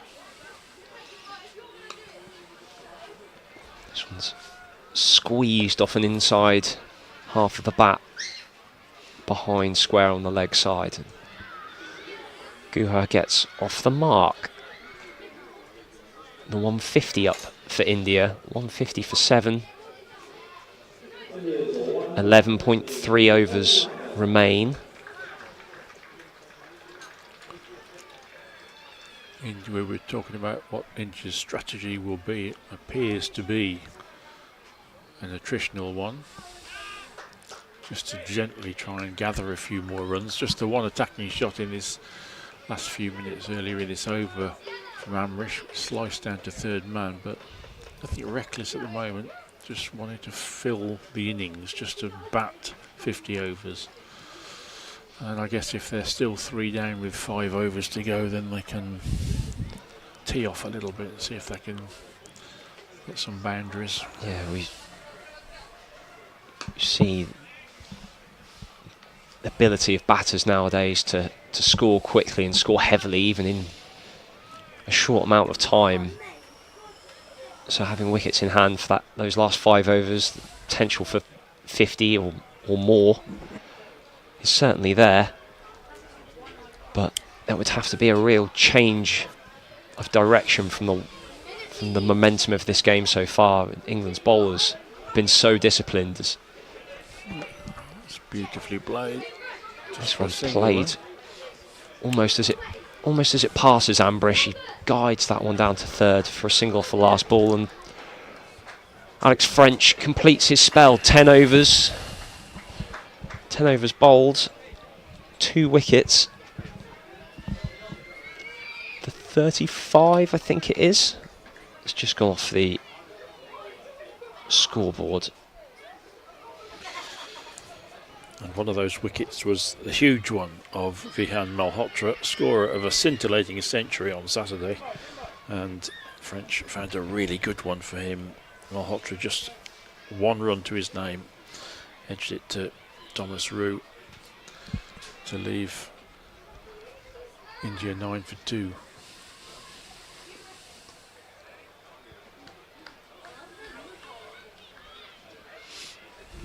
Albert again, still bowling from the Diglis end, unchanged since he came into the attack. Sixth bowler called upon by the captain Thomas Roux. And this is an aggressive shot down the ground by Ambrish, and a couple of bounces to Flintoff at long on. It's just a single, but it was Fuller from Albert. Ambrish thought he could get underneath it and hit it over the head of the tall Lancastrian down there on the boundary, but he didn't get hold of it. And it's just the one run. With Guha on strike now, the field does start to creep in. Flintoff's come up into the ring. There's just a man back, Morgan in front of us on the cover boundary, and a man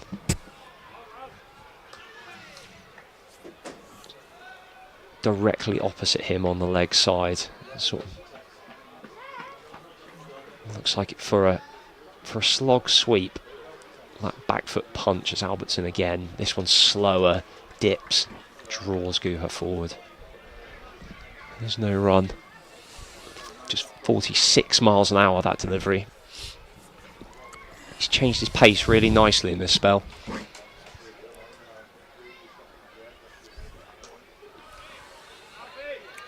It was quicker, flatter, 57 miles an hour. As long on, as mid on and mid off, push back onto the boundary rope. England looking to give the number 9 a single. It's slow and big stride in. Really exaggerated stride in from Guha. There's no run, didn't take the bait. Ambrish will be on strike as Albert completes his 8th over. Just 10 fours in 40 overs. I think I'm right in saying there was 10 fours in the first 10 overs on Saturday when the mayhem of Suryavanshi and Malhotra was in full flow. Suryavanshi hit 10 sixes in his innings on Saturday, so indeed, big change here is completion of French's spell. It looks like it will be Alex Green from the New Road end, limbering up away to our left.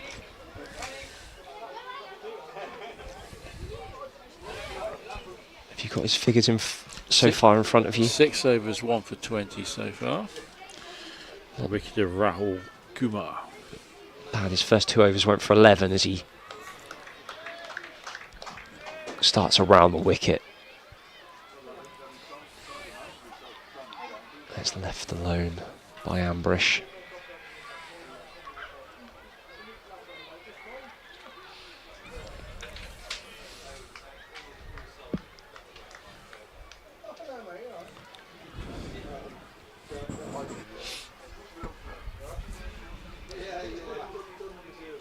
Breeze picks up once more with Green, and this cut away, and Morgan moves to his left in front of us. Fields that comfortably and fires the ball in from the boundary. Yeah, the black cladding in the Basil D'Oliveira stand away to our right, just rippling in the breeze. The trees on the opposite side of the ground to us by the big scoreboard, just to the left of the cathedral. Starting to sway.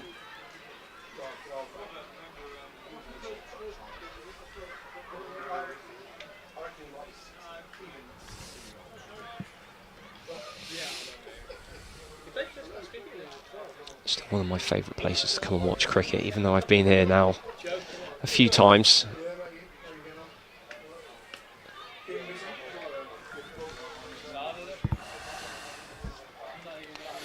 Yes, one of the loveliest cricket grounds in England, if not the world.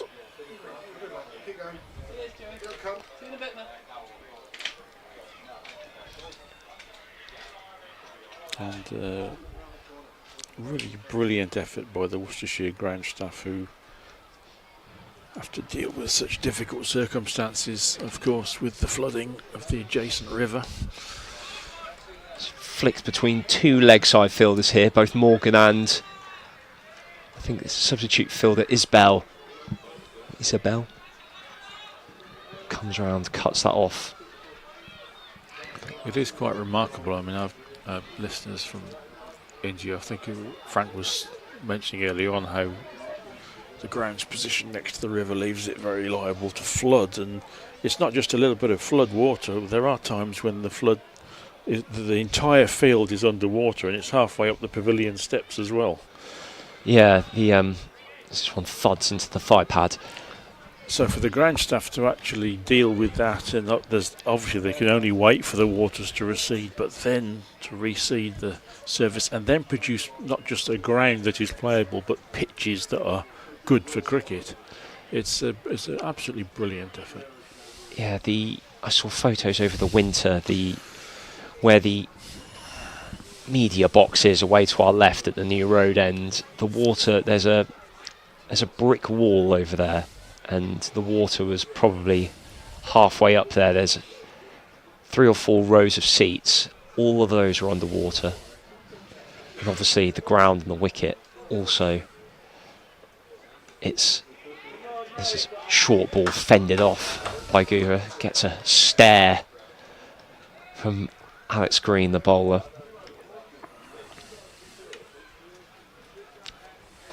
Yeah, it's given the dry weather that we've had recently, it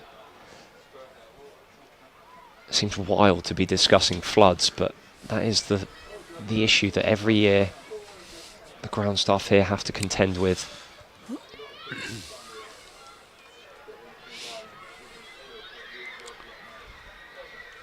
Yes, the founding fathers of Worcestershire County Cricket Club didn't think of that, did they, when they put this magnificent ground next to the river? They should have shown a bit more foresight. Yeah. But it is one of the truly lovely cricket grounds in the world, and it should be on the to-visit list of any English or any Indian tourist if you're coming over to watch your team play, or just to take in some cricket in the UK. Obviously there are great test match grounds in England, but there are also lovely county grounds like Hove down in Sussex and Worcestershire here, and Durham, some lovely county grounds as well.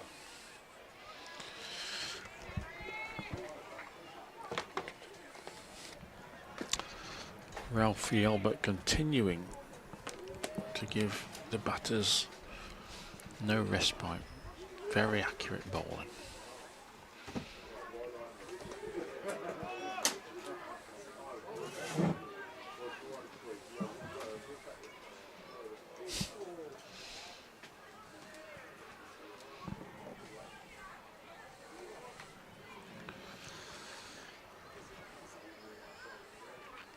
God, nearly got himself into a right angle there by setting off for 2 without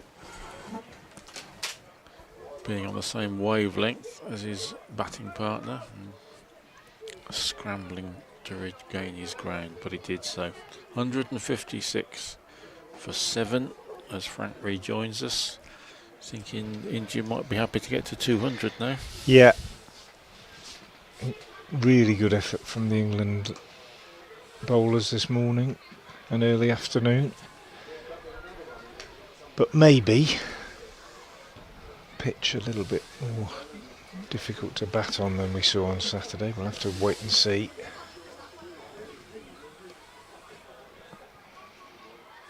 Just paused in his delivery then, didn't he? Albert, I haven't seen him do that before. He landed and then just didn't actually let the ball go until a moment later.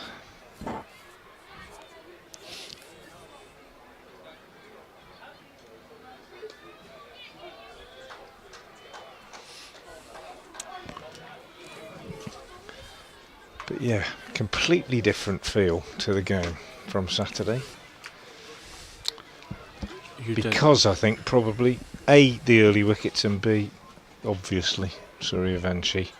But even when he was batting, Brian, he was not as fluent as he was on Saturday, was he? Yeah, there were 2 sixes, weren't there, off successive balls quite early on, but also almost everything that he attempted on Saturday came off the middle, didn't it? He just batted utterly sublimely. Today there were a few false shots and a few edges, and ultimately a frustrated heave to deep third man. But the pressure that India are under probably reflected by Udajit Guha, who's been in there now for 18 balls for his 3 runs, and he's doing a good job for his team because they need to prolong the innings. But England will be very happy with that run rate. And a word for Alex French, who I thought bowled really well. 10 overs, no maidens, 2 for 37. And he bowled when Suryavanshi was in as well, didn't he, at the beginning? So really good effort from the young Surrey paceman. And he got the really big wicket of Malhotra with a great delivery, didn't he? A wicket taking ball.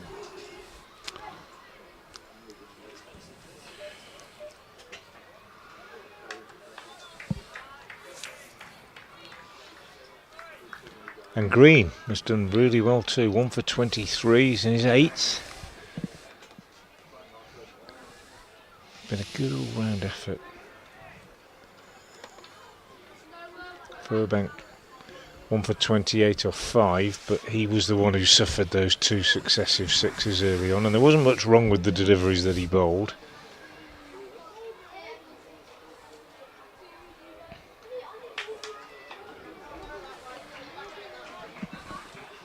Didn't quite time that one, short. On him a bit quicker than he thought, I think, but he's got 2. Ambrish. Played quite well, Ambrish, but he's hamstrung, isn't he, by the fact that they've lost the wickets at the other end. Well, just before you came back on, we were just discussing what the India approach can be, and Ambrish is in a bit of a dilemma, isn't he, because risks really can't be taken at the moment because India need to extend the innings.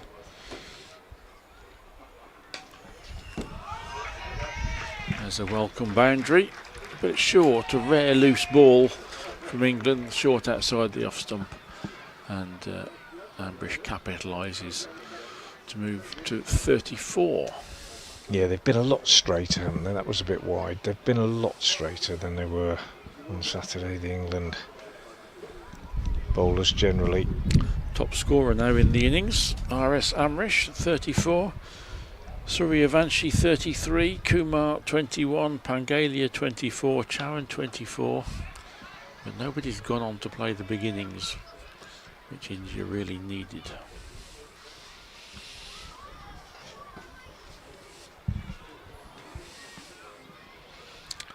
But as they always say, you don't quite know until both sides have batted. There is certainly a bit in it for the seamers, and the way Rafi Albert has bowled as well will encourage the spinners. So it's going to be, it looks like being an attractively low target for England, but still plenty of work to do. Yeah, definitely agree with that, I think. And sometimes the low scoring games can be more interesting.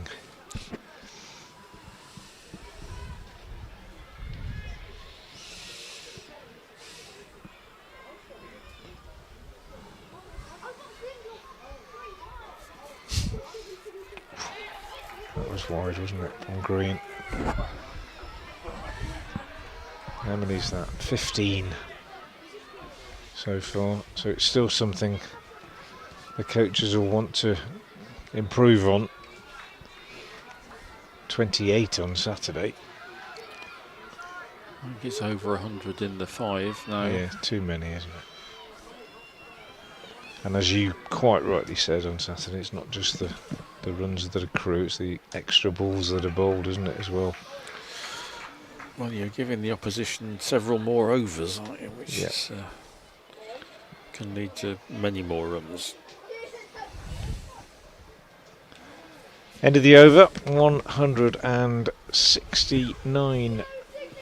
Sorry, 60. Is it 65? 65. That 9 on the 5 on the board on the other side of the ground. Just surprises me now and again. 164 it is. 164 for 7. I beg your pardon. 7 overs remaining. So yeah, 200. Well, yeah, they might get more, but 200 looks about right.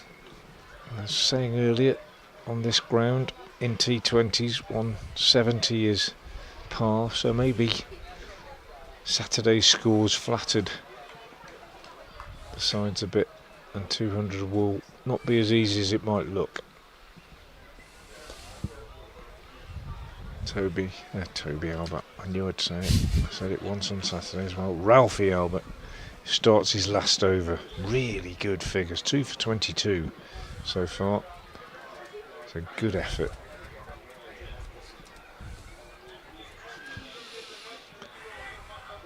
And another dot here as Ambush tries to cleverly steer him behind square on the offside, but doesn't get enough on it. Picks out green at short third man. Because we're talking about the way scoring rates have evolved in one-day cricket. It was, of course, England v India, not under 19s, full men's, that produced one of the most bizarre limited overs games ever in the World Cup in 1975. England 334 for 4 from 60 overs.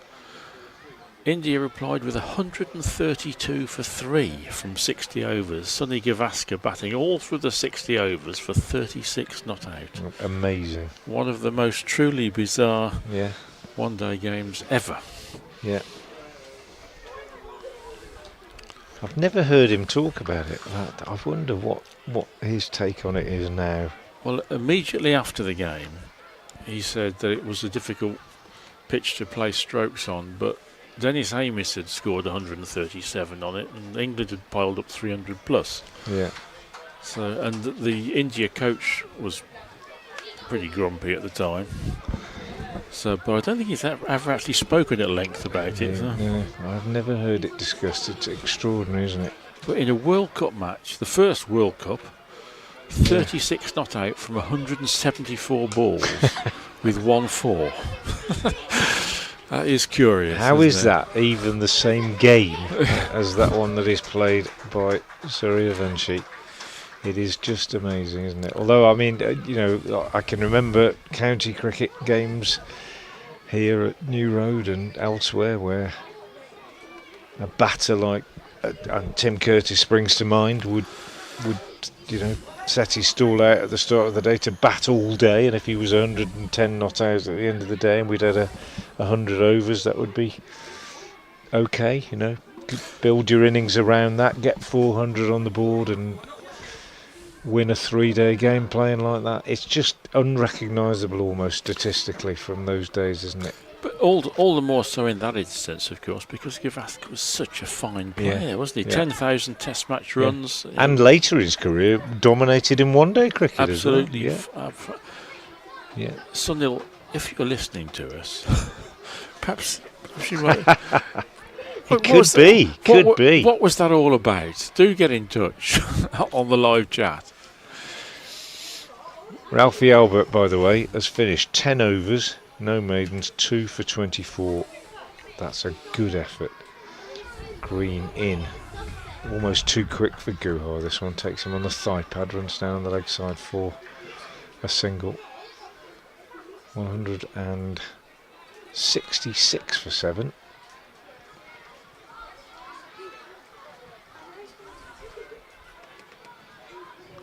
Lots of school children in the ground and lots of opportunity for these young internationals to practice their autographs. I always wonder, Brian, at what point the initial excitement of. I don't think you want us to Frank. sign. No. Okay. As we speak. Well, I always wonder. I was going to say, as you can go first, Brian. I always wonder at what point the excitement for a young cricketer of signing autographs becomes a chore, and when they have to sign loads and loads and loads, and you do wonder why that is. And they've had lots of practice today to practice their squiggles. You also wonder at what point they go for just a straightforward squiggle and not a proper signature. But you're welcome. I've still got some of my collection from childhood days, but I lost the main autograph book that I had, which was a wonderful collection. And Neil Aberley once took it around for the season and put it into the opposition dressing room of every team they played against. So I had all the counties in the 60s, and I lost it in a house move, sadly. But I've still got a few, and the one I treasure, I've got a couple of examples of it in scrapbooks, is Derek Underwood, because it was the most beautifully scripted autograph and perfectly legible as a full name, as opposed to the squiggles you often get. This one is hammered down the ground, tennis style almost, by Ambrish. Well, two astute young men have just got the autographs of Frank Watson and Brian Halford, and Yeah. they'll put them on eBay and probably not. Yeah, probably not get a lot of interest. No, the other thing I was going to say, I used to play in quite a few of the benefit games for people like Phil Neal and the Worcestershire players that had benefits back in the 80s and 90s, and the players obviously they didn't really want to play in the benefit games if they could get away with it. So if you could rope in a commentator to play, you would always get a game. And of course, you're turning out in a game like that. A lot of the people watching don't realise that you're not really one of the cricketers. And I used to say, no, you don't want. And it became so difficult. The other players used to say, oh, for goodness sake, just sign it. It won't make any difference. But it's quite embarrassing, I think. And I wonder whether even these guys start at 15 or 16 and play a few games and get asked for autographs, and then I suppose they've played a few games for their counties and so on, and they've got used to it. But I was just saying to Matt earlier on, one of the very impressive things about Rocky Flintoff on Saturday was his brilliant century, first up, but then afterwards. Absolutely. He was so lovely with all the autograph hunters, which was enormous credit to him. Yeah, I agree. I think it's very important. And some even, I think Shane Warne had a reputation as being incredibly generous with his time with youngsters, and always having time for autographs and to help them if they were playing on the outfield, a little bit of leg spin or whatever it might be. Goes a long way, that kind of behaviour, I think. Brilliant. I remember Glenn McGrath as well here, setting up a chair on the outfield. I've seen Greg Matthews do that on quite a few occasions. I had one incredibly awkward experience on this ground when I was dragged from the commentary box to go and field in a game against New Zealand, and I was fielding down on the boundary. It was a Saturday afternoon, a lot of players were injured, a lot had gone off to play in the league, and I was fielding in borrowed kit for a whole session, and quite a few young people came to the railings and asked for my autograph, and I obviously kitted out in full Worcestershire kit, fielding for Worcestershire against New Zealand. They thought I was a proper player, and I was turning around and going, no, I'm not really and in the end I got berated by some parents who said, for goodness sake, why won't you give all? And in the end I just did, but it was just sheer embarrassment, really. But there you go. Nice for these guys to be recognised as the stars of the days here, and we had a lovely moment a couple of hours ago, Brian, when you weren't on air. This one sliced away for a single, where Rob Jones, the Worcestershire first team player, was down chatting to Jack Home, and Jack Home in his England kit, playing in this game, or on the bench in this game, has attracted the attention of a group of youngsters who wanted his autograph, and they had no idea who Rob Jones was. So they didn't want his autograph, and Rob just stepped back and allowed Jack to take the limelight, which I thought was very nice and typical of self-deprecating Rob Jones. 175 for 7. As we near the end of this Indian innings, Singh back into the attack, and Guha, who struggled to find any kind of fluency, slices this one away down to third man for a single. Ambrish has played well, but he probably on 43 now with 4 overs left after this will be hoping he can get up to sort of 60, 70 not out by the end of the innings, you would imagine.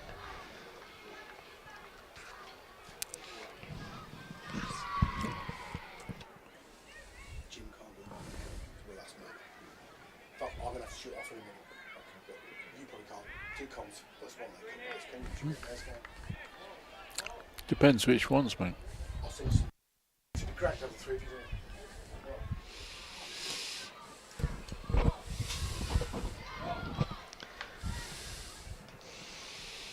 Perfect afternoon now. Sun shining. It's not too warm. Wind's dropped a bit. Ground looks a picture. Nice slower ball from Singh. Cleverly bowled. Did him in the air almost there. Just I think it's hard to say from square on exactly what he did, but I think it was definitely slower. I think it might just have been a little off break really. And Ambrish looking to attack it, get forward, just hesitated. It's a good bit of bowling.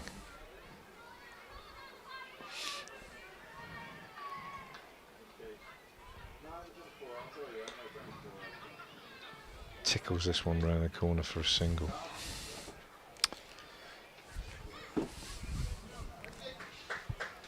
Just on talking about signing things, Frank, I remember a few years ago I was talking to Ian Bell in the nets at Edgbaston one time, and I just had a book out, Warwickshire on this day. It was a modest little publication, but this young lad came up to us and with a pen, and Belly got ready to sign. And he asked you. And he just said, he offered me the book. Oh, lovely. I just said, Belly, just... Yeah. Know your place. Wonderful. End of the over from Singh, well bowled. 177 for 7 with 4 overs remaining. So that 200 still looks about right for our prediction. Well, I was telling a story when you weren't on there, and I'll repeat it there in case people weren't listening or have joined us since, because I really do think it's one of the best I've heard about autographs. And it was told, I think it was Jeff Miller who told it at one of our Cricket Society meetings in the winter, and you might have heard it before, but he was talking about celebrities and Ian Botham and all his friends and fans, and he said there was one tour, England were playing in Barbados I think, and they had a day off and Botham was down on the beach, and he was joined by Mick Jagger, who was a big cricket fan, and they were together in the sea, and Ian was just a few yards in to the surf, I think up to his knees, and Jagger was sitting literally sitting where the waves broke onto the sand. And a fan came wandering along the beach and recognised both of them, and this fan was wearing a Rolling Stones t-shirt, one of those with the sort of, Jagger's lips and open mouth emblazoned on it, which was the sort of symbol. And he saw Ian Botham and pulled a piece of paper from his pocket and a pen and walked into the waves and said, "Would you mind signing this, Ian?" And Ian said, "No, of course not," and he signed it quite happily. And then Mick Jagger literally sitting about 2 yards away, and he said, "Would you like his autograph as well?" Ian said, and this chap looked at Mick Jagger and said, "Are you a cricketer?" And he said, "No, I'm not." And he said, "Well, no, I won't have it then." And he carried on up the beach. And he had a Mick Jagger shirt on. Had no idea that it was Mick Jagger who was sitting there. Great story, I think. Single taken off the first ball of the 47th over by Guha. Sorry, by Ambrish, and Guha is now on strike. And it's Furbank back into the attack, and his next ball is wide outside the off stump. Flashing blade from Guhar, but misses it, and it's taken by Thomas Rue, the England wicketkeeper and captain, who will be pretty happy with his troops, I think, after this morning's work. Really good attitude and application from his fielders, his bowlers, and they've been a far more effective unit than they were on Saturday, possibly because the belligerent Suryavanshi was less than belligerent today and had to work hard for his 33 and was dismissed as early as the 15th over. Single taken here by Guhar. Dropped out on the offside. So 181 for 7. 200's looking about right as I'm rejoined by Matt Howes. And we always say reserve judgment, don't we, about the pitch, but I'm not sure 200's going to be as easy as it might look. No, I don't think it's going to be a walk in the park, that's for certain, but I think it's certainly a score that England will fancy themselves being able to chase. Bank again. Oh, that's a lovely shot. Really nicely played by Ambrish. Needs a boundary and proves that you don't have to go smashing it over mid-wicket or something to get one. He knows third man is inside the circle, and it's a deft little steer off the face, all along the ground, past the diving fielder at short third man and down to the boundary for 4. Ambrish has played well, hasn't he? Yes. And he's been hamstrung by wickets going down at the other end, but he's managed to keep things ticking along. And it's been a good knock. 48 off 68 now. Real feature's been how late he played the ball. And that was a good example of it, wasn't it? Yeah, it was. And he's unlucky there because he's decided to go the other way and stepped into it and smacked it on the up into the covers, but a really good piece of birdie by Joe Moores, who fielded beautifully on Saturday as well, the England opening batter, and he diving stop, sprang to his feet and keeps them to just 1. That could easily have gone for 4. Well watched as well. That ball took a bounce just in front of him as he went to field that. We talked about the land of the giants that this England side is. Moores is not, putting it politely. But he's busy at the crease as well. Busy left-handed batter. Very impressive on Saturday. Until he got out, he made 50, and then kind of felt that he just chucked it away a little bit. But 8 4s and a 6 in that. Looking forward to seeing him bat again. 3 overs left. 186 for 7. Guhar has 9, Ambrish 49, and the men out, if you're just joining us, Matre 1, Malhotra 1, Suryavanshi 33, Kumar 21, Pangalia 24, Chowan 24, and Deepesh without scoring. So it's been a story of batters getting in and not going on. Yeah, these two have put on 51 for the 8th wicket. The majority of that done by Ambrish. Akansh Singh begins his 7th from the digless end. They've all bowled well, haven't they? I think French has been the pick for me, but that said, Morgan not far off. 6 overs, 1 maiden, 1 for 15 is very tidy figures. Albert 10 overs, no means 2 for 24, bowled really well. Oh, that's an excellent shot. Yeah, that's a great shot.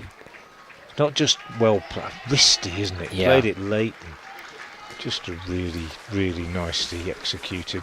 Yeah, he played that ball.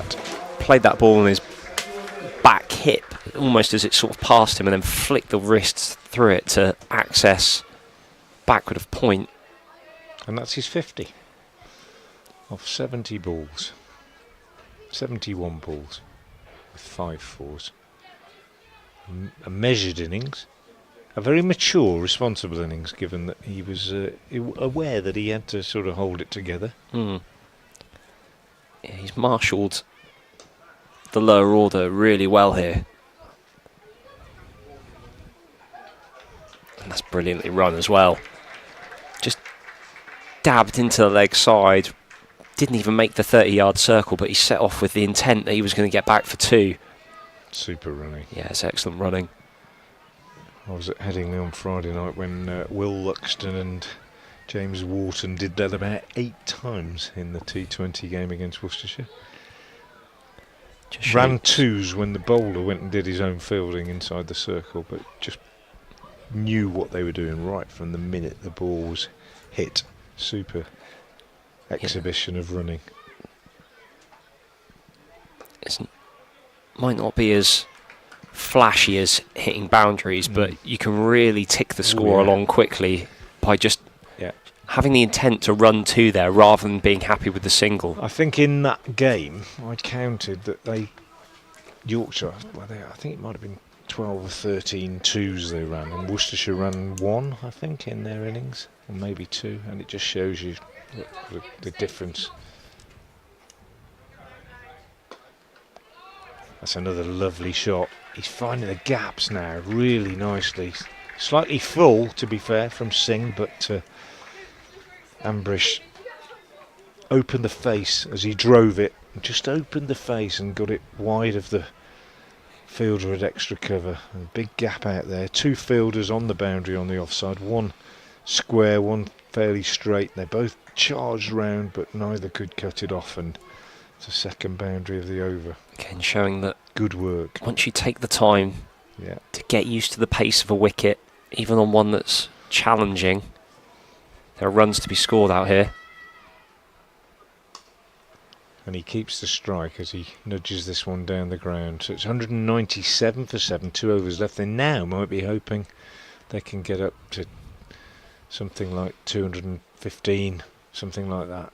And if they do, it'll be largely thanks to Ambrish, who's now on 60.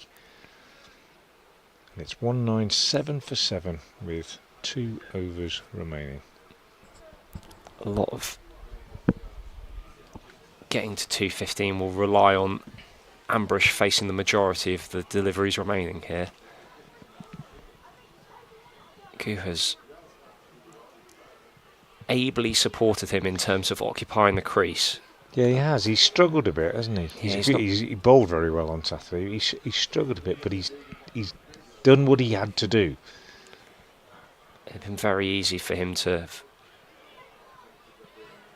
gotten out trying to do something expansive. He's not really looked to play many shots apart from the last couple of overs, but he's allowed Ambrish to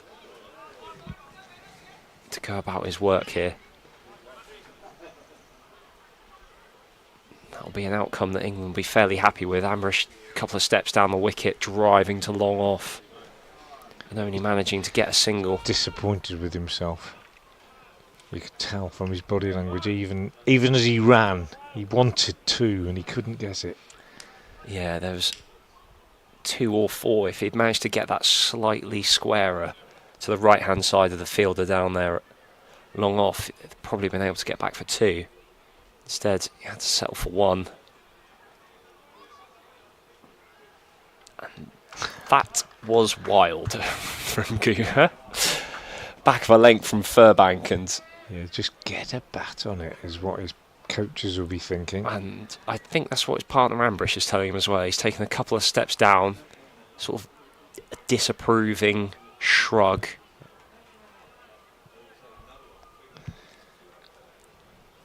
This is the part of the innings where just having clarity of thought makes such a difference, especially for lower order batters like Guha. And he has not heeded Ambrish's advice of looking to get bat on ball. It's another aggressive swipe. He's let you and me down as well, because we just said how sensibly he's played. Guha's now being told a bit by Ambrish, look, don't swing, just make sure you get something on it. And if he does and they both run, they'll get a 1. Exactly.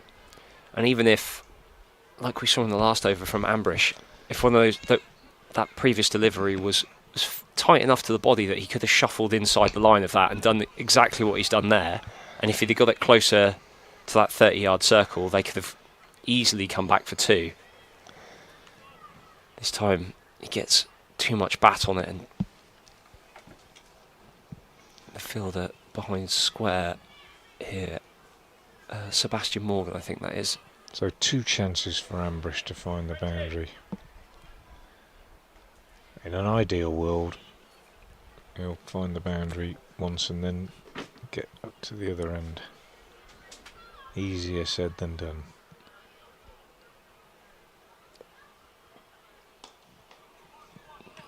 That's well bowled. Turn it into leg side and aggressive running, and it's excellent work there by Ambrish. For a second it looked like he might be half a yard short, but he managed to just extend his stride and make that. Rue had to fetch the ball a little bit, bring it to the stumps. A slightly better throw might have had him in trouble, but the India 200's up, 201 for 7. 1 ball remaining of this 49th over.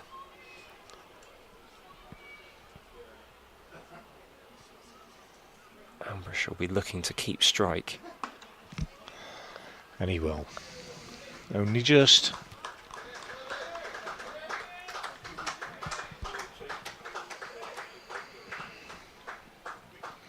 That was well bowled by Furbank. Never easy bowling at the death. It was helped out slightly by the stroke making of Guha, but he just stuck to back of a length. So who's going to bowl the last over? It looks like Singh will continue, I think. So Sebastian Morgan, who on Saturday bowled 10 overs, no maidens, 3 for 54. Today bowling just the 6 overs. Excellent figures of 1 for 15. Green finishing with figures of 9 overs, 1 maiden, 1 for 37. Albert 10 overs, no maidens, 2 for 24. French 10 overs, no maidens, 2 for 37. And Furbank 7 overs, no maidens, 1 for 41. As Singh starts the last over with a full length run ball, out, which is driven to long on. They come back for 2, and Guha is unable to make it. So they'll get 1 run, and the second run won't count because Guha is run out by the throw coming in to the non-strikers, and he had to go for it. I don't blame either him or his partner for taking that second run. The most important thing is that Ambrish has kept the strike, but Guha goes, and that is the 8th wicket down in the final over.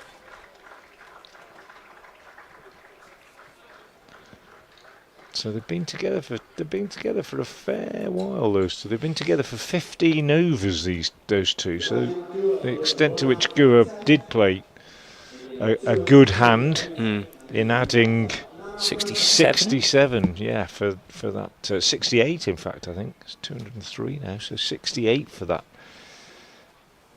8th wicket.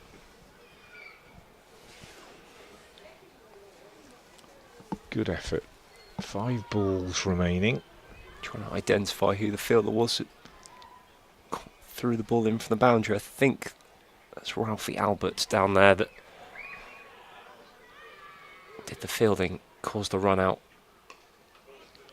Might have another one here because they're going to take 1, and they're not coming back for 2 this time, and they wouldn't have made it. There's a good bit of work from Ben Mays coming in from deep mid-wicket. So just a 1 run taken, 4 balls remaining.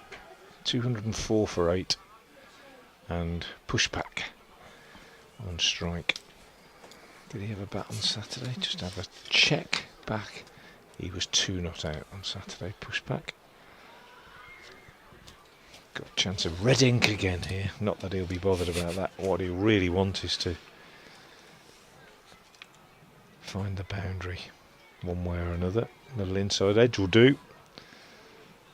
Thomas Roux decides to send a man back at fine leg in case of that. He's got a man back at long on. He's going to tell Singh to make sure he bowls it reasonably full, I would think. Push back deep in his crease. I just noticed that his front foot's on the edge of the popping crease. And he stays where he is, and he chips it up in the air, and he's caught by Joe Moores at backward point. So a wicket for Singh, a second wicket falls in this final over, and India, well, we've been predicting something like 200, and we're not going to be far off. 204 for 9 with 3 balls left, as the last man comes out to the middle. Pushback caught by Moores off the bowling of Singh without scoring. The man pushed back was caught out on the north of the ball of Singh.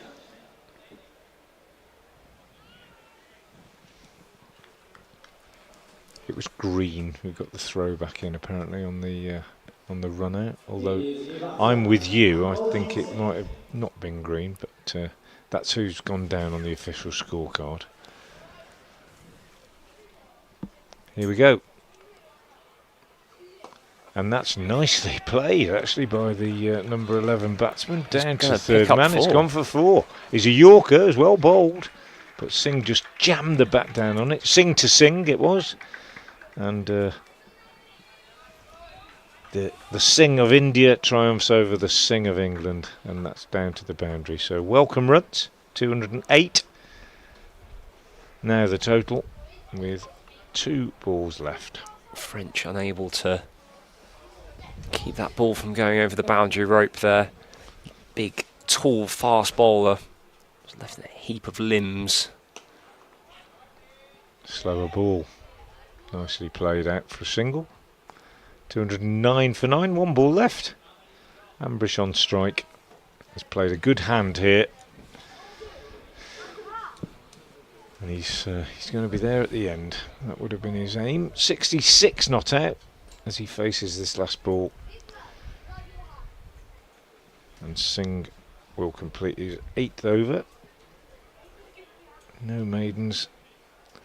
And he has gone for 49 runs so far.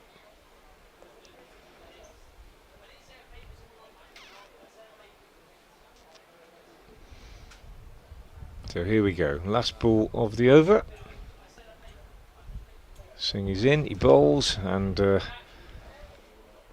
single, a cruise, a leg by in fact, as Ambrish tried to whack it away on the leg side but was unable to do so. Ambrish then finishes unbeaten on 66 and Singh finishes unbeaten on 5, and the innings closes with a total of 210 for 9 in 50 overs. Just give you the extras: 6 leg byes, 15 wides, and 3 no balls in that innings. So a total of 24 extras.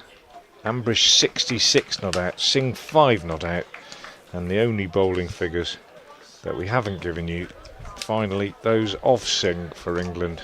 8 overs, no maidens, 1 for 49. England will begin their response to this score around about 10 minutes past 3. They will require 211 runs to win and to make it 3-2 in the series, which has already been taken by India.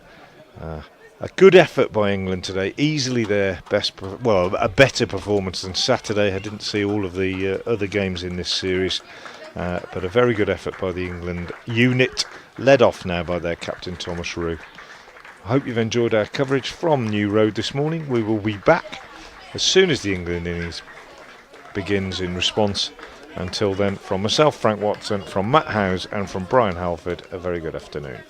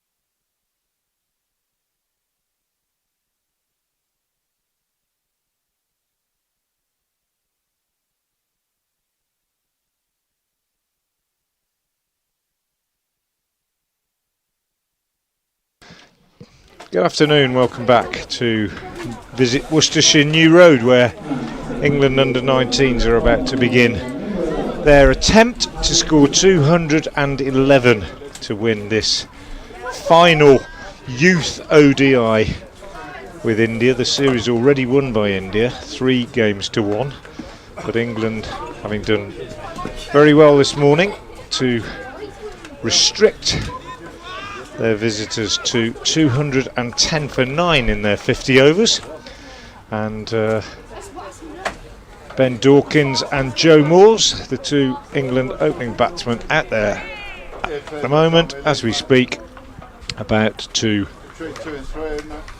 start the response, and the first ball of the innings is played firmly by Dawkins up towards mid-off, and there is no run. First over of the innings being bowled by Guha, bowled pretty well on Saturday in the previous game in this series, when he bowled 8 overs, 1 maiden, no wicket for 48 in a much more high scoring affair than this one, both teams getting over 300. Guha is in again, and Dawkins is pushing this out on the leg side, but there's no run. Both these batters, Dawkins and Moores, made half centuries on Saturday. Dawkins made 67, Moores made 52. Yeah, Dawkins has been in decent touch so far this series. 18 in the first game, 7 in the second, 62 in the third, and 67, as Frank just said, here and I reckon he would have been a bit disappointed to get out for that 67, because he'd played pretty well, he'd looked fairly untroubled, he just gave it away a little bit. There we are. He has been in good touch, and there's no reason why he shouldn't add to that good form today.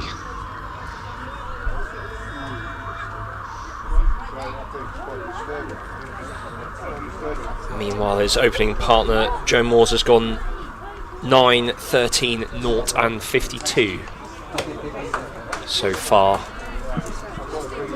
Played well on Saturday for his 52, really did. But again, I thought a little bit on Saturday that he was guilty of giving it away a little bit. Went to his 50 and got out almost straight away thereafter. But of course they were chasing 300, and they may well have felt under pressure to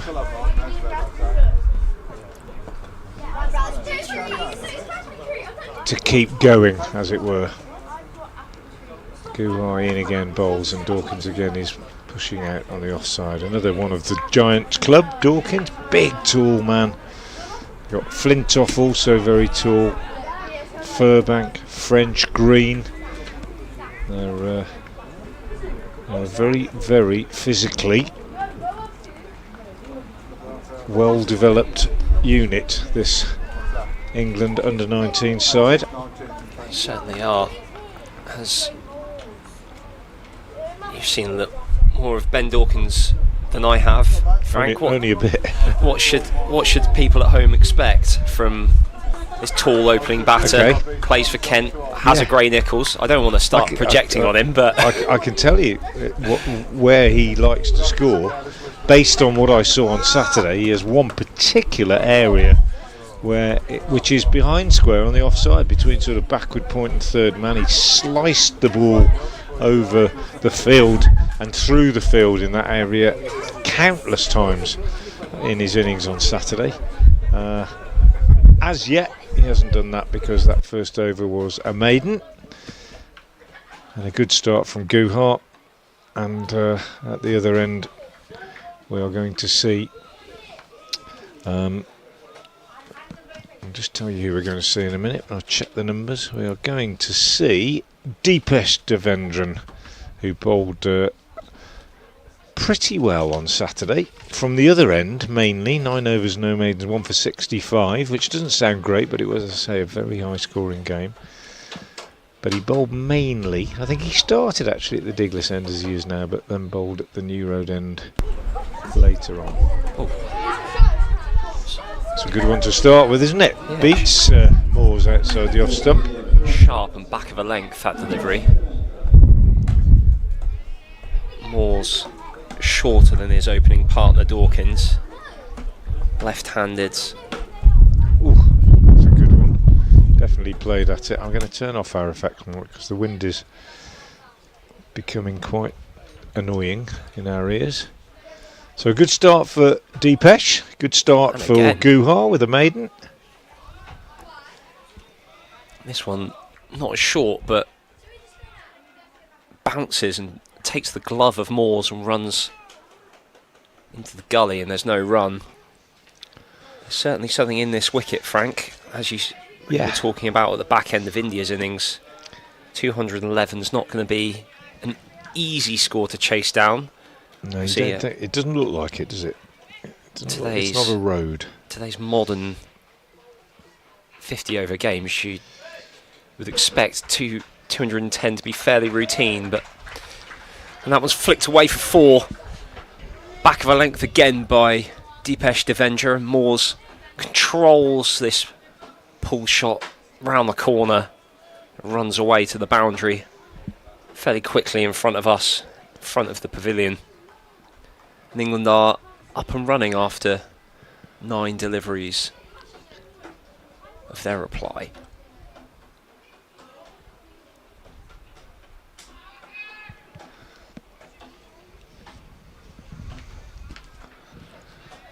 Leg by off that one, which he struggled to cope with. Just nipped back at him. Something we saw a lot from England's bowlers, even deep into the innings, was that movement off the seam, off the pitch.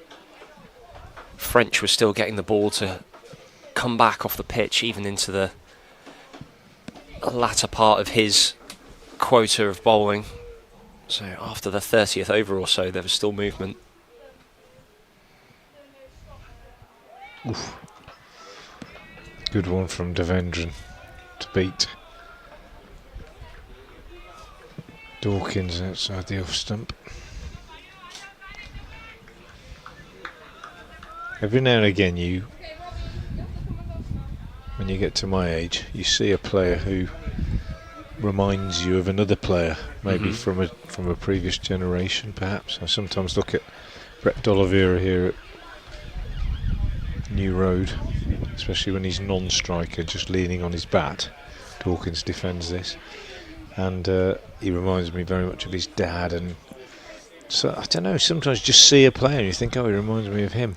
Well, Joe Moores reminds me of somebody, and it's somebody from a very, very long time ago, which is quite unusual. I mean, it reminds me of a diminutive left-hander who I watched a lot of growing up in the 60s, who has, the family I think has Norfolk connections, and it's John Edrich, who used to play for Surrey. Many people who are watching might remember him if they're of my sort of generation. Diminutive left-hander, played many, many times for England. Brilliant gully fielder as well, and just a similar shapes at the crease. Didn't have quite such a wide stance, Edrich. But that cut shot played by Joe Moores off the first ball of the 3rd over, very Edrich-like. I might just be showing my age, but Norfolk connection as well. I think the Edrich family. I think Bill Edrich, who was another famous member of the family, had played for Norfolk, I think, and certainly grew up in Norfolk. But John Edrich, who I'm talking about, I'm just going to bring up his details. Died in 2020, and born in Blowfield. That's in Norfolk, isn't it?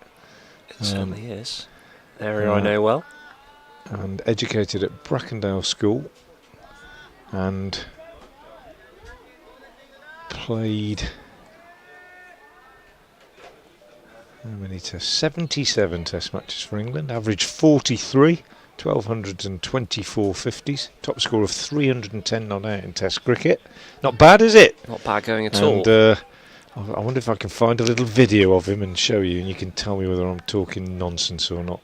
Yeah, I can't say that I've seen footage of John Edrich. I'll find a bit. Such things are possible these days in commentary boxes. Superior wisdom, Frank. But I'd like, in a way, to just have a look and see if I'm deceiving myself as well, or whether I think he made his 310 in 1965 by all accounts against New Zealand. I've got some footage of him. Whether I can get it up on my phone or not in satisfactory fashion, I'm not sure. Pictures of him ducking out the way of the West Indies are quite frequent. What's David Steele facing that? I don't want him. I think Edrich might face the next ball. Oh no, it went for 4. Sorry everybody. He got 175 against Australia at Old Trafford in 1975. I can see. It's hard to tell, isn't it? Yeah. Similar Similar-ish. size and Small. just the way he played certain shots, Joe Moores. He wouldn't mind being compared to Edrich, I'm sure. Steers this one down to third man. Steers might be a bit generous. I think it was a thickish edge. But he gets a single. 9 without loss. Sorry, 6 without loss. And Joe Moores has 5 of them. Ben Dawkins yet to get off the mark. 211 is the target. If anybody else who's watching thinks Joe Moores looks like John Edrich, let me know. At Frank Watson 58 on Twitter. Tell me whether you think I'm talking utter nonsense. I think he does. 6 without loss. End of the third over. Good start from the Indian seamers, and every suggestion, Matt, at the moment that the England batters are going to find fluency against accurate bowling as difficult to discover as did their Indian counterparts. Yeah, I imagine knowing the target slightly changes England's approach. India obviously had the explosive Suryavanshi at the top of the order, and a few of their batters got out early on, especially playing loose shots. Mahatra chipping to mid-on. Kumar caught on the boundary. Yeah, it was Jaffa that got Malhotra from French, wasn't it? That probably a batter who was genuinely got out. Mm. That was a really good delivery from Deepesh there to Edrich.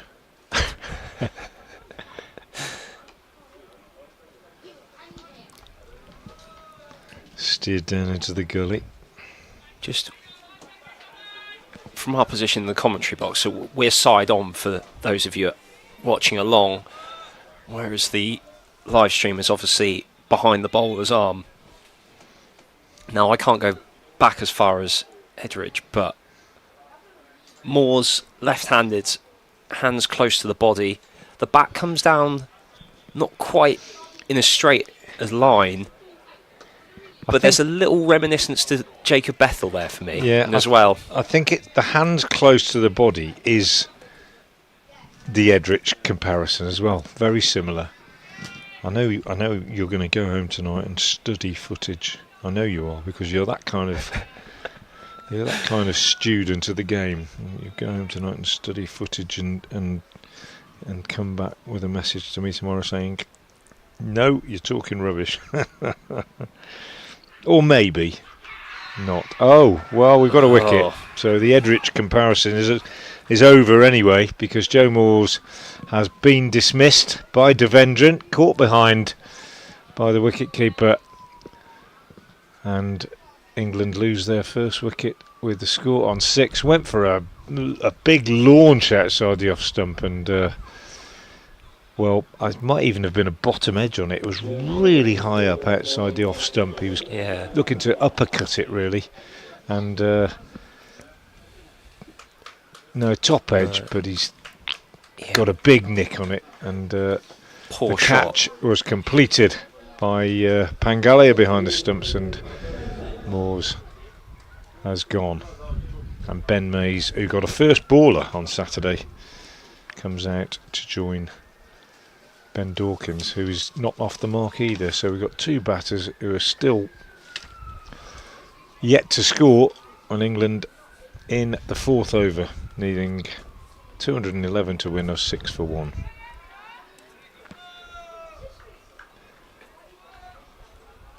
Joe Moores, who played so well for his 50 on Saturday, is gone. Deepish Devendran strikes.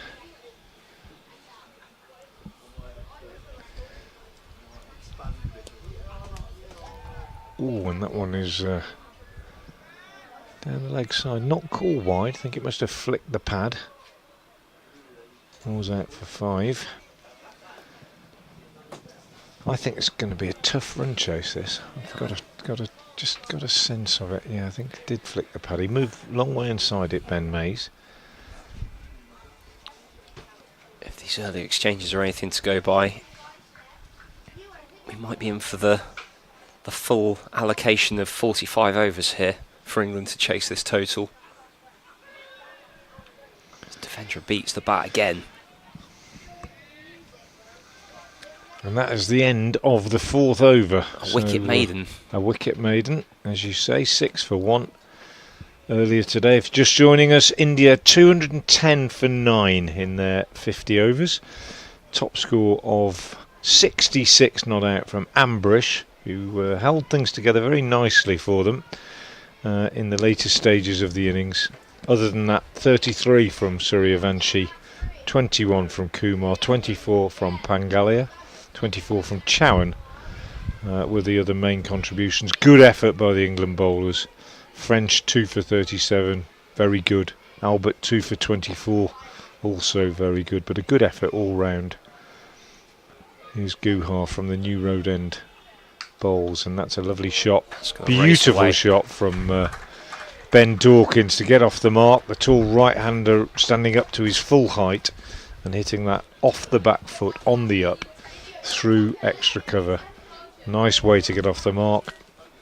His first scoring shot, his first boundary obviously, and takes England into double figures.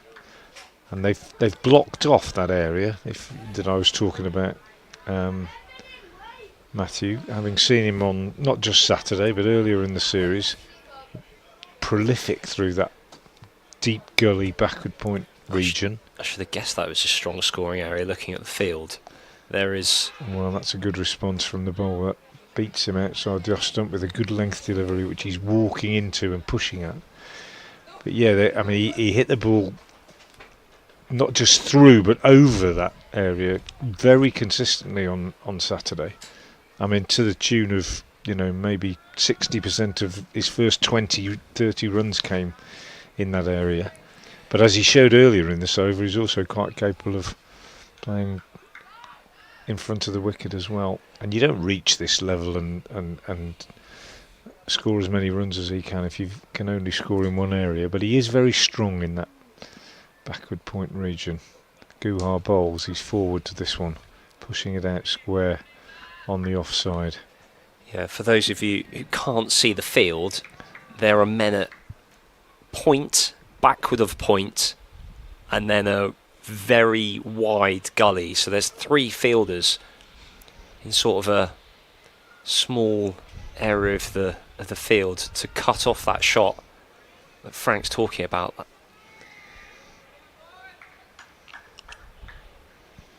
And there's also a man down at third man, just in case it does go finer.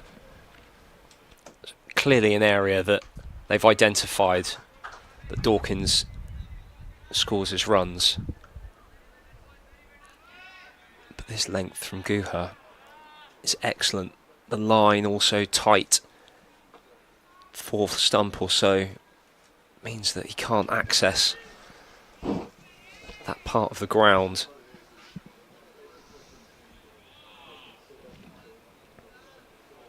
This is going to be a really good examination of England here. Could be. I feel like you've got to earn your runs out there today.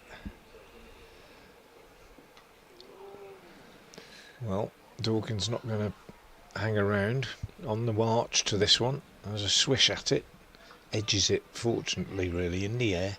Down to that fine third man that Matt was describing. Would have been out if they'd heard of 5 slips.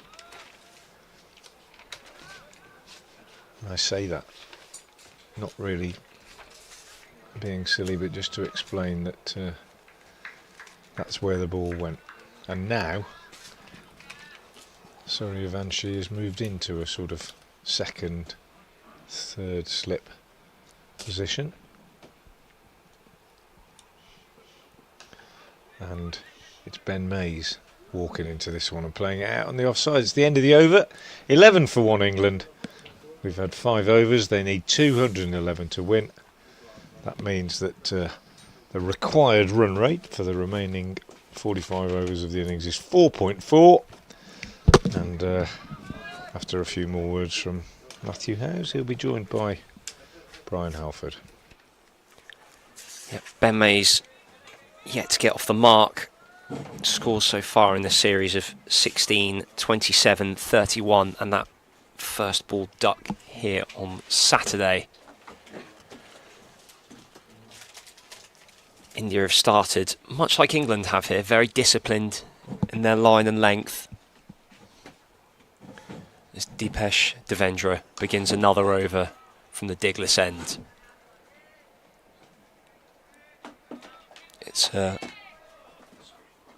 rhythmical, even pace to run up and approach to the crease.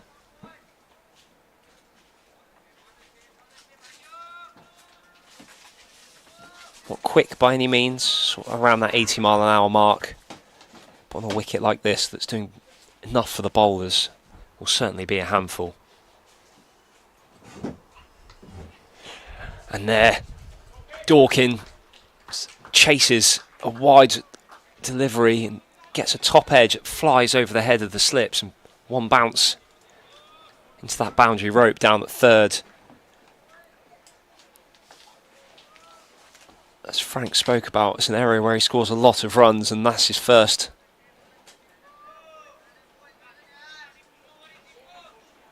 boundary down in that area. It was a ball to be attacked, but it was fairly loose. The response is good. Dawkins taking his hand off the bat there as looked to bounce up a little bit more.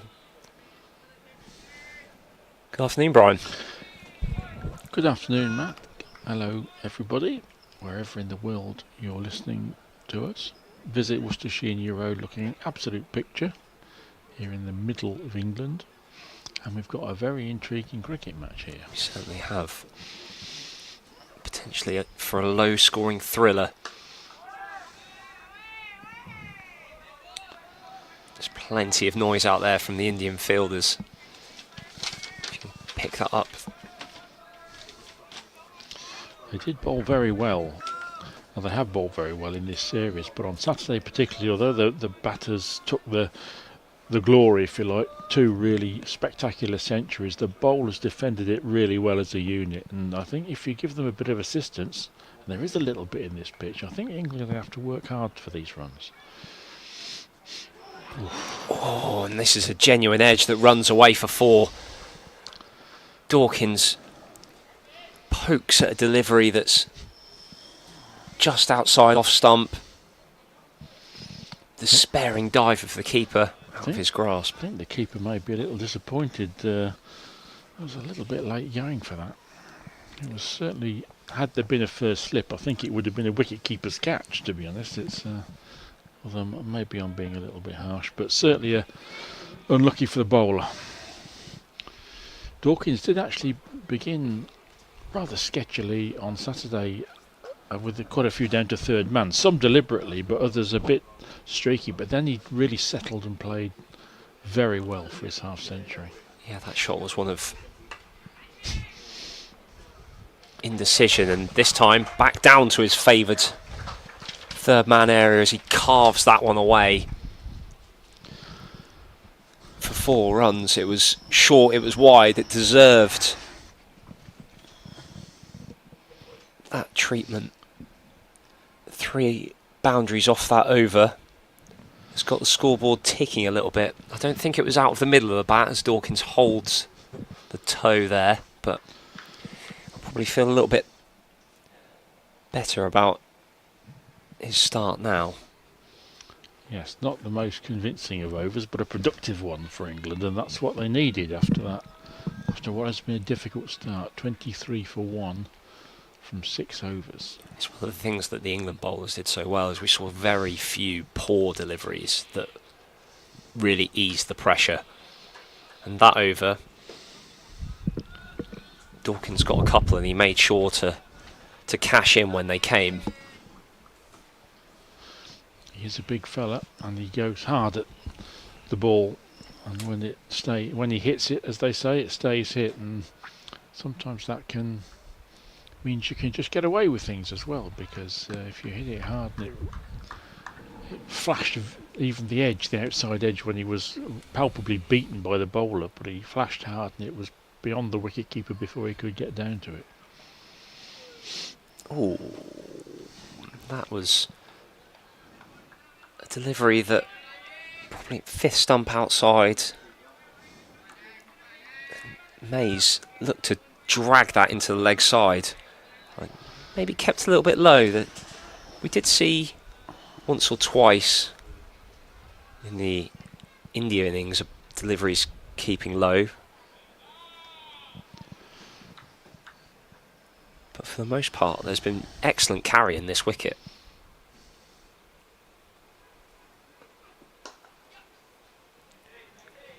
And Mays is off the mark now. A couple of steps down. Nudges into the leg side and continues on his way down the wicket to the far end. England are 24 for 1 in the 7th over. Moore's the man out so far. 5.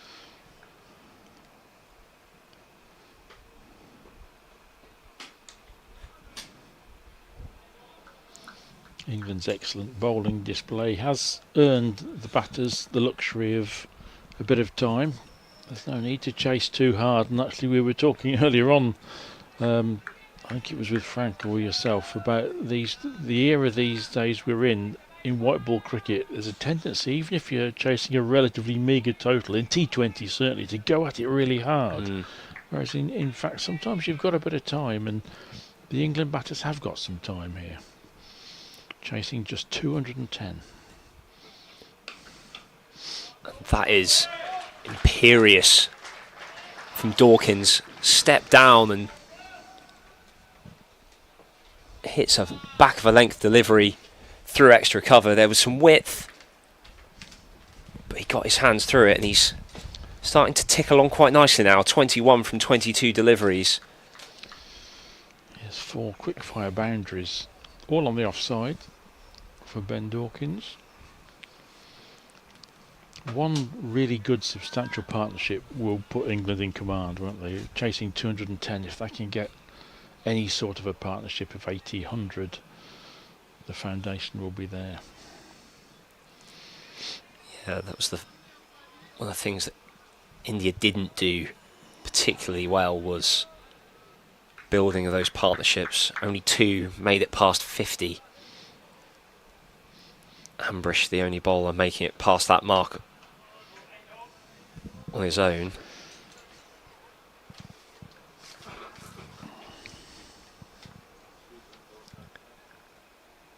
Deliveries pushed into the offside to complete the over. 28 for 1 now, England, from 7.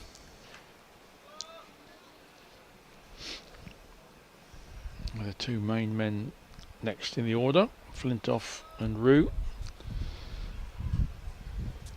Yeah, they've been the standout pair for England so far with the bat this series.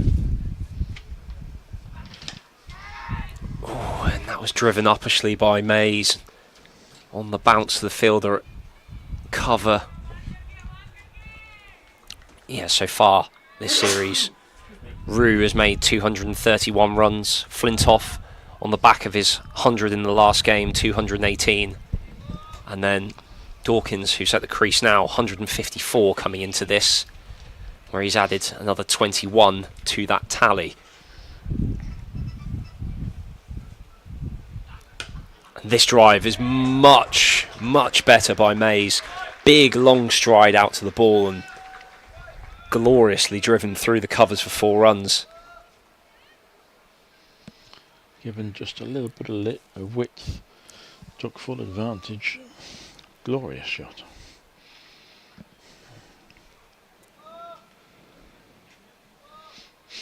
That was what he was looking for the previous delivery, but he got that little bit of extra width and was able to pierce the gap.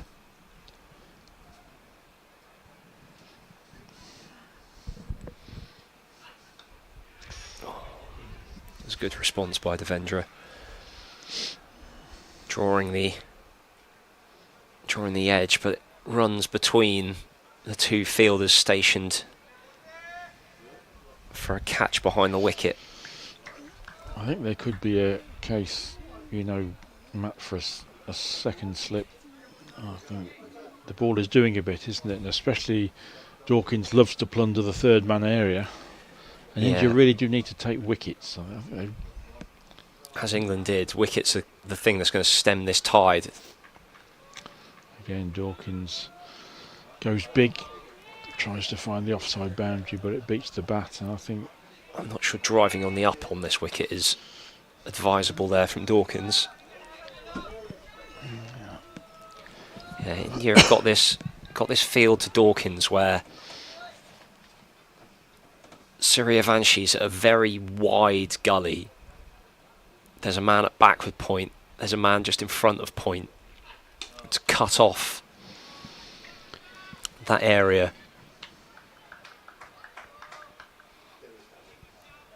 That means if, as he did in his previous over, Devendra, if he does draw the edge, he's only got the keeper there for the catch. I think there's a case for maybe pulling a man over from the leg side even, because Dawkins isn't very much an offside player, isn't he? Certainly has, and this square drive is beautiful. It's come racing towards us in the commentary box, and it's 4 more. It was... Have we got access to Ben Dawkins' wagon wheel? Because I just wonder if he scored a leg side run yet. He's on 25 and he's batting beautifully, but he's plundering the offside. Certainly is. That was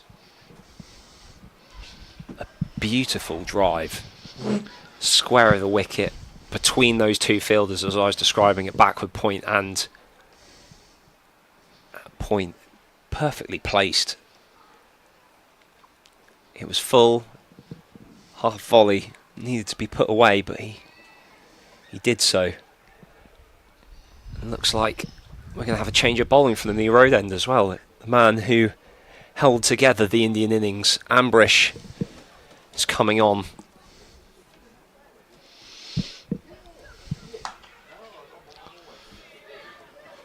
Mays comes down the track to meet him, confident.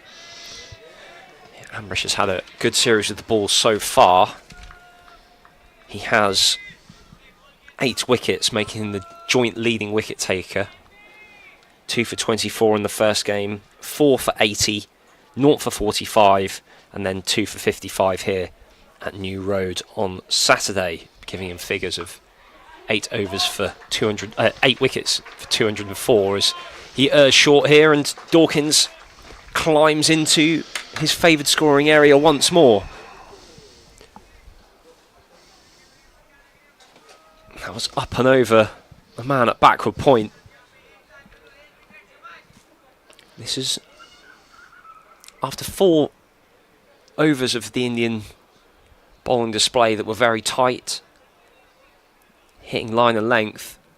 The last 4 overs have been anything but. There's been plenty of balls that the England batters can score freely from.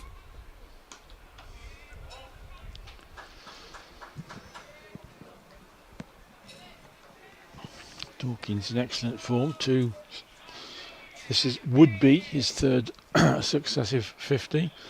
Signed off with a century for Kent's second 11 before joining up with England under 19s.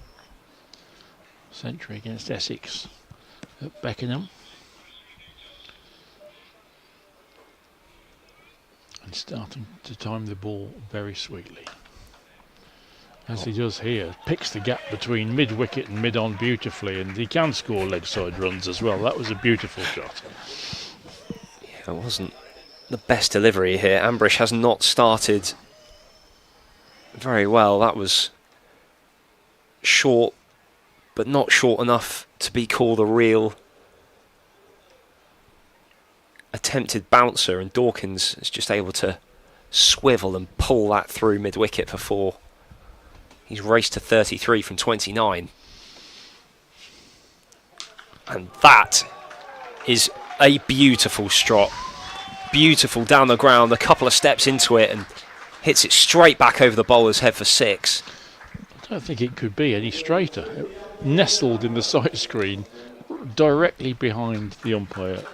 An immense straight drive. That brings up England's 50. 52 for 1. 1 ball of the 9th over to go.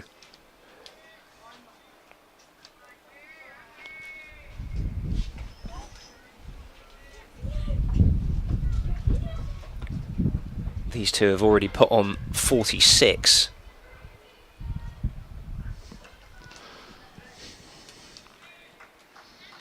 Looks like a slower ball there by Ambrish to close out the over.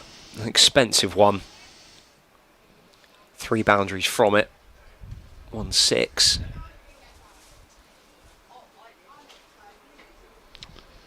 Yes, 15 from the over, and it won't take too many overs like that for England to break the back of this chase.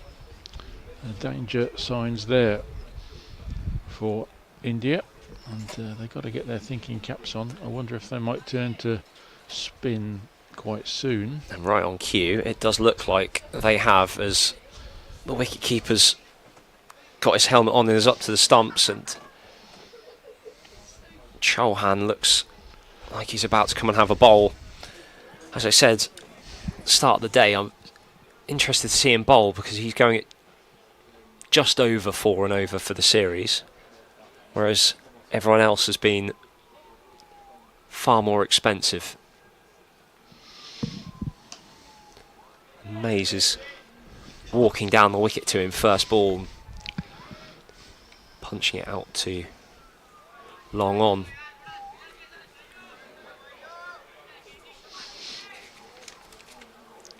Chauhan, the other man who has taken 8 wickets in this series. 3 for 20, 1 for 41, 3 for 30, and then 1 for 54 here in that 4th youth ODI. Brian, based on Saturday, what do you make of his bowling as he's been dispatched by Dawkins? It was back of a length and he rocked deep into his crease. Hits this over mid-wicket for 6 runs. Well, that wasn't his finest work, was it? He dragged that one down and ruthlessly punished by Dawkins, who's, after a relatively steady start, has galloped to 45 from 33 balls. That's the 50 partnership between these two as well, as they scamper through for a quick single. That was well backed up there. in the ring. He's been a big contributor to this this India series victory, and let's not forget, even though they're on the back foot today, they have won the series 3-1 up already before today. Chowan has, with bat and ball, contributed to that. Interesting that England batters in this first over have used their feet 4 deliveries out of the 5 bowled so far. He bowls this one from 23 yards. His front foot was just beyond the stumps then as he bowled that delivery, and it was short. Mays wasn't able to beat the close fielder at mid-wicket, but another good over for England, and at the end of the power play they are, or the first power play rather, they are 60 for 1. Dawkins has raced to 46 off just 25 balls in this partnership. He was still on noughts when these two came together.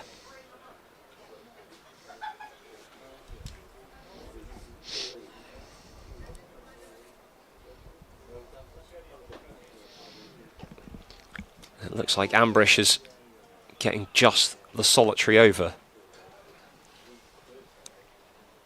And this is going to be spin from both ends.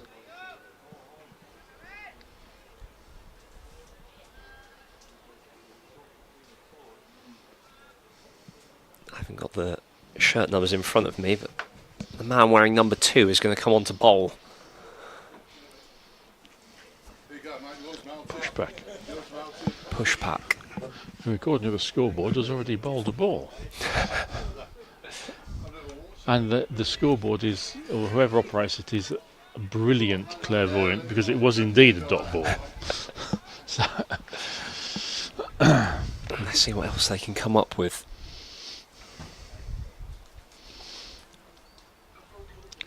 India need to come up with a wicket.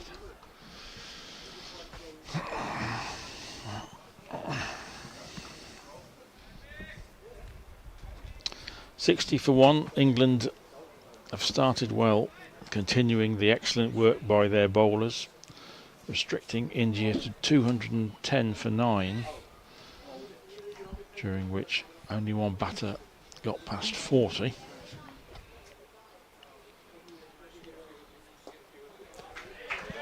That's an excellent reverse sweep by Ben Mays. It's a shot that everyone seems to be so comfortable playing now. We didn't see any of that in the India innings, but Mays has played it well and has found the boundary. He's on to 12. England are 65 for 1 in the 11th. And they don't seem to want to let the Indian spinners just bowl to them here. There's been proactivity in each of the 9 balls that we've seen of spin so far.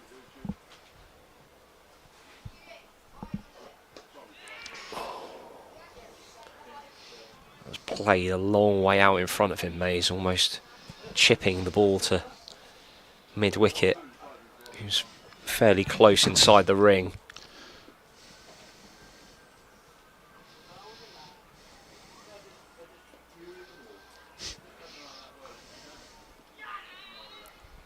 Oh, that's hurt the wicket-keeper, I think. A better throw there, and there's been a run out. Dawkins was slow to set off. A little bit of indecision between the two England batters there. And the throw was fast and flat, but inaccurate.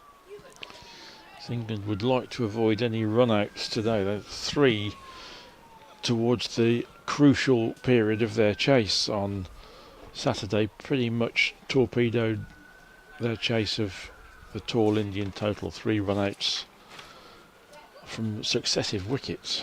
One of them really unlucky, James Rue, after the bowler just deflected the ball onto his stumps, but the other 2 probably a little bit careless. Dawkins pushed this to long on for a single to complete the first push pack over. He played in the game here on Saturday, didn't he? Taking 3 for 63. What did you make of his display? He bowled well, and this is you mentioned there that the England batters are being very positive against the spinners. I think the theory from India would be that the England batters obviously using the pace of the seamers off the ball and attacking the faster bowlers, so they're trying to tease the England batters into a mistake against the slower stuff, and so far the England batsmen have really coped well, although Ben Mays almost sent a catch there, didn't he, to short mid-wicket. It is a little bit difficult to see how much the ball is turning, of course, from our angle at deep cover. Yeah, we do have the replays available, but there weren't many deliveries in the India innings that spun. Mays is down the wicket again and rotating the strike. Ralphie Albert bowled superbly, 2 for 24 from 10, but as I think you mentioned, it was a lot of variation, wasn't it? And a lot of intelligent flighting and variation without enormous turn. Yeah, he was varying his pace. There were, in successive deliveries, 10-mile-an-hour difference in terms of the speed of his deliveries. That was where he found his success. The wicket of Chauhan did spin as he tempted him down the wicket, but I can't remember too many other deliveries. Yes, that was a lovely dismissal, wasn't it? The classic spinners Classic, luring yeah. him down and stumped the spinner's equivalent of a paceman ripping out the middle stump.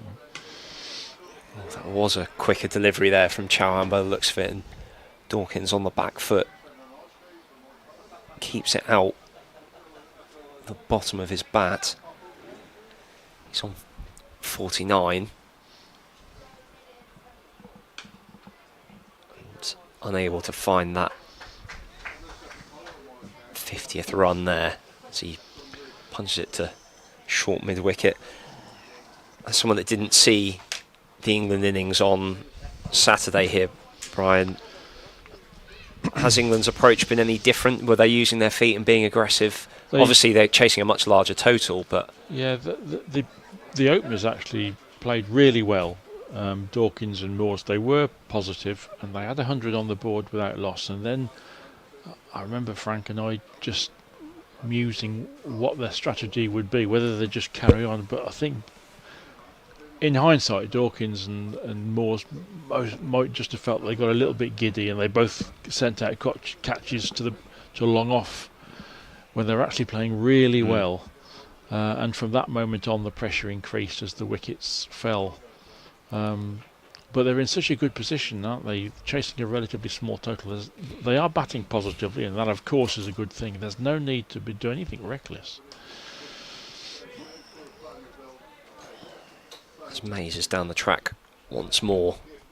They did make a pretty good fist of what was a really tall chase. Rocky Flintoff, of course, made a super century, but when Thomas Rue was run out backing up, that was a hammer blow, and from then on they were under big pressure. Rue's been so good this series as Dawkins shimmies down the wicket, finds long off on the ground and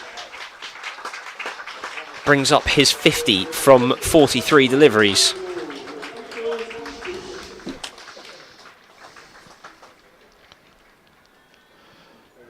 Eight fours and 2 sixes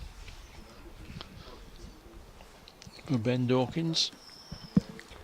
Now is he going to go on and play the really big innings? Yeah, third successive 50 score here. Hasn't made it out of the 60s though, so it's the first little hurdle for him to overcome. He'll be keen to make sure that he doesn't give away another excellent start. As it's short and he rocks back and hits this for 6 over mid-wicket.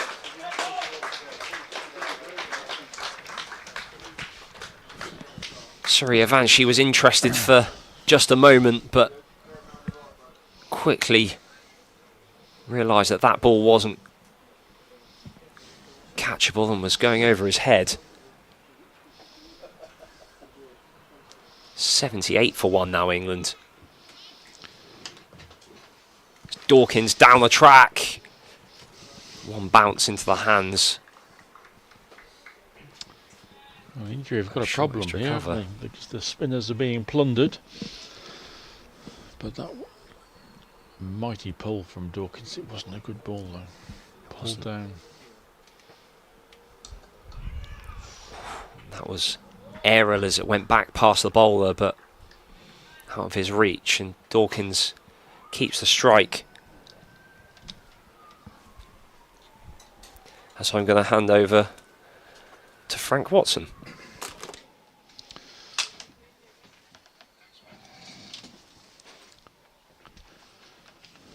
Worcester Cathedral has just chimed 4 o'clock here in the English Midlands. Warm greetings to everybody listening in India and wherever you are in the world. And at the moment, India series winners, that we know that they're 3-1 up in this series of 5, but they're well on the back foot here. Dawkins again bouncing down the wicket, working it into the leg side for a single. He's played well, Dawkins. He played well on Saturday. I did say on Saturday, and I hope he isn't disrespecting him. I thought he gave it away a little bit on Saturday. He doesn't need to do that today. Plenty of time. No sign of it. That is a magnificent shot, this time by Mays, using his feet to the spinner and hitting him straight down the ground for 6. And at the moment, as you said, Brian, India have got a problem because England are, well, they're cruising, to be fair. They're cruising at this point. Yeah, the spinners are going around the ground, and if that continues to be the case, then England will win quite comfortably. Chowan none for 17 in his 3rd over, pushback none for 17 after 2. Ambrish 15 from his over. And they've played really well, these two.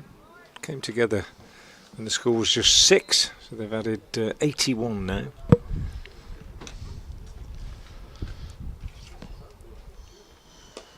Make that 85 because Dawkins uses his feet and cracks this one from Chowan away over extra cover. So making light of this run chase at the moment, and if they don't get a wicket in the next 3 or 4 overs, then India are really going to struggle. Chowan bowls this one from about 24 yards, but they still get 2 as the fielding's done by Suryavanshi. Yeah, not too much animation in the fielders at the moment. They need a spark. Yeah, they need a wicket. They need something to lift them, as you quite rightly say. They've won the series. Whether that has affected their motivation, I don't know. Possibly. Maybe not even consciously, but just the fact that they know they've tied it up before they even got here this morning. But that's not to detract from this performance by these 2 young English batters, because they've been impressive. Dawkins particularly hits the ball very hard.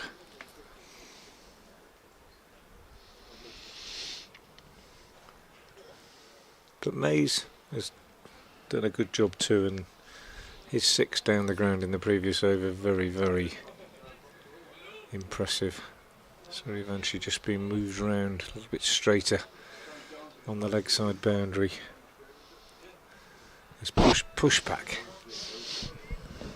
coming into the attack at the New Road end, I think.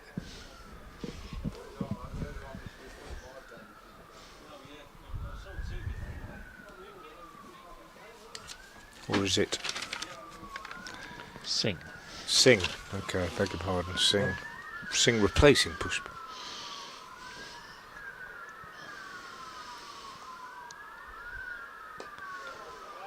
His first ball is dispatched by Mays with a nice little reverse sweep, which he's executed several times impressively.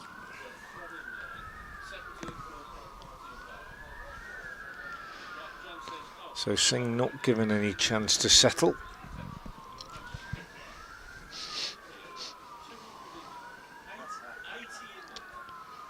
Off spinner, taken off the stumps.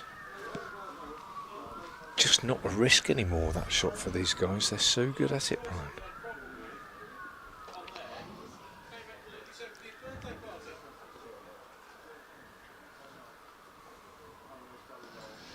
And he plays it again, this time more deftly. Just a little paddle, reverse paddle rather than sweep. Brings him another couple.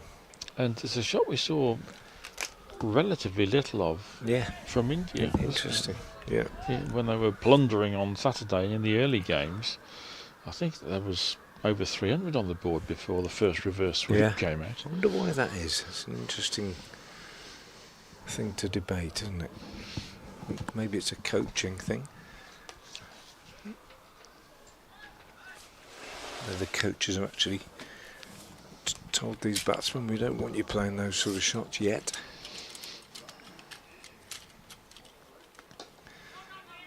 Very prevalent in the English game at the moment. Talking about it yesterday at Northampton during the T20 when several batters played those reverses with great confidence and expertise. And Dawkins plays it again. This time it's a hit.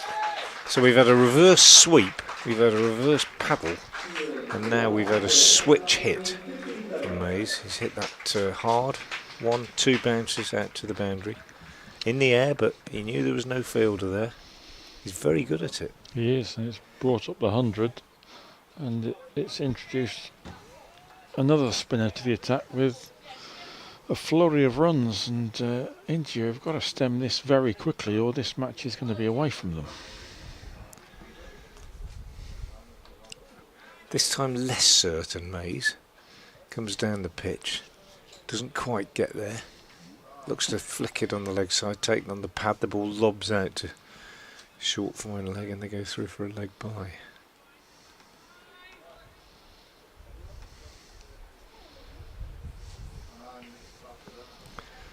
Interesting that they favoured the spinners so much in this innings.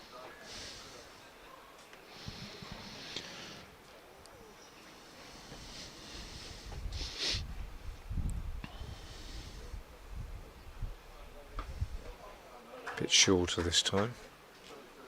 Easy single for Dawkins. Cruising along these two.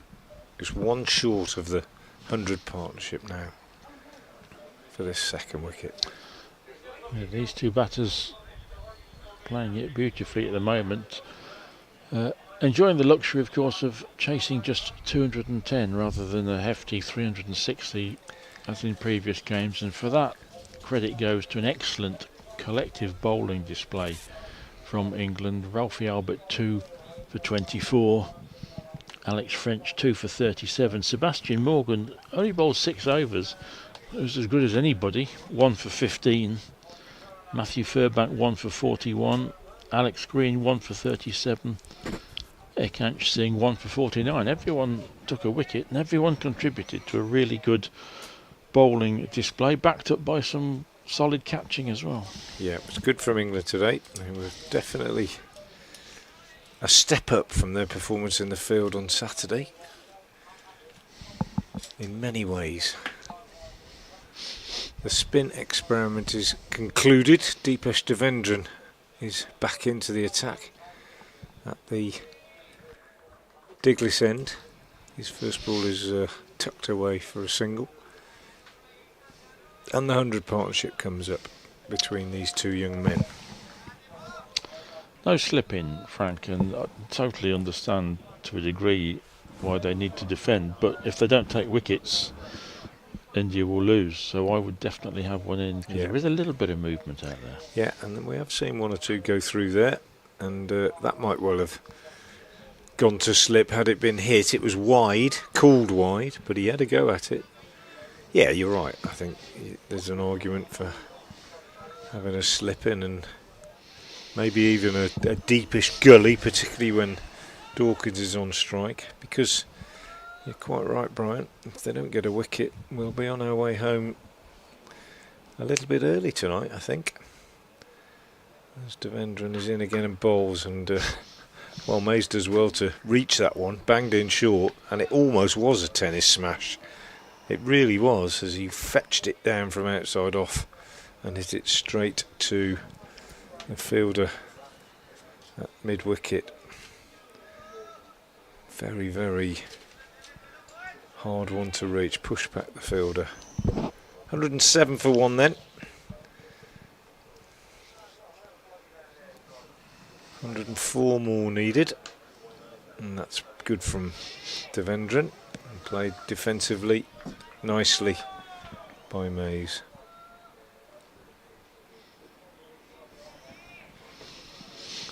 Lovely, lovely summer's day here at New Road. Blue skies, sunshine.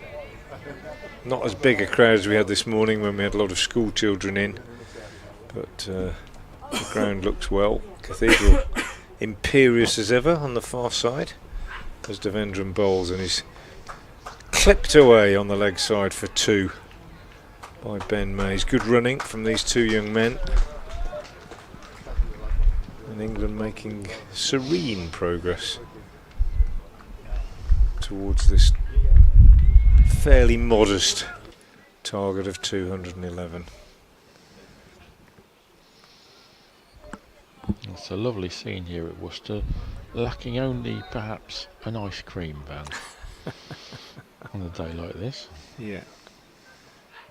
And well, Devendran a little bit unlucky here because Mays is looking to clip him away on the leg side, and he turns his bat too early and gets a top edge, a leading edge, but it flies safely out square on the offside. They get a run. Especially earlier in the day when there were hundreds of school children present, an ice cream van might have been quite popular. Yeah, I think. might have been able to have a day off tomorrow if he'd have anticipated that.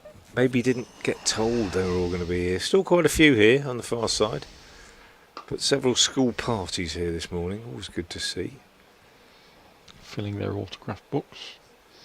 Two of them with the autograph of Frank Watson. And Brian Halford, that well-known. They're probably at home now, and the mums and dads are looking at the autograph and who are quiet over that. But England won't mind that. They can afford several overs where they just nurdle 3 or 4 runs because they are so well ahead of the pace here. India have they are. They've got to come up with a wicket in the next 2 or 3 overs, haven't they? Yeah, it's a luxurious position, isn't it, for the England batters to be in. The, if you bowl a good over, I can afford to play a maiden there. There's no scoreboard pressure, as they call it, whatsoever, and they've decided to persevere with Singh with his off spin at the Diglis end. Just the one over so far from him. 11 runs came from it. And Mays, who is on strike in particular, favoured the reverse sweep and a switch hit at one point. And this time he goes for the more, if you can call it more conventional ramp, then I suppose that's a recognition of the fact that this shot has become less than extraordinary. It used to be, but now I call it more conventional than the switch hit. But it's a little ramp shot played on the leg side, very safe, brings him 2. Just a nod to how the game's changing, that terminology there. This one clipped away on the leg side for a single. And it's all very, very, very untroubled at the moment for this pair. And the last group of school children which you referred to in the last over has departed. Just gone. It's But it's been great to see them all. It has, and they were really engaged with it, and lots of them filled their autograph books with the England players that were around in front of us this morning, and it was lovely to see. This one has been swung away on the leg side and well caught. So the wicket they needed has been gifted to them a little bit, I can't help feeling, by Dawkins. Just going for the big hit to the longest part of the ground, actually. And he's caught in the deep for 66. And, well, he made 67 on Saturday. Played very well on both occasions, and England are in an excellent position. But you know what? There was 100 there for the taking. Well, as there was, Dawkins. indeed, as there was on Saturday, batted really well, did so much hard work, and then sent a catch into the deep. But he has, I'm sure he will be thinking, yeah, there was, I've left some out there, but he has laid a really good foundation for England, as Rocky Flintoff, fresh from a century 2 days ago, goes out to join Ben Mays. Yeah, well, it was a very, very good innings. Ended with a little bit of a sort of a tame shot, really. But I have to say, a very, very nicely judged catch by Chowan, running back. It was high. It was coming over his shoulder, and I've rarely seen one taken more comfortably than that, because he really did pouch it with a minimum of fuss. I mean, they practice these things every day, but nonetheless, execution in a game is a different matter, and he made it look very, very easy indeed, and it wasn't. Having a drinks break with the wicket going down, 113 for 2. So the run rate required for the remaining 98 is under 3. That's the extent to which England are in a luxurious position. And India, having got that wicket, well, let's be honest, they need 2 or 3 if they're going to put any pressure on the England batters. As Flintoff, who played really well on Saturday for his 100. I always feel for a lad who's got a famous name. Following on from his dad, his great exploits in the England colours. Not easy. We've got Archie Vaughan at Somerset, who's also played under-19 cricket, following his father Michael. Sometimes the sons exceed their fathers in terms of their achievements. Look at Stuart Broad, whose father Chris was a very fine county and test cricketer, but Stuart has exceeded expectations. Flintoff will have to be a pretty good player if he's going to do better than his dad. He's off the mark here with a little outside edge down to third man. But I do think, Brian, I always think that it's tough when you've got a famous name to make your way in the game.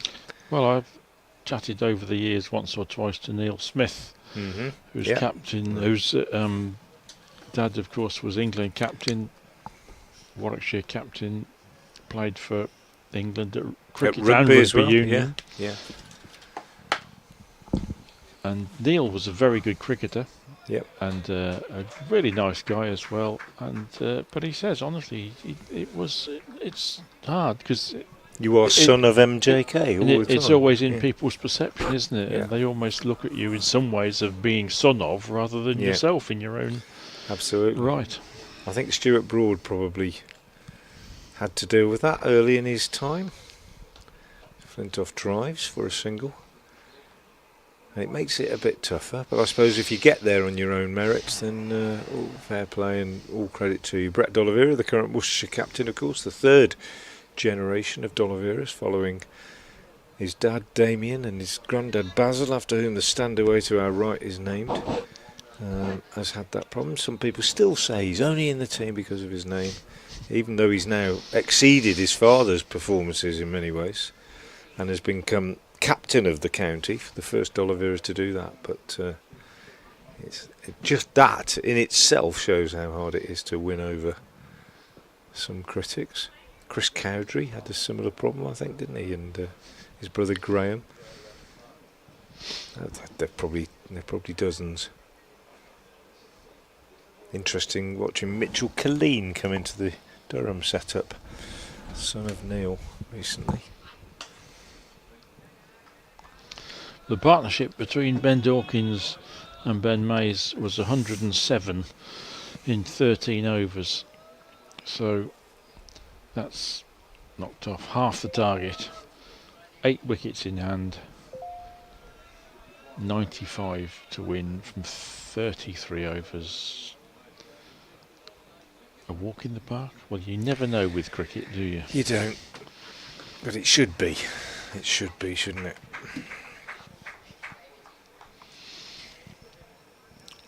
Fathers and sons, of course. There is a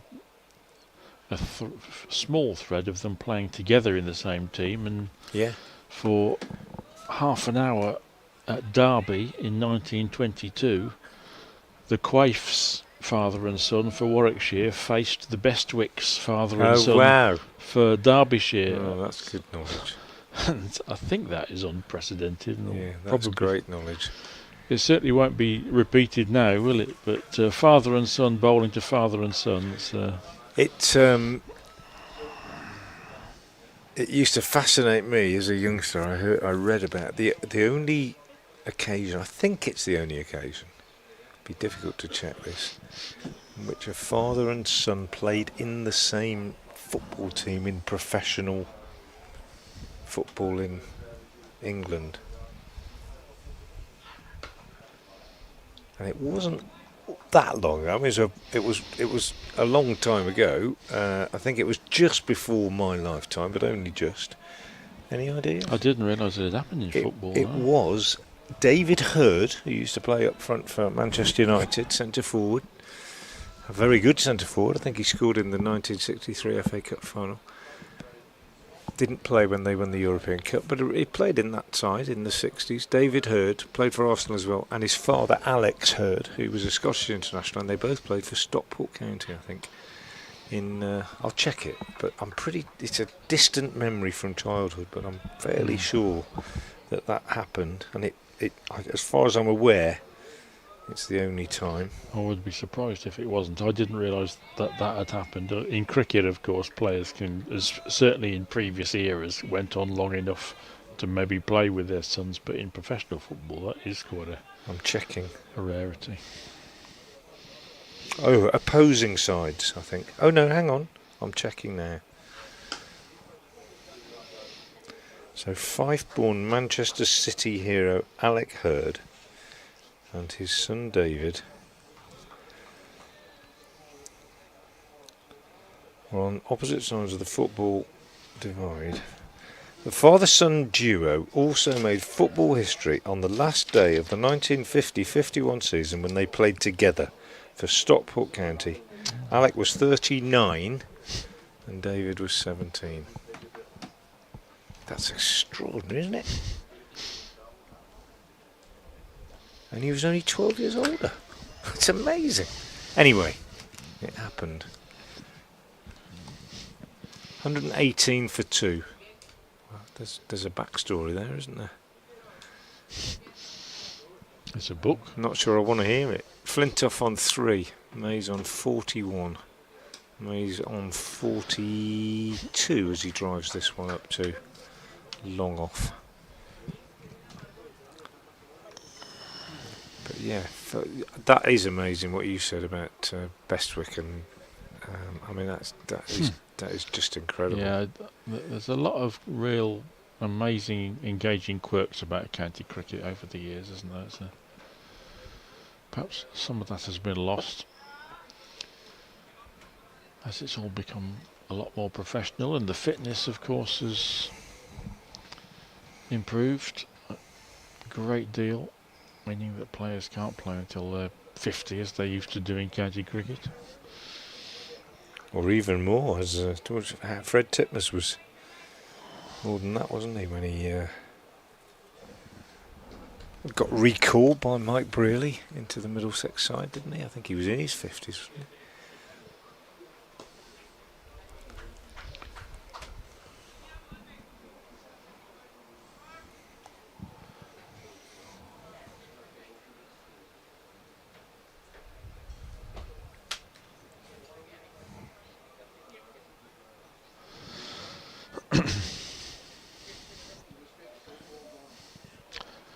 spot of fielding there for Vaibhav Suryavanshi.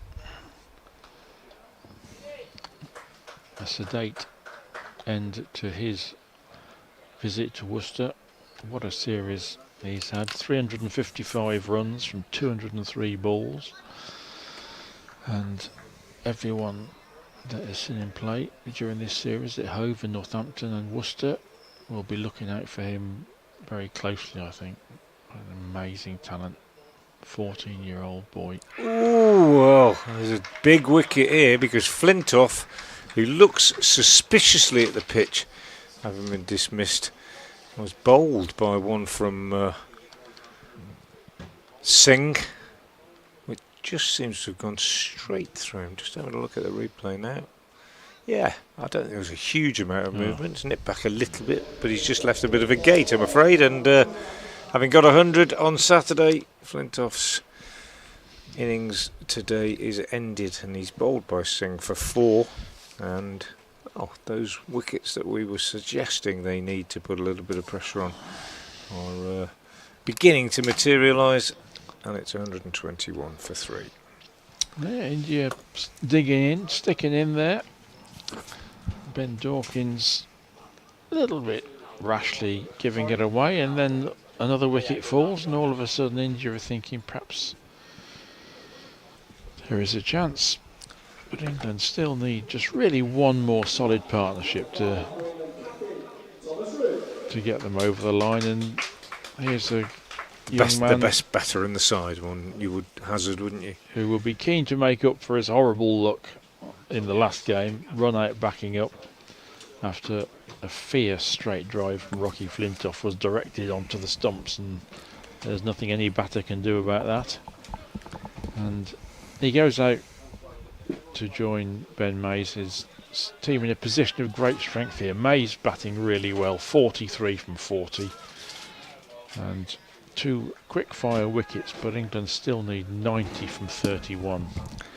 And just going back to my finish off the Alec Hurd story, he was 22, wasn't he, when his son was born? Not 12, as I said.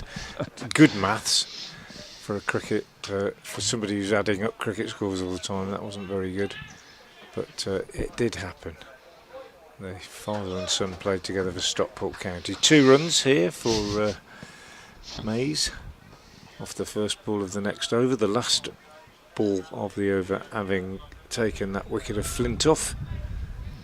123 for 3. Mays perhaps with a little bit of responsibility now to go on and get a nice little 80 or 90 not out. That should be what's in his mind. But Thomas Root, if he gets going, could take pressure off his partner. Turns this one on the leg side. Bumped into Thomas Root's godfather this morning as I was walking around the grounds. A former colleague of mine from my teaching days at Repton, lives now down in Taunton and is here with Thomas's parents today. And we were discussing it on Saturday.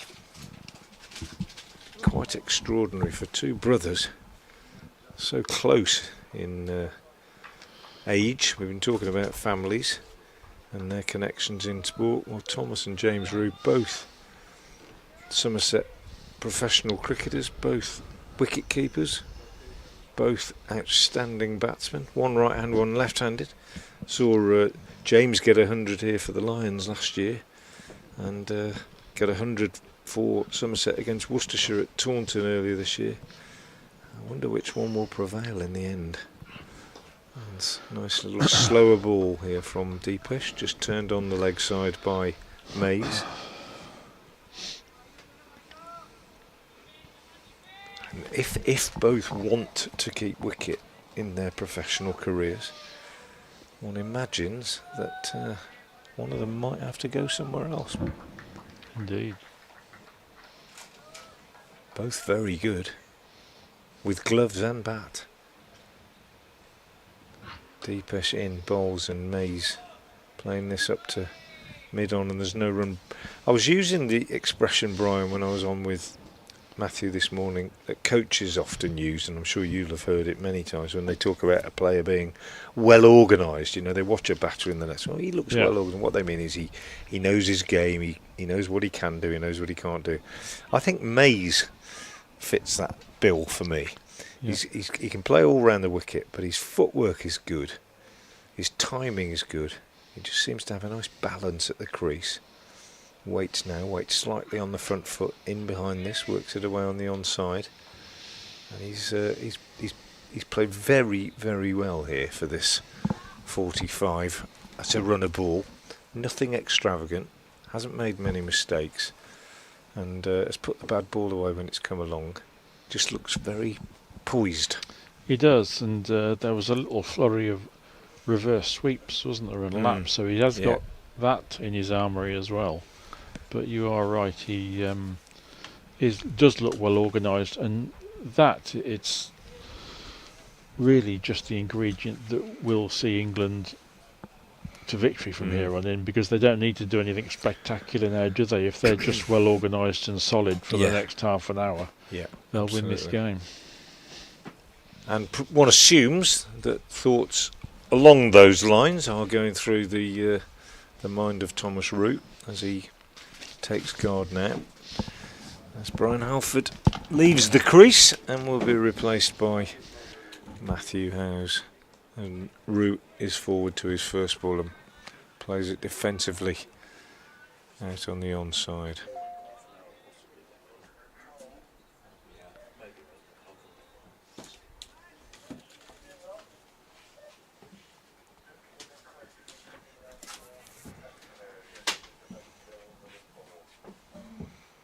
And Rue's off the mark to his second delivery, which is over pitched by Singh outside the off stump and driven wide of long off.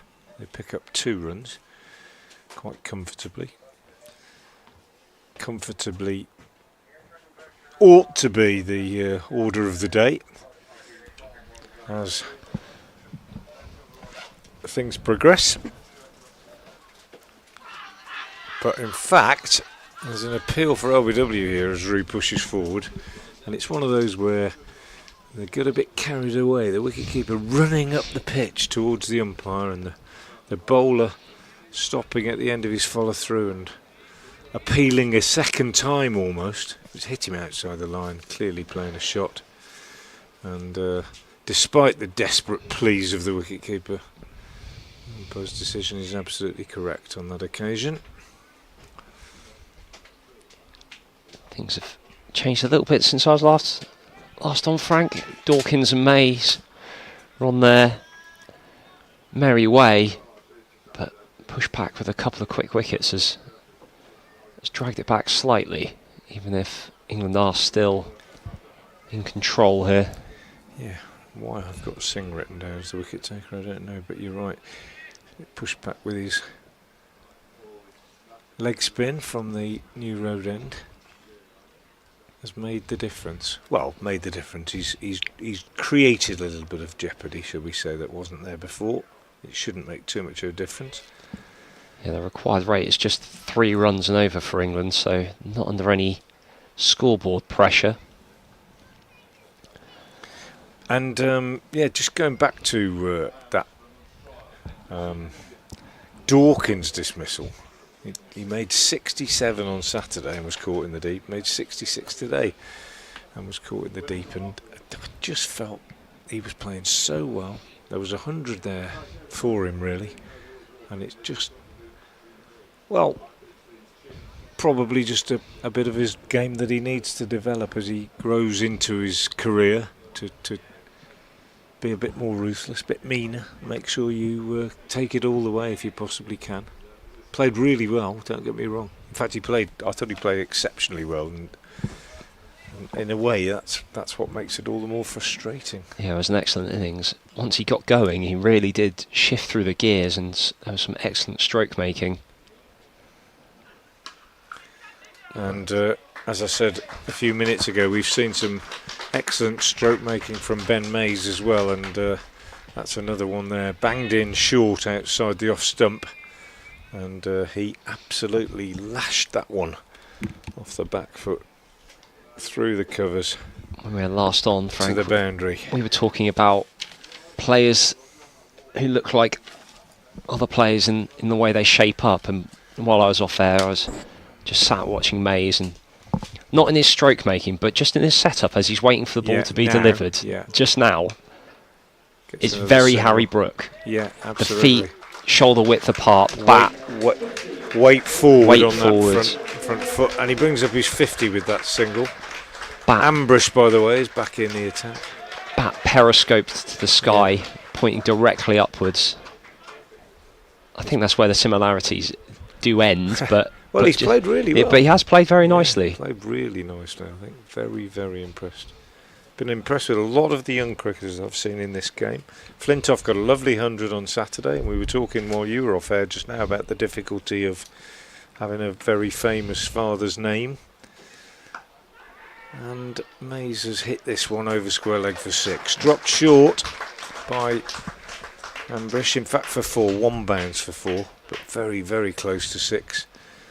And Mays, having gone to 50, probably the loosest shot that he's played, that, to be fair. It was in the air, wasn't that far away from the fielder. I hope we're not going to see another one get to 50 and then lose concentration, because again, he ought to be thinking about 70 or 80 not out here, I think. I think that was Rue, actually, his first I boundary. beg your pardon. I've done him a disservice, haven't I? It is Rue. How could it be anybody else with those shoes on? It's been a long weekend. I've been commentating since Friday morning. It's a long weekend. But you're right, it was Rue. And it was a very Rue type shot, actually, wasn't it? That pull shot. Doesn't mind hitting the ball in the air. Mays having gone to his 50 with a single, of course. So fair play to Mays. He's not going to throw it away. I'm talking nonsense. He's going to get a nice little 80 not out. And he'll be quite happy if Rue takes the bowling on, as he looks like doing. That's 4 more. It's another pretty poor delivery by Ambush. It was a poor delivery, and Rue's just got inside it. Had all the time in the world to pull it away through mid-wicket, just to help yourself, really. As easy as that. But he's a tremendous batsman to watch. I watched quite a bit of footage from his innings earlier in the series, and for a fairly small man, boy, lad, youth, he hits the ball extremely well, as does the man fielding just a few yards in front of us, Suryavanshi. As do so many these days around the game. This one banged in short, Rue lets it go. And as did Kashif Ali in a game that I was watching yesterday when Worcestershire won at Northampton in the T20. Hit some enormous shots, absolutely enormous pull shots. Not the biggest ground in the world, Wantage Road, as you know, Matthew, but these were balls that they weren't just clearing the boundary, and they weren't just clearing the area beyond the boundary. They were clearing the buildings beyond the area beyond the boundary. And the grounds aren't big enough these days to some extent, are they? Although, no, certainly not. You want to see 6s registered, but they pull the rope in as well these days, as they have here for health and safety reasons, and batsmen are clearing these boundaries with room to spare. And Mays just tucks this one away on the leg side and is quite happy to let Rue face, and that's exactly what he should be doing, in my opinion. Just play the anchor role. Nice little 75-80 not out. Win by 6 or 7 wickets. England will be very happy. Although they have, of course, lost the series. Rue is forward, pushing out on the offside. Got a big stride in there. I don't think he'll have much going for it. Having watched 2 of these games and not seen the first 3, India have won the series. I'm going to make a bold statement here, which is based entirely on what I've seen, and it's only my opinion. But I think that India have obviously got the outstanding player, as Rue plays a brilliant reverse sweep for 4. India have obviously got the outstanding player in Suryavanshi, who's just standing at the moment about 10 to 12 yards away from us on the boundary. And Malhotra played beautifully for his 100 on Saturday. And there have been some reasonable performances from other players, but in terms of depth, I would suggest perhaps that England have more depth in their side than India. Well, one thing I would also note, as this ball's hit to cover for no run, is that just going through, doing some preparation last night, I haven't gone through and worked out the average ages of both sides, but there are quite a few England players who are 17, not yet 18, whereas their Indian counterparts, there are a few more players who are in that 18 towards 19 years of old. Obviously, Suryavanshi is only 14, and so that'll drag the average down. Yeah, brings the average down. But I do think this India side is more experienced than their English counterparts. So yeah. Well, you know, I'll qualify that. I don't want to appear to be biased one way or the other, but it's just been a joy to watch international cricketers from both countries playing so well, as England end that over on 143 for 3, and India have quite fair and square won the series, and on Saturday I was of the opinion that they were the better side. But just on reflection, when I look at the contributions that have been made by Mays, by Dawkins, by Flintoff, by Rue, by Moores in this pair of games that I've seen, and by Morgan, Minto, who's already played quite a bit for Durham, by French, who bowled particularly well today. I'm just thinking I'm bringing into the equation more names and a greater number of names, if that makes sense, than if I look at the outstanding performances in the Indian side, which have tended to be done by 3 or 4 people, I think. But they're both two very good sides. India have won the series, you can't argue with that. As there's a change in the bowling at the Diglis end. And looks like Guha it's again, Guha I think. Again, yeah. 143 for 3. And it's I think it's a fair bet that at some point in the next 7 or 8 years we're going to see 4 or 5 of these young men featuring in Test cricket, or certainly in the England setup there'll be regular county players from this crop. For sure.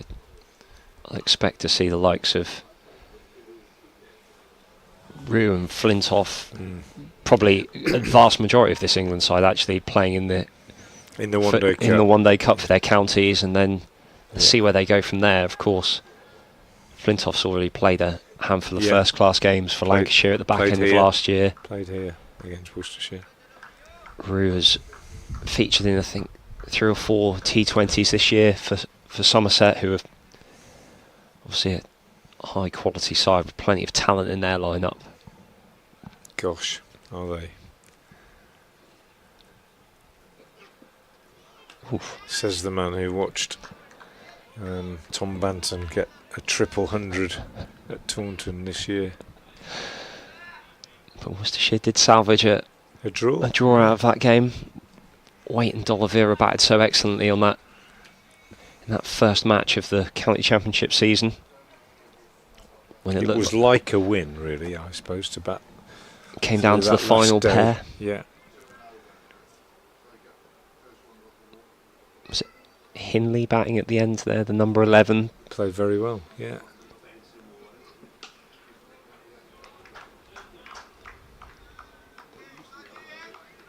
Mays plays that nicely up to even that shot, just a push up to mid-on, but just timed so nicely and hit so cleanly.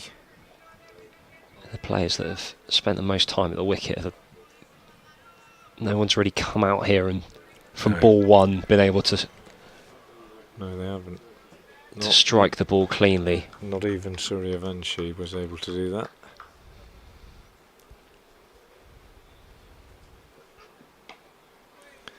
Nicely played by Mays. This one banged in short by Guha. He just fetches it round, rolls his wrists on top of it.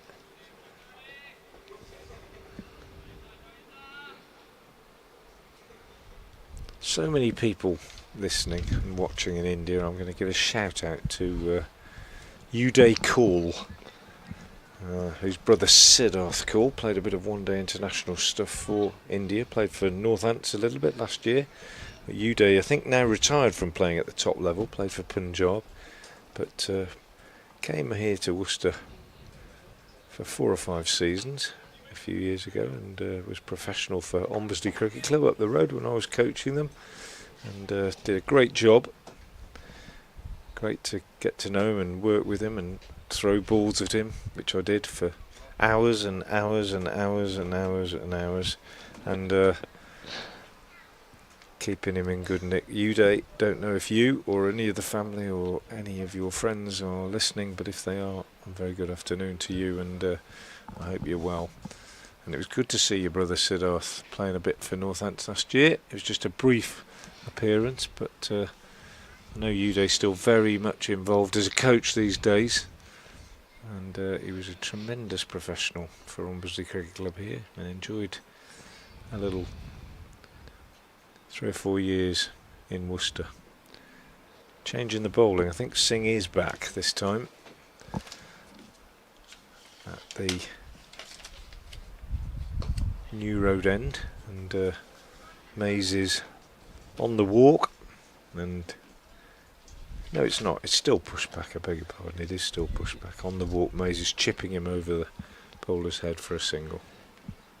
Yeah, push back bowling, a few warm-up deliveries to one of his fielders in the ring there, giving the impression of a change of bowling, but he's continuing with his leg spin.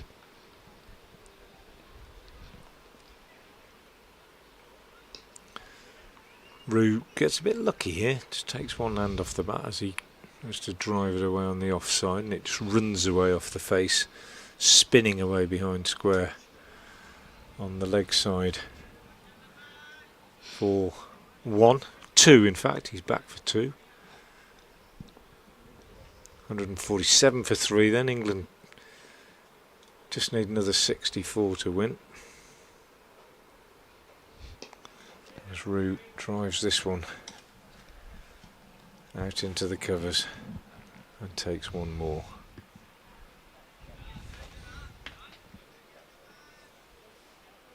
The biggest difference between these two sides so far, I'd say, is England's, while they did bowl quite a few extras and India have only bowled 3 so far, England were much more disciplined with their bowling lines and lengths and able to stick in those areas for as long as possible, as this sweep by Mays beats the diving Vaibhav Suryavanshi. You probably feel like he should have done better there. Made good ground running to his right, but was unable to keep the ball inside the boundary rope. Mays picks up another 4. England 150 comes up. 152 for 3. 2 balls shy of halfway in terms of overs in this chase. They're already well on their way to their victory target. Again, nice use of the feet from Mays there, just going back. It's not a scoring shot, but on the back foot, plenty of time, and just a lovely sound off the bat as he plays that up to mid-on. Yeah, and that one he just gets a bottom edge on it. It's all he needed really, as it was drifting into his pads, and he just swings it round, and the boundaries are beginning to come really with quite worrying regularity from an Indian point of view now, and England are really cruising. They lost those 2 wickets, but Mays has been the glue that's held it together really, and Rue has been his usual fluent self, and they really are closing in now on this victory target. Just 55 required, and the run rate is just 2.2. Yeah, you talked about that previous delivery where Mays got deep into his crease, pushed the ball back off the back foot, and the England batters have really used the depth of the crease and used their feet to the spinners really well. I know we only saw 10 overs of spin in the India innings, but India played it much more from the crease than England have. As that bouncer goes over the head of Roux and has been signalled a wide. On height. On height, very much. And they've been over the head of any of the England players, even if Roux isn't the tallest man.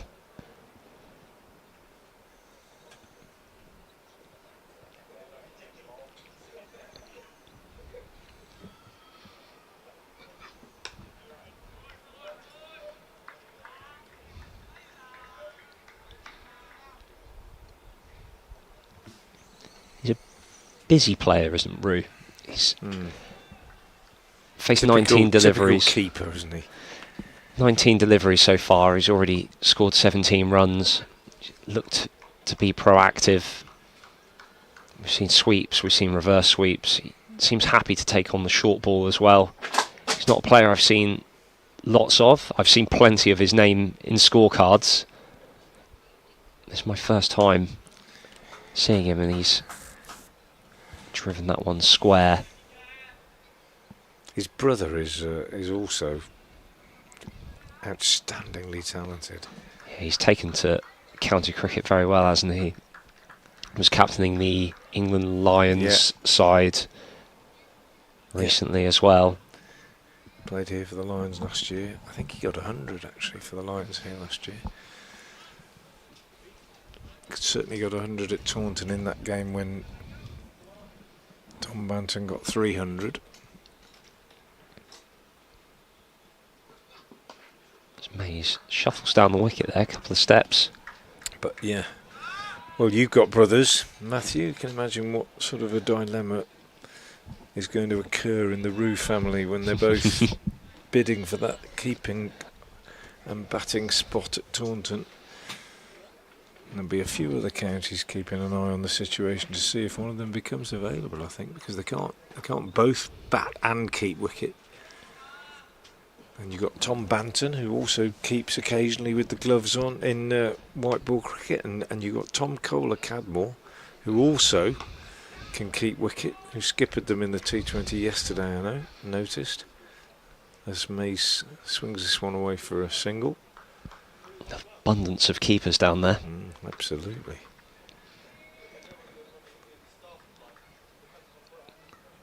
An abundance of talent.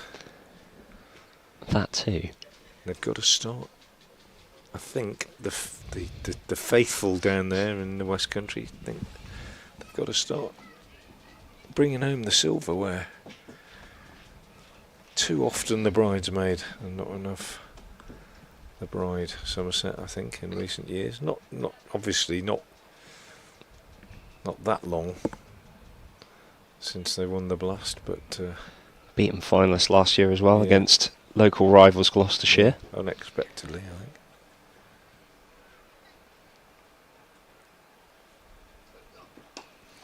Roux square drives for another single.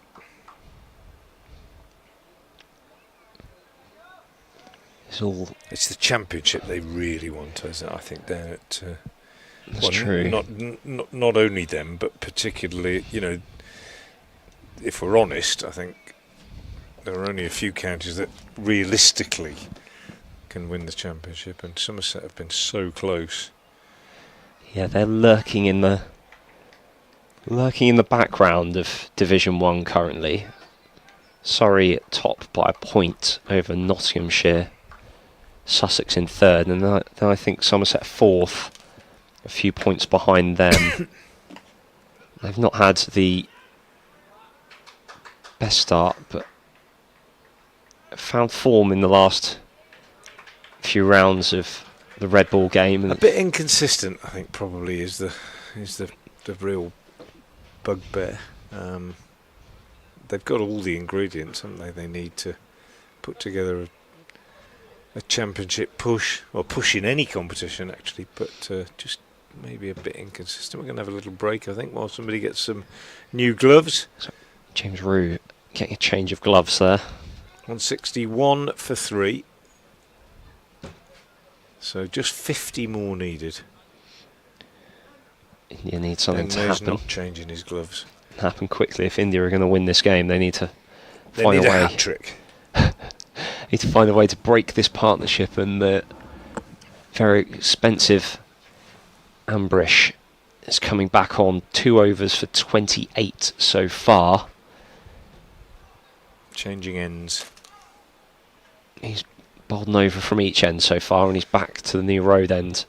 He was the standout player with the bat for India, but Yeah. so he was far today. he has been very wayward with the ball. Too many deliveries that are easy to hit for boundaries. Not this one though. Nice straight one on length. Mays pushes out on the offside, but absolutely no pressure whatsoever on these England batsmen.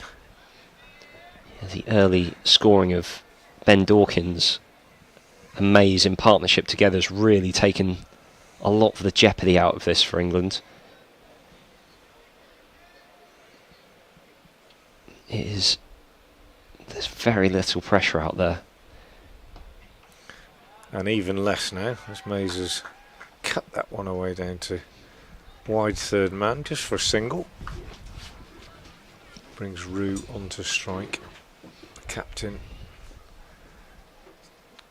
I thought he did a good job today as captain, particularly with his rotating his bowlers. Not to say they didn't do a good job in the previous games, but it's hard work being a captain and a wicket keeper.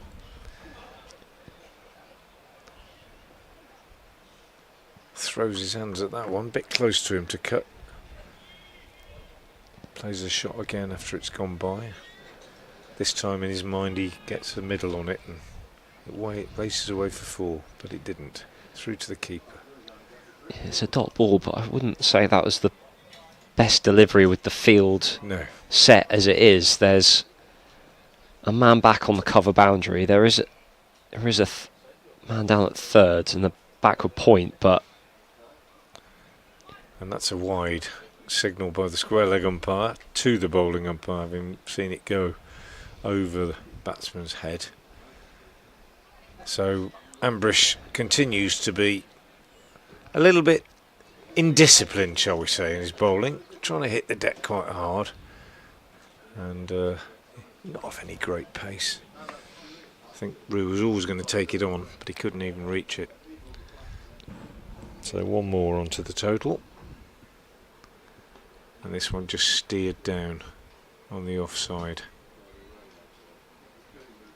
And there's no run on this occasion. So what have we got? They need 48. 48, so just a leisurely stroll, you would think, towards it in the next hour or so. And it's been a very routine game of cricket as far as England are concerned at the moment, you would suggest, as Rue pushes this out on the offside. That said, they've earned the right to go about things in this way with their excellent certainly have. performance in the first half. Talk about the lack of pressure. That's sort of the perfect example of that. Ambrish does bowl a decent enough delivery, and because he's been so loose so far, the man's back on the boundary and it's just an easy single. Dot balls aren't going to get this done for India as Mays takes on this short ball, finds the boundary once more. It wasn't the cleanest contact, but it was enough to get it over the man inside the ring. And on this parched outfield, it raced away for 4. Mays goes to 68 at the end of the over, and they continue on this stroll towards victory. And I'm going to make way for Brian Halford to come in alongside you, Matthew, and he could just, maybe Brian just do 15-20 minutes, see how it's going, and then I know he's got other duties to attend to. Yeah, England are 168 for 3 at the end of 27. As it looks like Guha is back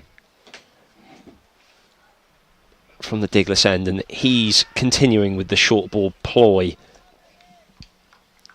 This was head high to Thomas Ruin.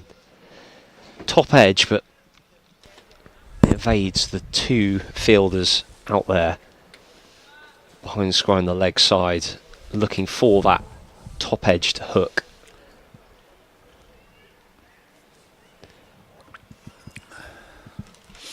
Brian, we saw England have success by just being disciplined and bowling line and length.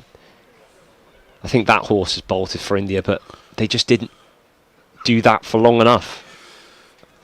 That's right, and as the pressure grows, sometimes you try more and more things and chase wickets, don't you, instead of deviating from what often gets the wickets, which is just bowling top of off and frustrating the batter. And the more you tend to try an experiment, the more things can go wrong. But all credit to England. There was just a glimmer of hope for India, wasn't there, when Dawkins and Flintoff fell in quick succession, but Mays and Roux have played it very solidly. Yeah, these two have put on, well, with that single turned off Roux's hip, they've put on 50 together. And it's been fairly easy, chanceless partnership. Roux has got the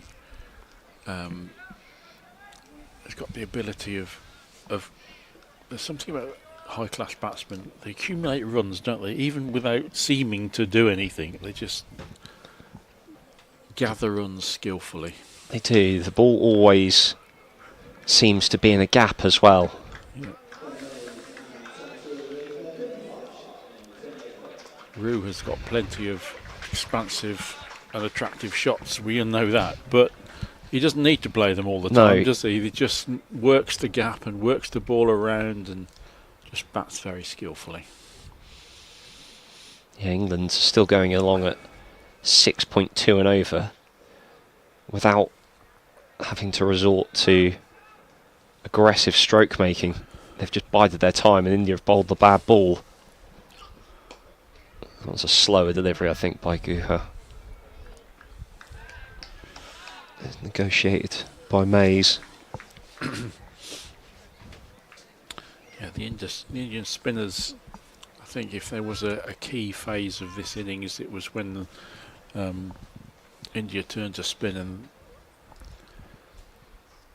Mays and Dawkins were instantly aggressive.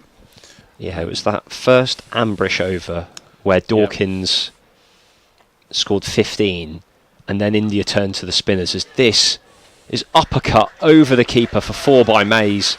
It was a well-directed bouncer, but he swayed inside the line of it, kept his eyes focused on the ball. It was beautifully played. Yes, Ambrish went for 15 in his first over. He's gone for 35 in 3. Chowan 24 from 3. Pushback has got a couple of wickets, but still gone for 45 in 7, and Singh none for 11. Mays on 73, Matt, 27 short of a century, and England need 36.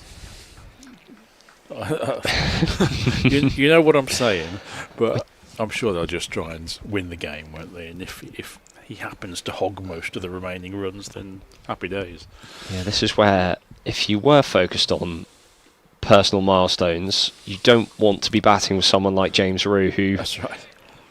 manages to turn the score over pretty quickly. He was unable to do anything with that delivery, though. Back of a length and looking to pull it into the leg side where there are 2 fielders stationed. I'm sure Ben Mays will be more than happy if he walks off with an unbeaten something, even if it's not 100.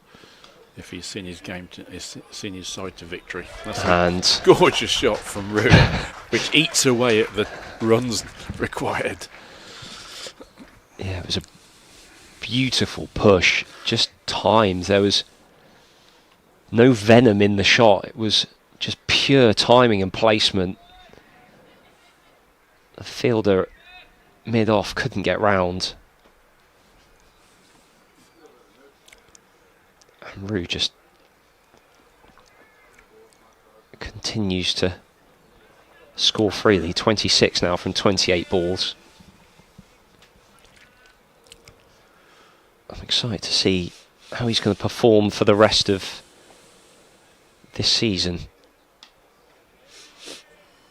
because there's a very talented young player there.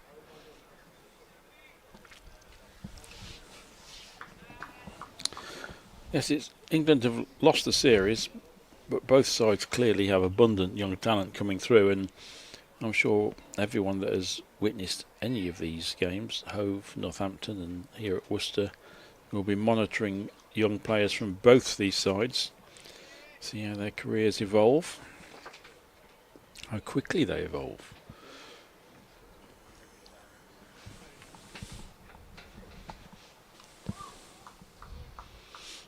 It's a little bit loose there by Mays.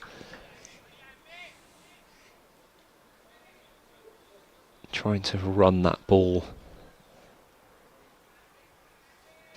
backward of point.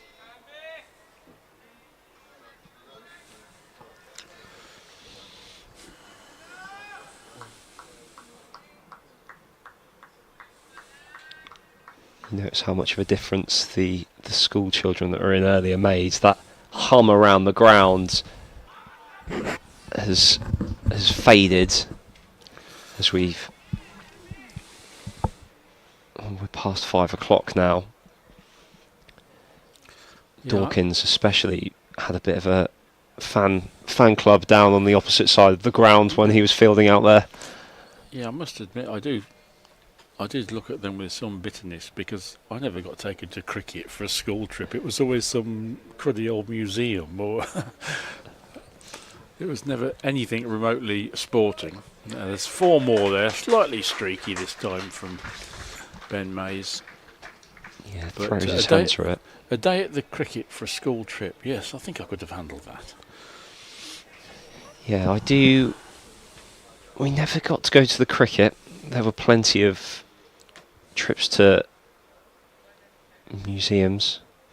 Castle Museum in Norwich was one I remember going to a few times. Yeah. For anyone that knows that part of the world, the castle on the hill in the city centre. There were trips to London. I think the highlight of ours was Slimbridge Wildfowl Trust in Gloucestershire, which is a gorgeous place, and I've subsequently been there as an adult several times and really enjoyed it. But as a schoolboy, I think I'd have plumped for cricket. Yeah, certainly. 184 for 3, 27 short of victory, England, and they're making very short work of this always attractive target, but they still needed to bat well against an India side which has bowled well in this series, perhaps not as well today as in other games, but India are going to have to come up with something pretty spectacular now if this series isn't going to end 3-2 to them instead of 4-1. That's Rue reverse sweeps, and this one's going to run away for 4 runs as well. Any thoughts Mays might have had of 100 of vanishing here as the England captain continues to score freely. We were talking at the end of the India innings and at the start of this England reply that it might be a challenging total. Well, it shows that we know absolutely nothing, as Rue's down the track a couple of steps and has belted this into the Basil D'Oliveira stand for 6 runs. Didn't get to the pitch of the ball, but didn't matter. Still went through with a stroke anyway, and Pushpack's been greeted to this latest spell 4 and 6. Well, before that delivery, there were 23 required to win, and Mays required 23 for his century. So I think that's fairly emphatically ended that argument. I think a glorious shot from Rue. Thomas Rue's looking at, I need 13 to get to my 50. Forget your 100, as he gets on one knee and paddle scoops this through fine leg for another couple. I've been so impressed with the way that England have played the Indian spinners. Pushpak is in his 8th over as Roux gets down on one knee and sweeps this for 4 more.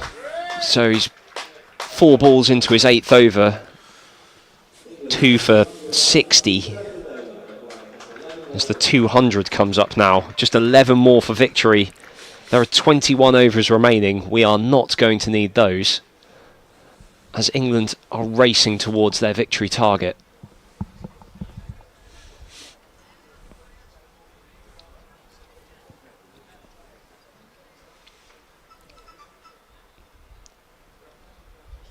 Push back in again. This is driven square powerfully, and the fielder gets down. That was well watched. That was almost through him and 4 more runs.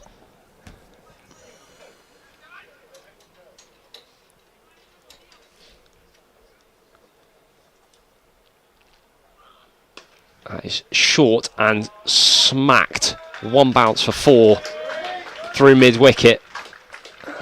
Roux has put his foot on the accelerator there. He moves to 47 from 35. England just 7 away from victory. That was not a great delivery. It wasn't, and it was severely punished. And just there's always what might have been in cricket, of course. India have won the series, deservedly so. They've played some super cricket, but what might have been might just reflect on Saturday when Thomas Roux and Rocky Flintoff were ticking along nicely, added 60 in pursuit of a tall target, but they were going well when Roux was run out, backing up. Most unlucky way to go, and India from that point closed out victory very well, and they deserve to win this series. They played brilliantly, but this has been a really good statement of intent from England, who are just 7 runs short of victory, and Frank Watson has come back to share the moment of glory.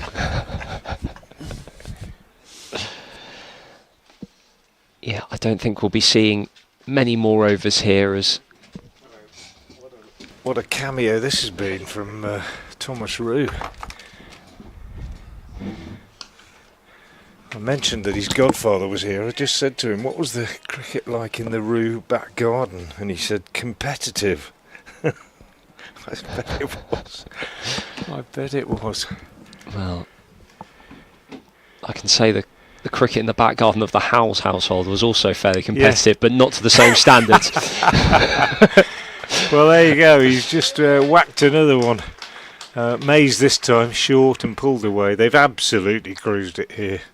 England, they're going to win this game with room to spare, and an outstanding performance from them. They've lost the series. It's going to be 3-2, but very, very encouraging performance today. And they're just 2 away now from wrapping up a 7-wicket win.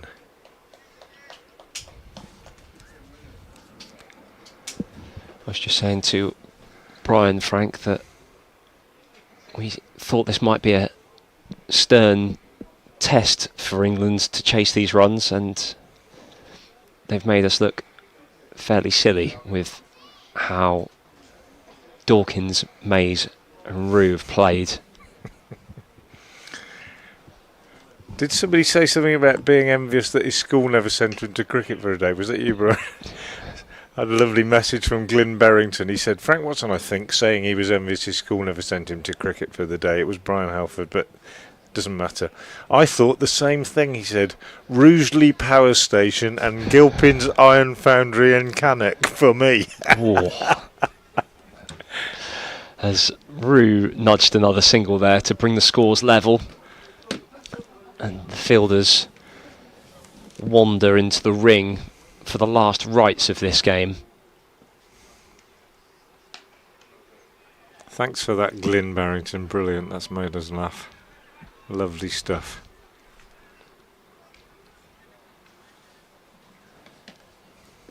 Good performance by England. Been good to watch.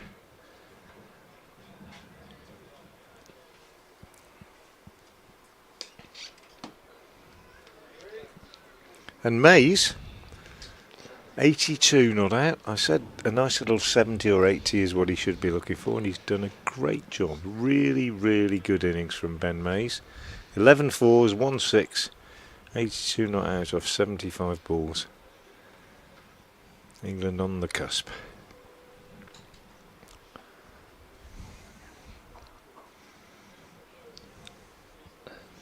Looks like we're getting a bowling change as well. Just to delay it. It's been great to have so many of you with us on the live stream here today at Worcester. Feel free to subscribe, of course, to the Worcestershire County Cricket Club live stream if you'd like to do so. At one point we had over 20,000 of you watching today. Obviously that changed a little bit after one particular wicket fell this morning. And there it is, the winning run from the England captain, Thomas Root. So he finishes on 49 not out, Mays 82 not out, Dawkins out for 66, Moores for 5 and Flintoff for 4. England the winners by 7 wickets in 31.1 overs. And this after India under 19s were 210 for 9 in their 50 overs earlier today. Ambrish the top scorer with 66. 2 wickets for French, 1 for Furbank, 1 for Morgan, 1 for Green, 1 for Singh and 2 for Ralphie Albert in the Indian innings. England losing just 3 wickets. Pushpak took 2 of them, Devendran took 1, but an excellent 66 from Dawkins started them off. And Mays saw them through with 82 not out. Thomas Root 48 not out. England win by 7 wickets. India, however, have taken the series 3-2. It's been a joy to commentate on this game. It's been great to have you with us. My sincere thanks to my colleagues Brian Halford and Matthew Howes, both of whom will be featuring again, we hope, on the Worcestershire website during the One Day Cup later this season. And until then, a very good afternoon to you, and thank you very much for being with us. I've managed to do about 24 Good mate, thank you, Brian.